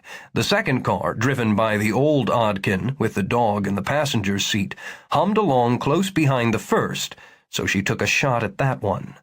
The recoil threw both her and the gun through the back of the tent, which collapsed. Screeching angrily, she struggled to claw her way out of the rumpled canvas.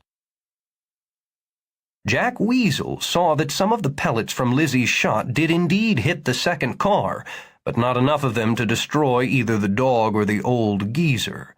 The car had holes in it, but it was still running. The first car sped past Gear and the rabbit. Jack was ready to pull the trigger the moment the Oddkins were in his line of fire. But suddenly they turned off the aisle and drove into the display of fishing gear where he was hidden. Unable to shoot them when they failed to drive through his sights, Weasel turned away from the gun and rolled forward to meet the car. He hoped to reach out and pull the elephant off the hood as they sped by. But then he saw that the elephant and the cat were operating a strange gun of their own, and an instant later, punk, punk, punk. Weasel was hit in the face by 3 white plastic balls. He didn't seem to be hurt, but he was badly startled. He dropped back into his box and slammed the lid over his head, deciding to hide in there for a moment until he could figure out whether the gun they were using was dangerous. The first car sped out of the display of fishing equipment and braked close to Gear, fishtailing slightly. The elephant lined up the space-age weapon, and the cat pulled the trigger, and Gear was hit in the face, punk, punk, punk, punk, by 4 plastic balls. The forceful impact of the balls made him totter on his clumsy metal feet, but he was unhurt. Punk, punk, punk! The elephant shouted, "Take that, tin can head!" Unhurt but angered by these pesky, soft-bellied creatures, Gear dropped the rabbit and lunged toward the car, both metal hands outstretched.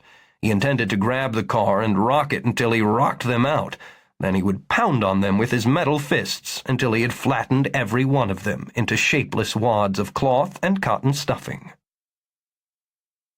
The moment the robot let go of Skippy, Gibbons drove the second car past Amos's vehicle and braked beside the rabbit. "Climb on!" Butterscotch shouted from the passenger's seat. For once, the rabbit did not pause to make a joke.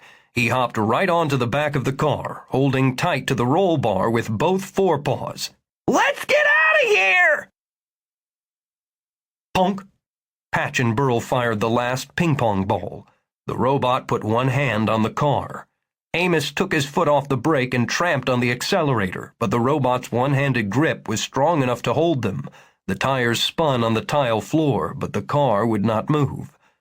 Patch said, "Hey, big fella, wouldn't you like to own the most destructive weapon in the known universe? Wouldn't you like to wipe out whole cities and blow apart mountains?" The robot had been reaching for Patch's head with its free hand. Now it hesitated, and its yellow eyes flashed bright. "Sure." "Wouldn't you like to have everyone fear you, even Rex? And wouldn't you like to be able to crush anyone who got in your way?" "Crush, tear, rip, break," said the robot. "Crush, tear, rip, break," Patch said encouragingly. "Squish, too," said Burl. "Squish, crush, tear, rip, break," the robot said.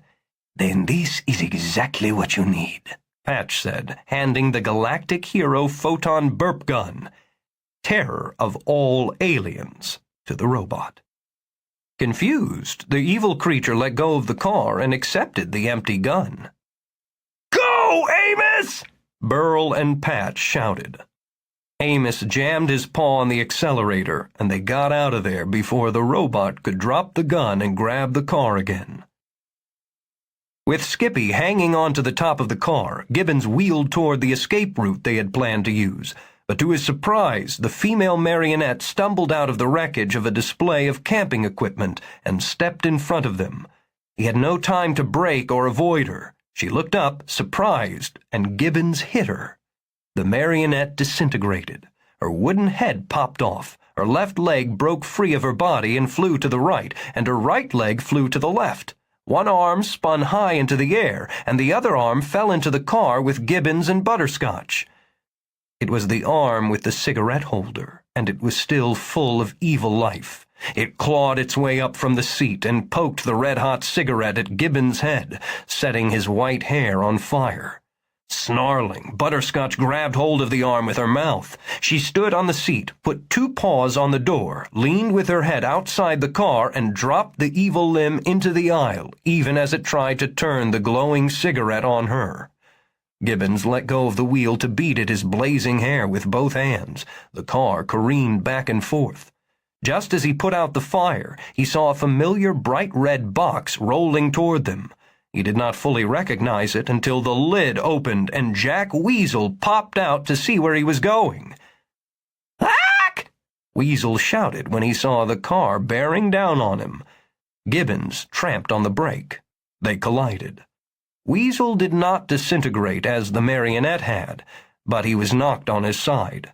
The instant the car stopped, Skippy hopped off and ran to a pile of camping equipment. "Skippy, get back here!" Butterscotch cried. But Skippy had seen something useful and had formed a plan to get rid of Jack Weasel once and for all. The rabbit returned in seconds with a pair of bungee cords that had been part of the ruined camping display. As Weasel pulled himself back onto his wheels, Skippy slammed the lid on the red box and belly-flopped on top of it, holding it shut. From within, Weasel tried to force the lid up, but Skippy held fast and began trying to wrap one of the bungee cords around the box. Gibbons climbed out of the car and hurried to Skippy's aid. Together they hooked one cord from front to back around the box and wrapped the other around from the opposing direction. Inside, Jack Weasel screamed and pounded furiously on the walls of his portable home, which had abruptly become his prison. "Follow me in the car," Skippy said. "Where are you going?" Gibbons asked. "To the escalators," Skippy said. "Excellent idea. Oh, what happened to your tail?" "Evolution," Skippy said. Confused by that answer, Gibbons hobbled to the car, got behind the wheel, and followed Skippy as the rabbit raced down one aisle and then another, pushing the jack-in-the-box ahead of him. At the top of the down escalator, where a security light glowed particularly bright, Skippy gave the red box one last shove. Jack Weasel went tumbling down that long flight of grooved metal stairs. Amos pulled up in the other car with Burl and Patch. Everyone gathered at the head of the escalator to look down on the splintered debris that had once been Jack Weasel. "He should have taken the elevator," Skippy said. Everyone laughed, and Amos said, Skippy, that was a good joke. Skippy beamed happily. At that very moment, alarms began to ring throughout the huge department store. "The night watchman," Gibbons said. "They must have heard the shotguns. The police will be here soon." "I like adventure as much as the next cat," Patch said. "but I'm beginning to think this is too much adventure." In the aisle down which Amos and Gibbons had driven, Rex and the robot were hurrying toward the Oddkins. "Quickly," Amos said. "let's climb the next escalator to the 4th floor." 16. Half frozen and becoming depressed again, Victor was passing by the front entrance of the department store when the alarms began to ring inside. Somehow he knew at once that the commotion had nothing to do with ordinary burglars, but was related to the toys he'd been pursuing all night. Slipping on the sleet-filmed sidewalk, he hurried as best he could to the main doors. They were locked, of course. He put his face to the glass and peered into the store, but he could see nothing out of the ordinary. Sleet crunched and crackled beneath his feet as he made his way along the side of the building, seeking a way inside. He had gone only 10 or 12 steps when he heard a peculiar buzzing noise mixed with the keening of the wind. When he looked up, he saw something small and fast sail through the night 20 feet overhead. Even if he'd not had a brief glimpse of its yellow and black-striped body, even if he had not seen its 2 hateful red eyes turned down at him as it passed, he would have known it was the toy bee. He squinted into the slashing sleet and saw the creature swoop around the north corner of the building, out of sight. "It's patrolling the perimeter," he thought. "So something is going on inside." As Victor hurried toward the north corner of the building, he heard Nick Jag shouting behind him. "Oddkins, wait! The money, Oddkins! It's a lot of money!" 17. At the head of the escalator on the 4th floor, the Oddkins found the housewares department to the left and the gourmet food department to the right. Below, Rex was nowhere to be seen, but Gear was a third of the way up the stilled metal steps. Raising his voice to be heard above the noisy alarms, Amos said, "Find things to throw down at him." Gibbons and Patch hurried to the gourmet department and returned with 2 cans of imported hazelnut puree and 2 of tender white asparagus spears. They threw those missiles at Gear. The robot dodged the cans and continued upward. Amos plucked a 4-slice toaster from a display, lugged it to the escalator, and sent it crashing down toward the robot. It bounced noisily off several risers, but stopped 1 step short of Gear, leaving him unharmed. "Where's Rex?" Skippy asked worriedly. "I don't know," Amos said. "I wish I did." "And the bee?" "Haven't seen him either." "I'll bet they're sneaking up on us." "Maybe," Amos said. "And in disguise," Skippy said uneasily. "What disguise?" "Who knows? Could be disguised as anything, anyone." Burl trotted up with a tin of Belgian butter cookies. "Could be disguised as Burl," Skippy said, stepping back from the elephant in fear. Burl said, "Huh?" Skippy said, "Who are you?" Burl looked puzzled. "By me."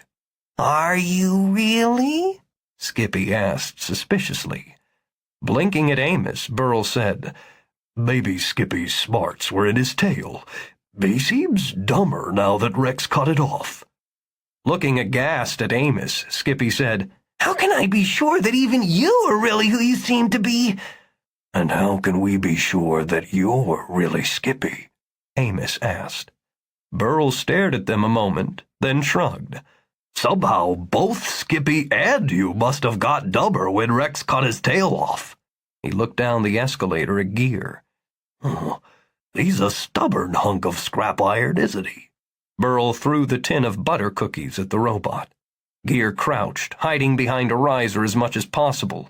The cookie tin bounced off the top of his head, but he rose immediately, unscathed, his yellow eyes glowing as brightly as ever. Amos grabbed another toaster and threw it, and Patch tossed 2 small jars of caviar, which broke and splattered Gear with bits of glass and fish eggs. Gibbons threw jars of gourmet ice cream topping, chocolate fudge, caramel, brandy rum sauce, and Burl heaved down 2 more tins of cookies, one of which burst open. Butterscotch used her nose to roll a couple of vases down the escalator, adding to the litter of broken glass. Though casting suspicious looks at each of his friends, fearing one of them was Rex in disguise, Skippy joined in the barrage, throwing a cheese grater, a potato peeler, 2 canisters of tea bags, and a pair of brass candlesticks. The escalator was a mess. It oozed and dripped a disgusting variety of foodstuffs, out of which poked metal and glass debris of all sizes and shapes. But Gear was still climbing upward. He had been hit a couple of times, but nothing had seriously damaged him. Time for the heavy artillery, Amos said. Come on. He led the other Oddkins to a wheeled tea cart that was stacked with English china. By joining forces, they were able to move the heavy cart to the head of the escalator and tip it over the edge. Below, the robot looked up at the approaching avalanche and said, "Bad for Gear." Then the tea cart and dishes hit the robot and carried him all the way to the bottom of the escalator, where he was pinned under the rubble and so badly broken that the yellow light in his eyes flickered and went out. 18. Victor Bodkins heard sirens in the distance and figured the cops were coming in answer to the department store alarms. He ran along the north side of the building and turned the corner into an alleyway behind it. He was aware that Jag was following, slowed by the suitcase full of $100 bills, but he did not care. The only thing he cared about right now was finding those toys. As he sloshed through the icy puddles in the alley, a fire door in the back of the department store opened 40 feet ahead of him. Several stuffed toy animals toppled out into the night. They had been standing on one another's shoulders in order to reach the release bar that operated the door, and when the door gave way, they had pitched outward. Those toward the top of the balancing act fell the farthest, splashing onto the puddled pavement. The bear and the elephant, evidently having formed the base of the pyramid, stumbled out with the rabbit balanced precariously on their shoulders. "Eep!" the rabbit cried. The bear and the elephant nearly fell over the old Dickensian creature, who had fallen out ahead of them. Wobbling atop the bear's and the elephant's shoulders, the rabbit again cried, "Yeep!" The bear and the elephant staggered to the left. "Yeep!" They staggered to the right. "Yeep!" They nearly fell over the dog and then actually did fall over the cavalier cat. "Yeep!" Pitched off the shoulders of his companions, the rabbit landed face down in a sleet-skinned puddle and came up spluttering. "You guys would never have made it in vaudeville!" Victor Bodkins stared at the small creatures with surprise, wonder, and delight. They suddenly noticed him and froze. After a moment, the bear said, "Well, at least it's the same adult." Before Victor could even try to figure what that meant, he saw the tuxedo-clad marionette leap out from behind a garbage dumpster and slash at the elephant with a sword-tipped cane. The elephant's trunk was lopped off. "No!" the bear cried, and with great courage he charged the marionette. The bee plummeted straight out of the sky and hit the bear so hard that they both went tumbling backward. The bee's stinger was enormous and sharp, and it pierced the teddy bear's chest, poking out of the middle of the poor Bruin's back, completely skewering him. Wriggling, the bee pulled free of his victim and zoomed up into the night again. During the bee's attack, the marionette had been moving in.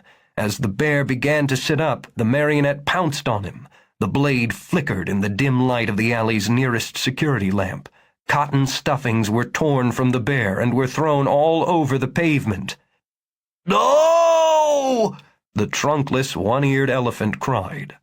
The cat and the rabbit threw themselves at the marionette, but the evil puppet pitched them away with supernatural strength and cut the bear again. The dog leaped upon the marionette and tried to sink her soft teeth into its hard neck. It heaved free of her. Then all 5 of the bear's companions joined the fray. Their small, angry voices filled the alleyway in spite of the growing clamor of police sirens. Victor rushed forward, hoping to separate the combatants and restrain the marionette. The bee swooped down and hovered in front of Victor's face, its long, wickedly sharp stinger pointed at his eyes. "Stay out of this." Victor halted. He was confused and frightened. But he was neither so confused nor so frightened that he was unable to act. Seeing the lid of a trash can lying at his feet, he bent and picked it up and swung it at the bee in one swift, smooth movement. Clang! The bee was thrown into the wall of the building. It struck hard and fell to the pavement. Before it could pop up and fly away, Victor stamped on it once, twice, again and again, until he felt it crack into pieces under his shoe. Turning to the Oddkins again, he saw that the elephant and the cat were using another trash can lid as a shield and were driving the marionette backward, away from the savaged teddy bear. Behind the marionette, the old-looking Oddkin, the rabbit, and the dog had worked a manhole cover out of its spot in the pavement. They were evidently hoping that the marionette could be tricked into stepping backward into the hole. But the marionette turned, saw the trap, and laughed nastily. "I'm afraid I won't be that easy to dispose of, you soft-bellied fools. I'll rip the stuffing out of all of you, and that will be the end." "No," Victor said. He ran forward and kicked the marionette straight into the manhole. It fell down into the storm drain with a furious cry of rage. Victor slid the iron cover into place, trapping the malevolent creature below. The Oddkins had gathered around the damaged teddy bear. They were sobbing. Victor had never before heard such a sad, sorry sound. The sirens were nearer, but still a couple of blocks away. In the city's icy streets, even the police could not travel as fast as they wanted. Nick Jagg had come halfway along the alley with his suitcase full of money. "Victor." Victor ignored him. He joined the Oddkins, kneeling beside the teddy bear. The ravaged Bruin lay on his back, arms spread. His eyes were glassy buttons, and he looked as if he had never been alive. Most of the cotton stuffing had been torn out of him, leaving only the sagging, furry material that served as his skin. "Babus," the elephant said. "Oh, Babus, please, sit up and speak to us." "Please," Skippy said. "Amos, please lead us." But the bear did not move or speak. "He's lost too much stuffing," Butterscotch said. "Poor, dear, noble Amos is gone."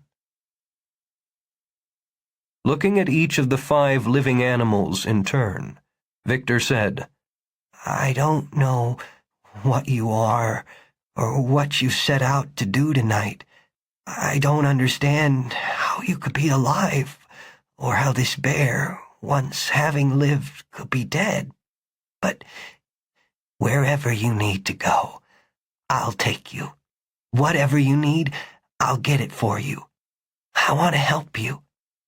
I think you are my Uncle Isaac's children, and I want to do anything I can for you. Please, let me help." "Take the money, you stupid fool!" Jagg said, suddenly looming over them. He was a tall, shadowy, menacing figure. He had put the suitcase on the pavement. Now he popped the latches and opened the lid. Sleet tapped on the tightly banded $100 bills. Take the money and go. You're up against powerful forces, the forces of darkness, and there's no way you can win. Take the money." "You were on the side of those other toys?" Victor asked.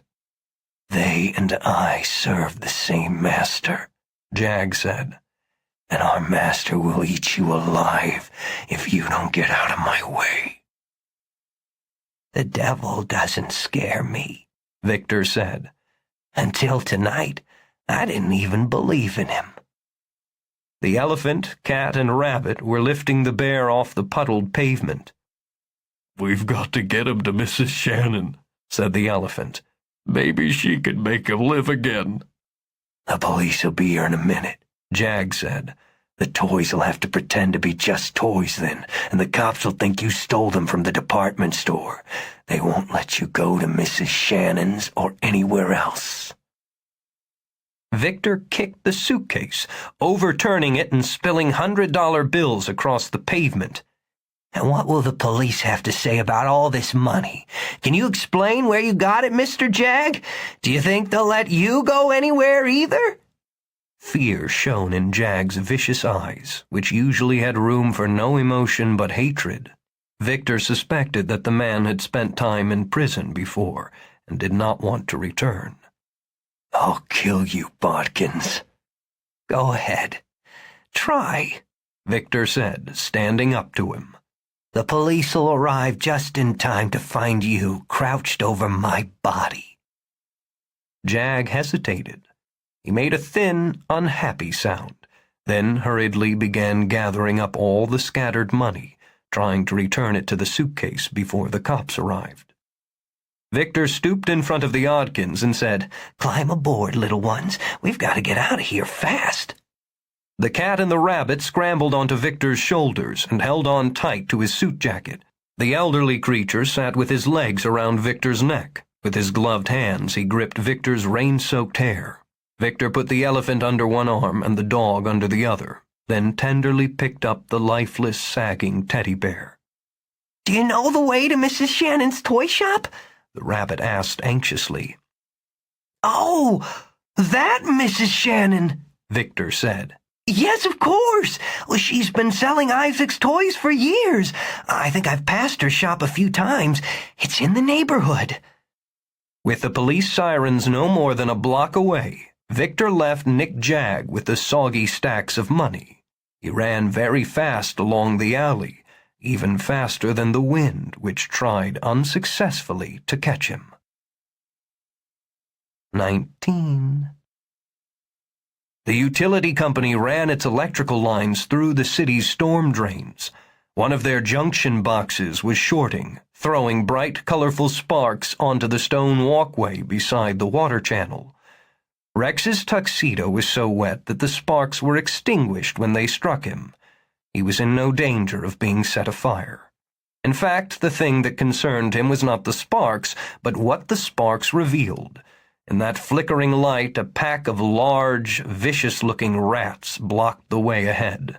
Their silvery whiskers bristled, their white teeth gleamed, their red eyes glinted with reflections of the sparks. Rex knew that rats would have no desire whatsoever to eat a wooden marionette, but for a moment he was nevertheless afraid of them. Then he realized that those filthy vermin were not threatening him, but almost seemed to be bowing to him, as if they were servants. They were utterly silent and exhibited none of the frenzied behavior of ordinary rats. "Ah," Rex said. "I'll bet my master sent you, did he not? You come from the Dark One."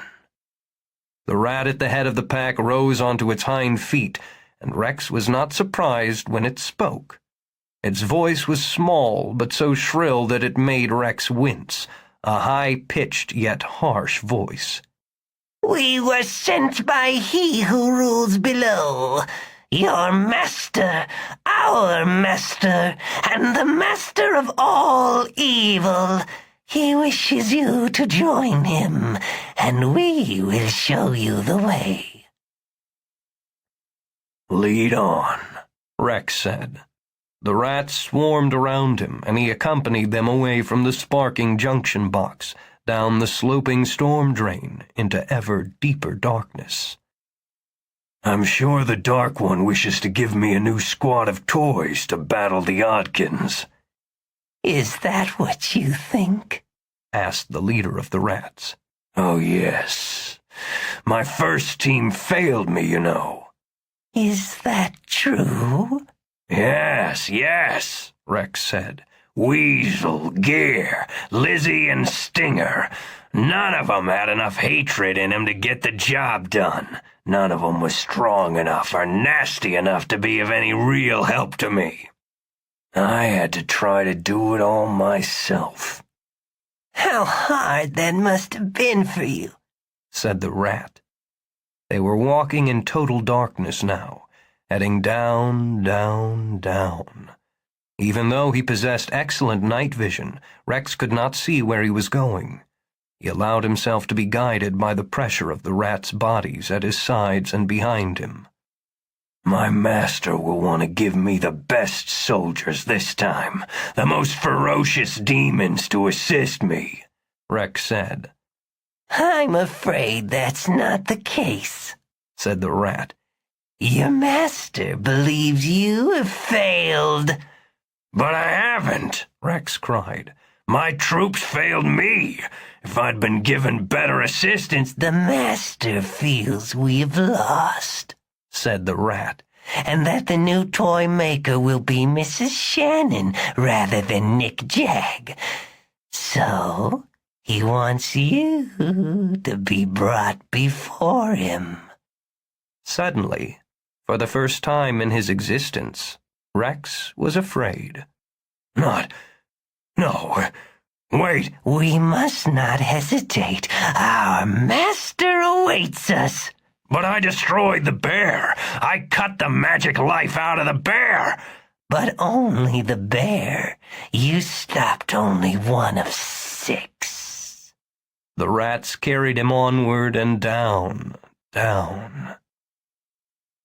After a long while, Rex dared to ask, What will my master do to me? Oh, said the rat. He won't tear you limb from limb or set fire to you and reduce you to ashes, nothing like that. He just wants you beside him forever. But that would be an honor, Rex said happily. To be at the Dark One's side, his companion, an honor indeed. So, the Dark One must realize that even if I failed at this task, I am still a most valuable creation. He must realize that I am wonderfully evil and eager to serve him, for otherwise he would not want me always close at hand. Close at claw, the rat corrected. Yes, of course. Well, the rat said as they continued downward in blackness. I'm afraid it's a bit different than you picture it. The master wants you at his side, yes, but from now on you'll always have strings attached to your head and limbs. Strings? Rex said, shocked. But I'm independent. I'm not like other marionettes. I am without strings. I do what I want and go where I want. No more. You will be unable to make even the slightest movement, except when the master pulls on your strings. You'll be forced to do anything he wishes, regardless of how humiliating and humbling the task. You will be totally controlled. You will never again lead, but will always be led. You will be forever dangled in front of those who approach the Dark One's throne, and will be used as an example of what happens to those who fail to do the Master's bidding.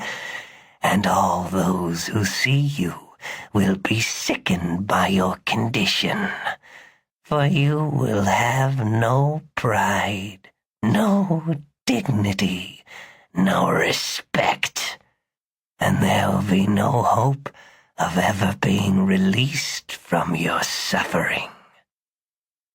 Rex tried to turn and run. The rat seized him, held him, and carried him down into the deep, dark, stinking depths of the earth. 20. In the alleyway behind the department store, one policeman held a gun on Nick Jagg while the other officer opened the suitcase. The revolving red beacon on top of the squad car made the falling sleet look like drops of frozen blood. It cast waves of crimson light across the bundles of cash in the suitcase. Squinting up at Jagg suspiciously, the officer said, "Where'd all this money come from?" "It's mine," Jagg said nervously. "Well, where did you get it? Did you steal it from the department store?" "No. If you check, you'll find they're missing no money, and their safe is intact." "Then where did you get it? Are you rich? What line of work are you in?" Jagg said nothing more. Soon, when they ran a computer check on him, they would learn that he had been released from prison only that morning. They would learn that his worldly possessions at that time had consisted only of the clothes on his back and $100. They would insist on knowing where he had gotten all this cash. He could not tell them that the devil had given it to him. He could not tell them anything that would make sense. Finally, they would find an unsolved theft and convince themselves that Jagg had been the thief and that the money in the suitcase was criminally obtained.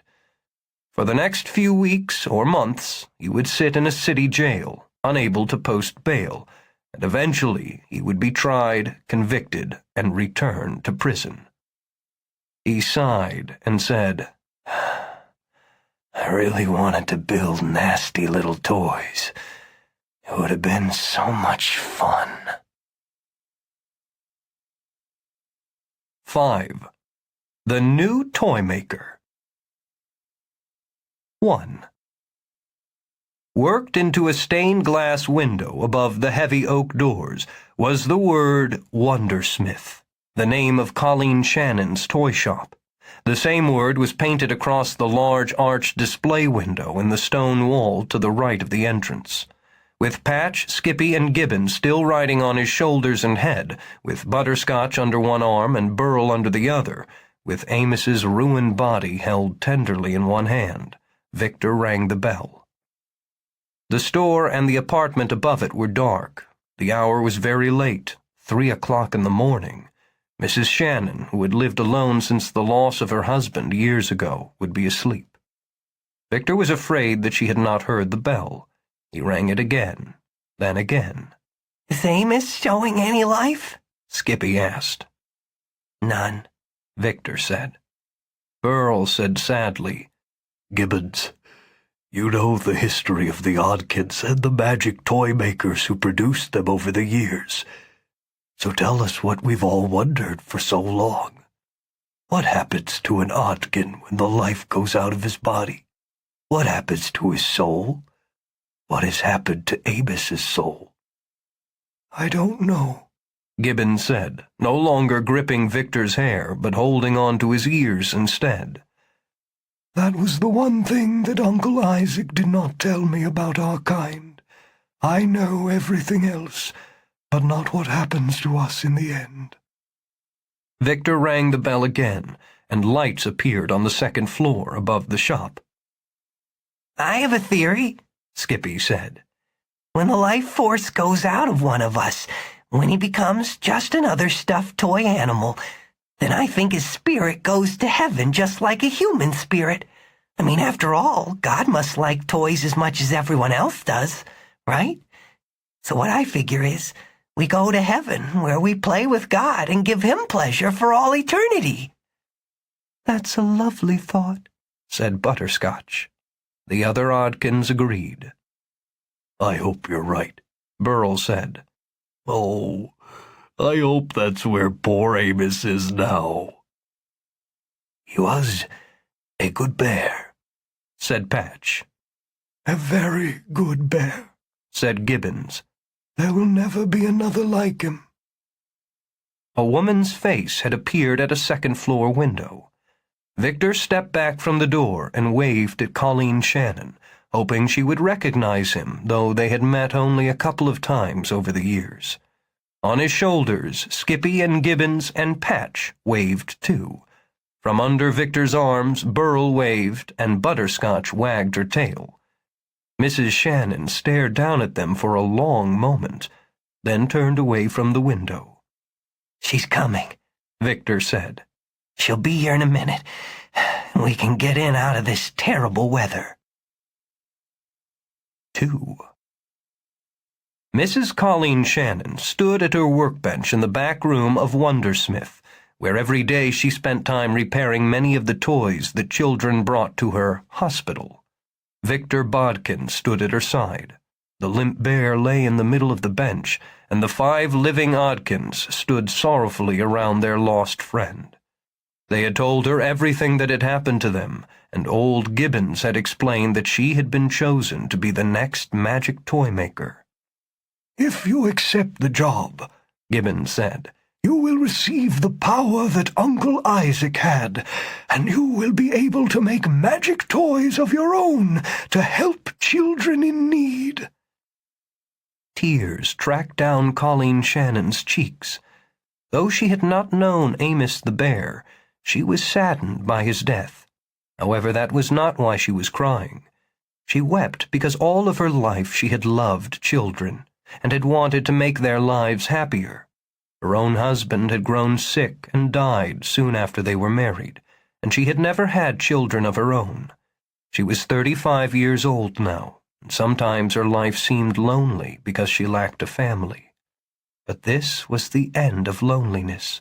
From this day forward, she would have the company of the living toys she made, and she would be comforted by the knowledge that her magical creations would help hundreds and perhaps thousands of special children in their time of greatest need. "Oh, yes, Gibbons," she said. "I accept the job. I will be the new toymaker, and I promise to do the best job I can." "I know you will," said Gibbons, putting one finger alongside his snout. "I know you will." Colleen felt a sudden change in herself, a great warmth, and she knew that the toymaker's powers had just been transferred to her. Victor said, "Mrs. Shannon." "Call me Colleen," she said, using a tissue to blot the tears on her face. "Okay, and call me Victor. What I was wondering, well, you're clearly surprised by all of this, by meeting living toys, but you don't seem as surprised as I thought you would be." "No," she said. "Because of Binky." "Binky?" Victor said. "Who's Binky?" Skippy asked. "Sounds like a Las Vegas comedian to me." "Wait here," Colleen said. She turned and ran from the workshop, as light on her feet as any young girl. She hurried upstairs to her bedroom, grabbed Binky from his place on the bureau, and rejoined the others. "This is Binky," she said, putting the old stuffed toy lion on the workbench. The Oddkins examined Binky with interest and looked knowingly at one another. Colleen said, "My mother died when I was only 7 years old. The week before she passed away, she gave Binky to me. When Mother was gone, I was very sad and confused for a long time, but I got through those bad months with the help of Binky. I talked to Binky a lot, and he helped me to see that life must go on no matter what. He convinced me that there would be happiness ahead of me, if only I did not let my mother's death depress me too much for too long. Binky was my special friend when I desperately needed one." Watching her solemnly, the Oddkins all nodded. Colleen said, "Of course, you see, when I grew up, I believed that my talks with Binky and our play together were just figments of a child's active imagination. But in the back of my mind, I guess I never quite gave up the idea that my Binky had really been alive. And that's why I'm perhaps not as surprised as you would have expected, Victor." Gibbons put a hand on the lion's head. "Yes, he was one of us all right. made by Uncle Isaac in the early days, and judging by what a fine lady you've become, I'd say Binky did his job very well indeed. 3. Like his friends, Burl wanted Mrs. Shannon to try to repair Amos and bring the bear back to life before fixing the others. It's too terrible to see him lying there, just another toy, and a broken toy at that. Burl, Colleen Shannon said. I'm afraid I can't do anything for Amos. His mission was completed, so maybe his allotted time on Earth is over. But he never had his chance to help a special child, said Butterscotch. And that's what he was made for, just like us. He helped countless children, Colleen said gently, by leading you here to me and by preventing that Mr. Jag from becoming the new toymaker. But he didn't get a chance to help his one special child, said Skippy.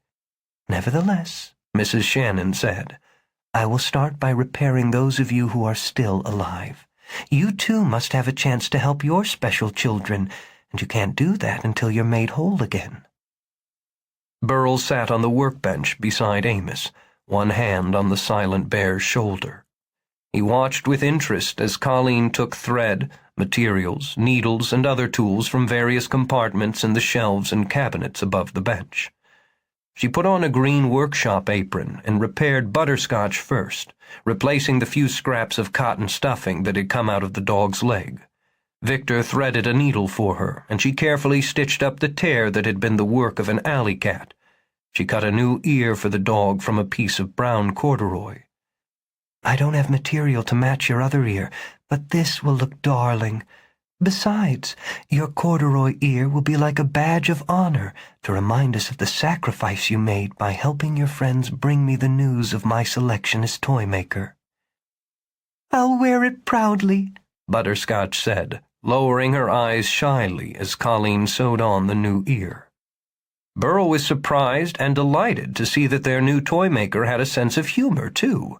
Instead of giving Skippy a new powder-puff tail to replace the one that Rex had cut off, she sewed up a padded 5-point star and stitched it to the rabbit's bottom. You won't ever have your star on Hollywood's Walk of Fame, she told Skippy, because that's not your mission in life. But you will have a star because you deserve one. With the help of a long-handled vanity mirror that Victor held for him, Skippy examined his star-shaped tail and was delighted. It's terrific, Skippy said. Better than a star on the Walk of Fame. I'd have to go to Hollywood every time I wanted to see my star there, but I can carry this one with me and look at it any time. To Patch, Colleen Shannon said, You get your name because of the coloration of your fur, but why not give you a real eye patch like some wounded one-eyed cavaliers had? It would be a mark of what a courageous fighter you are. Okay, Patch said. But could I get washed up too, and have my torn trousers repaired? And could my hat be cleaned and given a better shape? Oh, yes, all of that, she promised. But not tonight. We'll just do major repairs tonight, and tomorrow we'll clean you up. She cut a circle of plaid fabric and stitched it to Patch's face where his missing eye had been. In the very center of the patch, she sewed on a green button, the same shade as his good eye. You'll be able to see as well from the button as from your glass eye, she said, but it'll be more dashing. Taking a look at himself in the mirror that Victor held, Patch said, Oh, but it is dashing, isn't it? Look, Burl, look, Skippy. Doesn't it give me such style? Anyone seeing a cat with such an eye as this would surely think, there goes a cat who has had great adventures, who has done much, who is a champion and survivor. The ladies will swoon, and the kittens will stand in awe of a cat with such a patch as this. Burl watched and giggled as Colleen replaced Gibbon's burnt-off white hair with a mane of frizzy orange fuzzy stuff. You need colorful hair to make you look cheerier, she told the scholar. I'm young again, Gibbon said, studying himself in the mirror. Not as dignified looking, perhaps, but definitely younger. Next to Amos, Burl had the most terrible wounds, and by the time Mrs. Shannon came to him, he was curious to see what peculiar new look she would give him. Colleen selected a blue and white striped material for his new trunk. She sewed it into a tube, stuffed it with cotton, and stitched it to his face. "And how about a red and white polka dot ear?" she said. "With such a trunk and ear, everyone will know you are no ordinary little elephant, but something special, something very special indeed." Skippy took the long-handled vanity mirror from Victor Bodkins and held it so Burl could look at his striped trunk while Colleen fashioned his colorful new ear. Burl said. "Not bad. Though with this look, there's no way I'll ever fit in with a herd of real elephants on the veldt." "But your special child will love you all the more because of the way you look," Mrs. Shannon said. "Then that's good enough for me," Burl said. Colleen gave him his new ear. He found that both that polka-dot-covered flap and the new trunk worked as well as the old ones. "Heroes, every one of you," Mrs. Shannon said. "and your fancy repairs are your badges of honor." She hugged them, one at a time, and Burl had never felt better than when he was held tightly in Colleen Shannon's arms. "And now, Amos," Butterscotch said. "the most heroic of us all. Help Amos, Mrs. Shannon." "I'll try," she said, frowning, "but it's going to take time." 4. While Colleen Shannon worked lovingly on the ravaged bear, Patch and Burl wandered around the cozy toy shop, exploring the place with interest, trying to take their minds off the major surgery being conducted in the back room. They came to an ornately carved cabinet in which were displayed a lot of antique toys that Mrs. Shannon had restored to their original condition and luster. "Butterscotch is right," Burl said. "About what?" Patch asked. "About everything," Burl said, "but especially about how unfair it is that other toys never have a chance to know what life is like. Remember what she said in the department store when she saw those ordinary stuffed toy animals? Unfair. And it is, because all toys, even those not living, bring joy to children, and it seems as if they ought to have a bit of fun themselves." "Maybe they do live in their own way," Patch said. "If the child believes his toy lives, if he believes it strongly enough, then who's to say it might not be true? A child's imagination is a wonderful thing, a pure and innocent thing, and maybe it can work a certain magic of its own."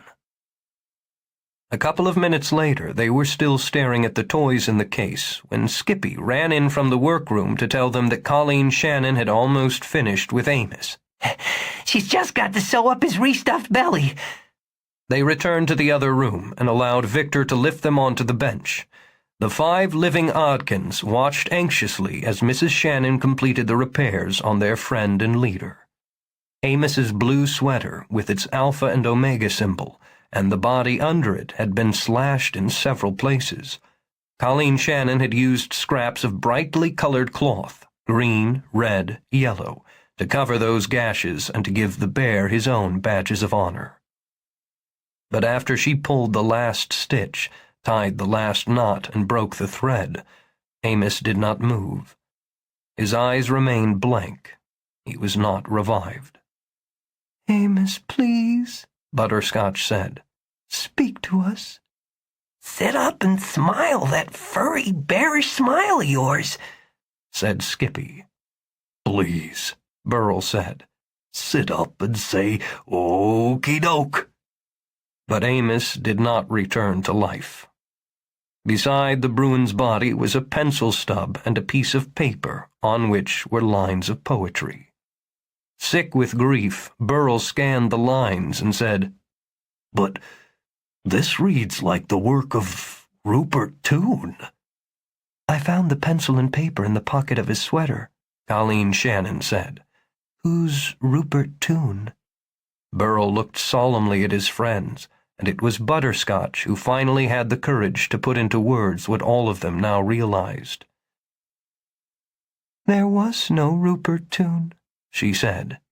"Never was. The poems were all Amos's own, and we never knew.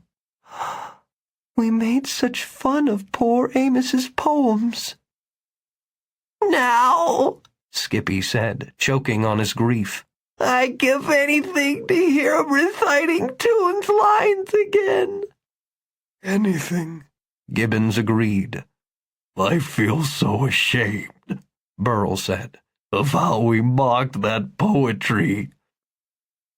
"Sometimes," Patch said, "you can hurt another person's feelings without knowing it, just because you don't take time to think." For a moment they were silent with surprise, but then they sobbed quietly for their lost friend. Burl saw that Mrs. Shannon was weeping again, and that Victor was crying too. The man put his arm around the woman, and she leaned her head against his shoulder. She said, "I guess my new magic power can't bring him back if he's not meant to live again." They stood staring down at Amos's body for a long while before Burl saw that Butterscotch was chewing at her recently repaired leg, tearing open the stitches. Colleen Shannon noticed too. "Butterscotch, what are you doing?" I think, maybe, if I give some of myself to Amos." "What do you mean?" Mrs. Shannon asked. "Uncle Isaac filled Amos with magical stuffing, but he was refilled with ordinary stuffing," Butterscotch said. "Maybe that's why he can't come back to life." "But I put his new stuffing into him," Mrs. Shannon said, "and I've got the magic now, so the cotton I use should be magical too, shouldn't it?" "It'll be magical with the new toys you make," Gibbons said. "It'll give them life, of course. But maybe it isn't magical for old toys like us, who were made by a previous toymaker. Maybe the only way we can bring Amos back is to give him some of our own stuffing, sort of like a transfusion of his blood type." Butterscotch said, "There's nothing more magical than the love that exists between friends, nothing finer or more powerful. When we give Amos a small portion of our stuffing, a little piece of ourselves, we'll be giving him love, and maybe love can make this miracle work." Without another word from anyone, Colleen Shannon and Victor Bodkins helped the 5 living Oddkins by cutting their fabric to reveal their cotton innards. Then Butterscotch, Gibbons, Skippy, Patch, and Burl plucked out small pieces of their own stuffing and, one by one, inserted those bits of cotton into a slit that Mrs. Shannon made in Amos's belly. Amos did not move. Burl wished with all his might that Amos would come back to them. He wished so hard that his ears curled and his new striped trunk began to roll up. Amos did not move. Butterscotch gave a bit more of herself. So did Patch. So did Burl. So did Skippy and Gibbons. The workroom was as still as a church full of people engaged in silent prayer. Amos blinked. He yawned. He lifted his head and looked around the workshop. He said, Was I hibernating? Full of joy and relief, everyone laughed. Colleen Shannon was both laughing and crying, and Victor said, "What a wonderful night!" 5. Mrs. Shannon had stitched up the cuts that had been made in all the Oddkins to make possible their transfusion of stuffing and love. Now Amos stood on the workbench with his companions. After hugging each of his friends several times, he said, This moment reminds me of a poem by Rupert Toone. "Let's hear it," Skippy said. By all means, Burl said.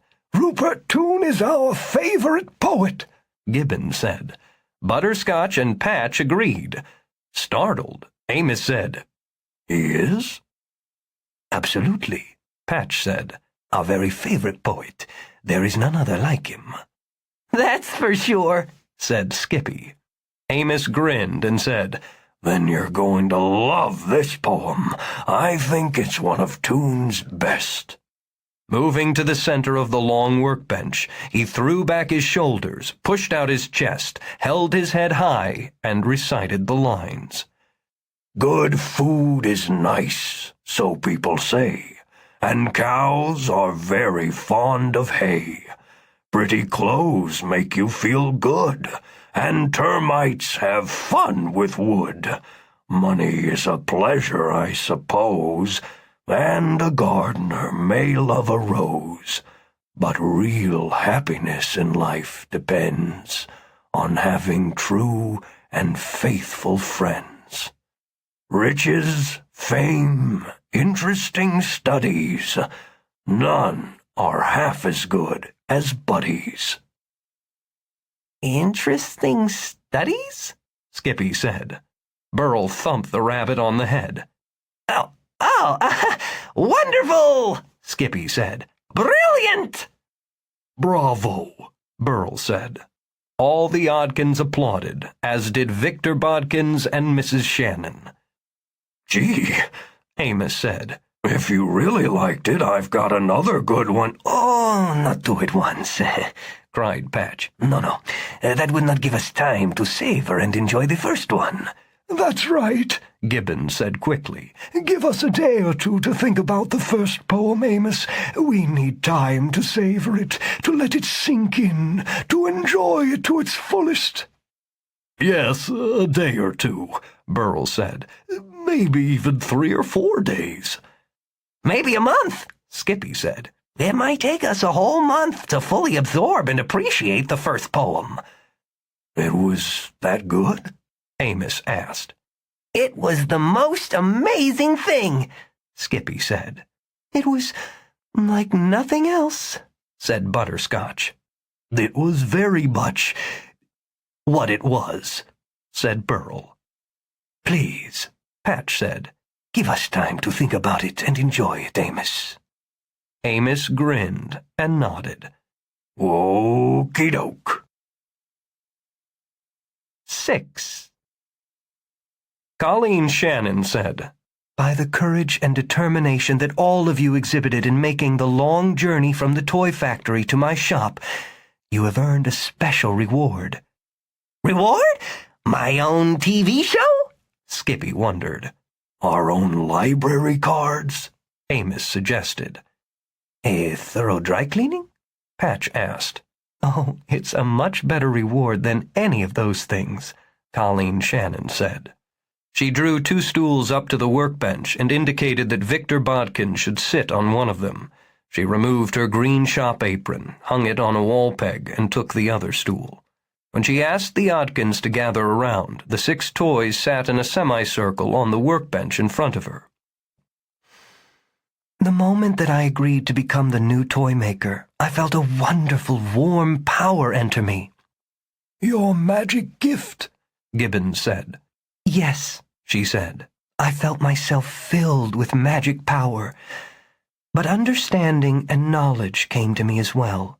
I suddenly knew everything there was to know about the history and the destiny of the Oddkins. Among other things, I know what happens to an Oddkin when the life goes out of its toy body, after it's finished serving the special child that it was made to serve. And if you want to know, I will tell you what will happen when you die. That will be your reward, the comfort of knowing what is to become of you." The 6 Oddkins stared at her in amazement, and suddenly all of them spoke at once. Yes, oh yes, they wanted to know whether they would get to serve their special children, whether they would go to heaven like people, or to some other place for toys with souls. Yes, they just had to know. They were just bursting to know. "I want to know too," said Victor. "What happens to them? It better be something good. They deserve something good." Looking slowly from one of their small, sweet faces to the next, Mrs. Shannon said, "Each of you, even Gibbons, will be sold and given to a special child who will desperately need a secret friend, and each of you will succeed in helping your child, Then, when your child no longer needs your friendship and advice, your soul will depart your toy body, and you will be reborn as a real animal, so you can experience the joy of being fully alive. Real animals? Burl whispered in surprised delight. You mean I will be reborn as a real elephant? Yes, you'll walk the veldt. You'll lead a herd. You'll know what it's like to taste cool water and fine, rich grass. You'll get to sire baby elephants and see thousands of beautiful African dawns. And I will be a real bear? Amos asked. Colleen Shannon nodded. You'll have a chance to know the great pleasure of roaming vast green forests and eating berries from the bushes. You'll experience the deep, deep rest of winter hibernation and the lovely, lazy awakening in the spring. Oh, the poetry of it, Amos said. You'll be a fine bear, Victor Bodkin said, wiping at the moist corners of his eyes. And I get to be a real rabbit? Skippy asked. Yes. You'll know the joy of great speed, for you will run far faster than you can run now. You'll feel the wind in your fur and the soft earth of the fields beneath your feet. You'll experience the tremendous comfort and coziness of the burrow, and will have time to savor the intense flavors of the wild grass, weeds, and vegetables that you will find everywhere in plenitude. You make it sound better than performing in Las Vegas, Skippy said. It's much better, Mrs. Shannon assured him. And I will become a real cat, said Patch. Yes, all sleek muscles and shiny fur. You'll climb and explore to your heart's content. The night will belong to you, because you will have the eyes of a cat and will see through any shadow. And me? Butterscotch asked shyly. Oh, dear one, said Colleen, you will be the beloved dog of a wonderful family, and you'll receive their affection all the days of your life. You will know the pleasure of sitting at your master's feet with the knowledge that he treasures you.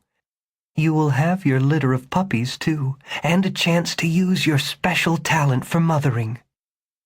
If Butterscotch's large, painted glass eyes could have produced tears, they would have let out a flood now. And me? Gibbons asked. What animal will I be? I was told that I had been patterned after an animal that existed in a very distant age, but died out many thousands of years ago. How can I be reborn? Colleen smiled and ruffled the old scholar's mane of new fuzzy red hair. You get to be whatever animal you choose. Lion, panther, bird, whale, anything you wish. Of course, Burl said. You'll choose to be an elephant. Gibbons rubbed one finger along the side of his snout.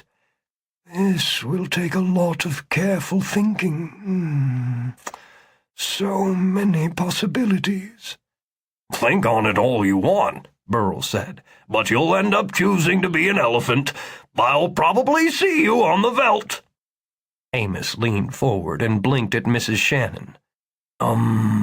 Gee, I don't like to seem ungrateful. I'm happy to know we're going to get a chance to be really fully alive.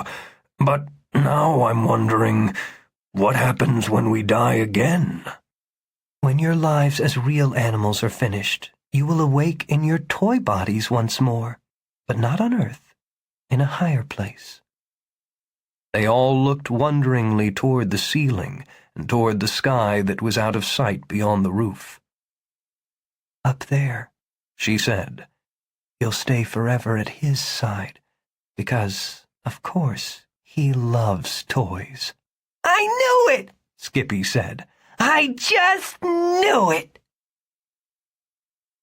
Later, shortly before dawn, the sleet turned to snow. Colleen Shannon, Victor Bodkins, Amos, Burl, Patch, Old Gibbons, Skippy, and Butterscotch stood at the front window of Wondersmith, watching as the falling snow transformed the grimy city into a clean, white fantasy land. Though they were at the end of the night, everything was suddenly fresh and new. No one ever has to be afraid of endings, Amos said. because there aren't any. No endings, just new beginnings. Isn't it a wonderful world? Isn't it a wonderful life?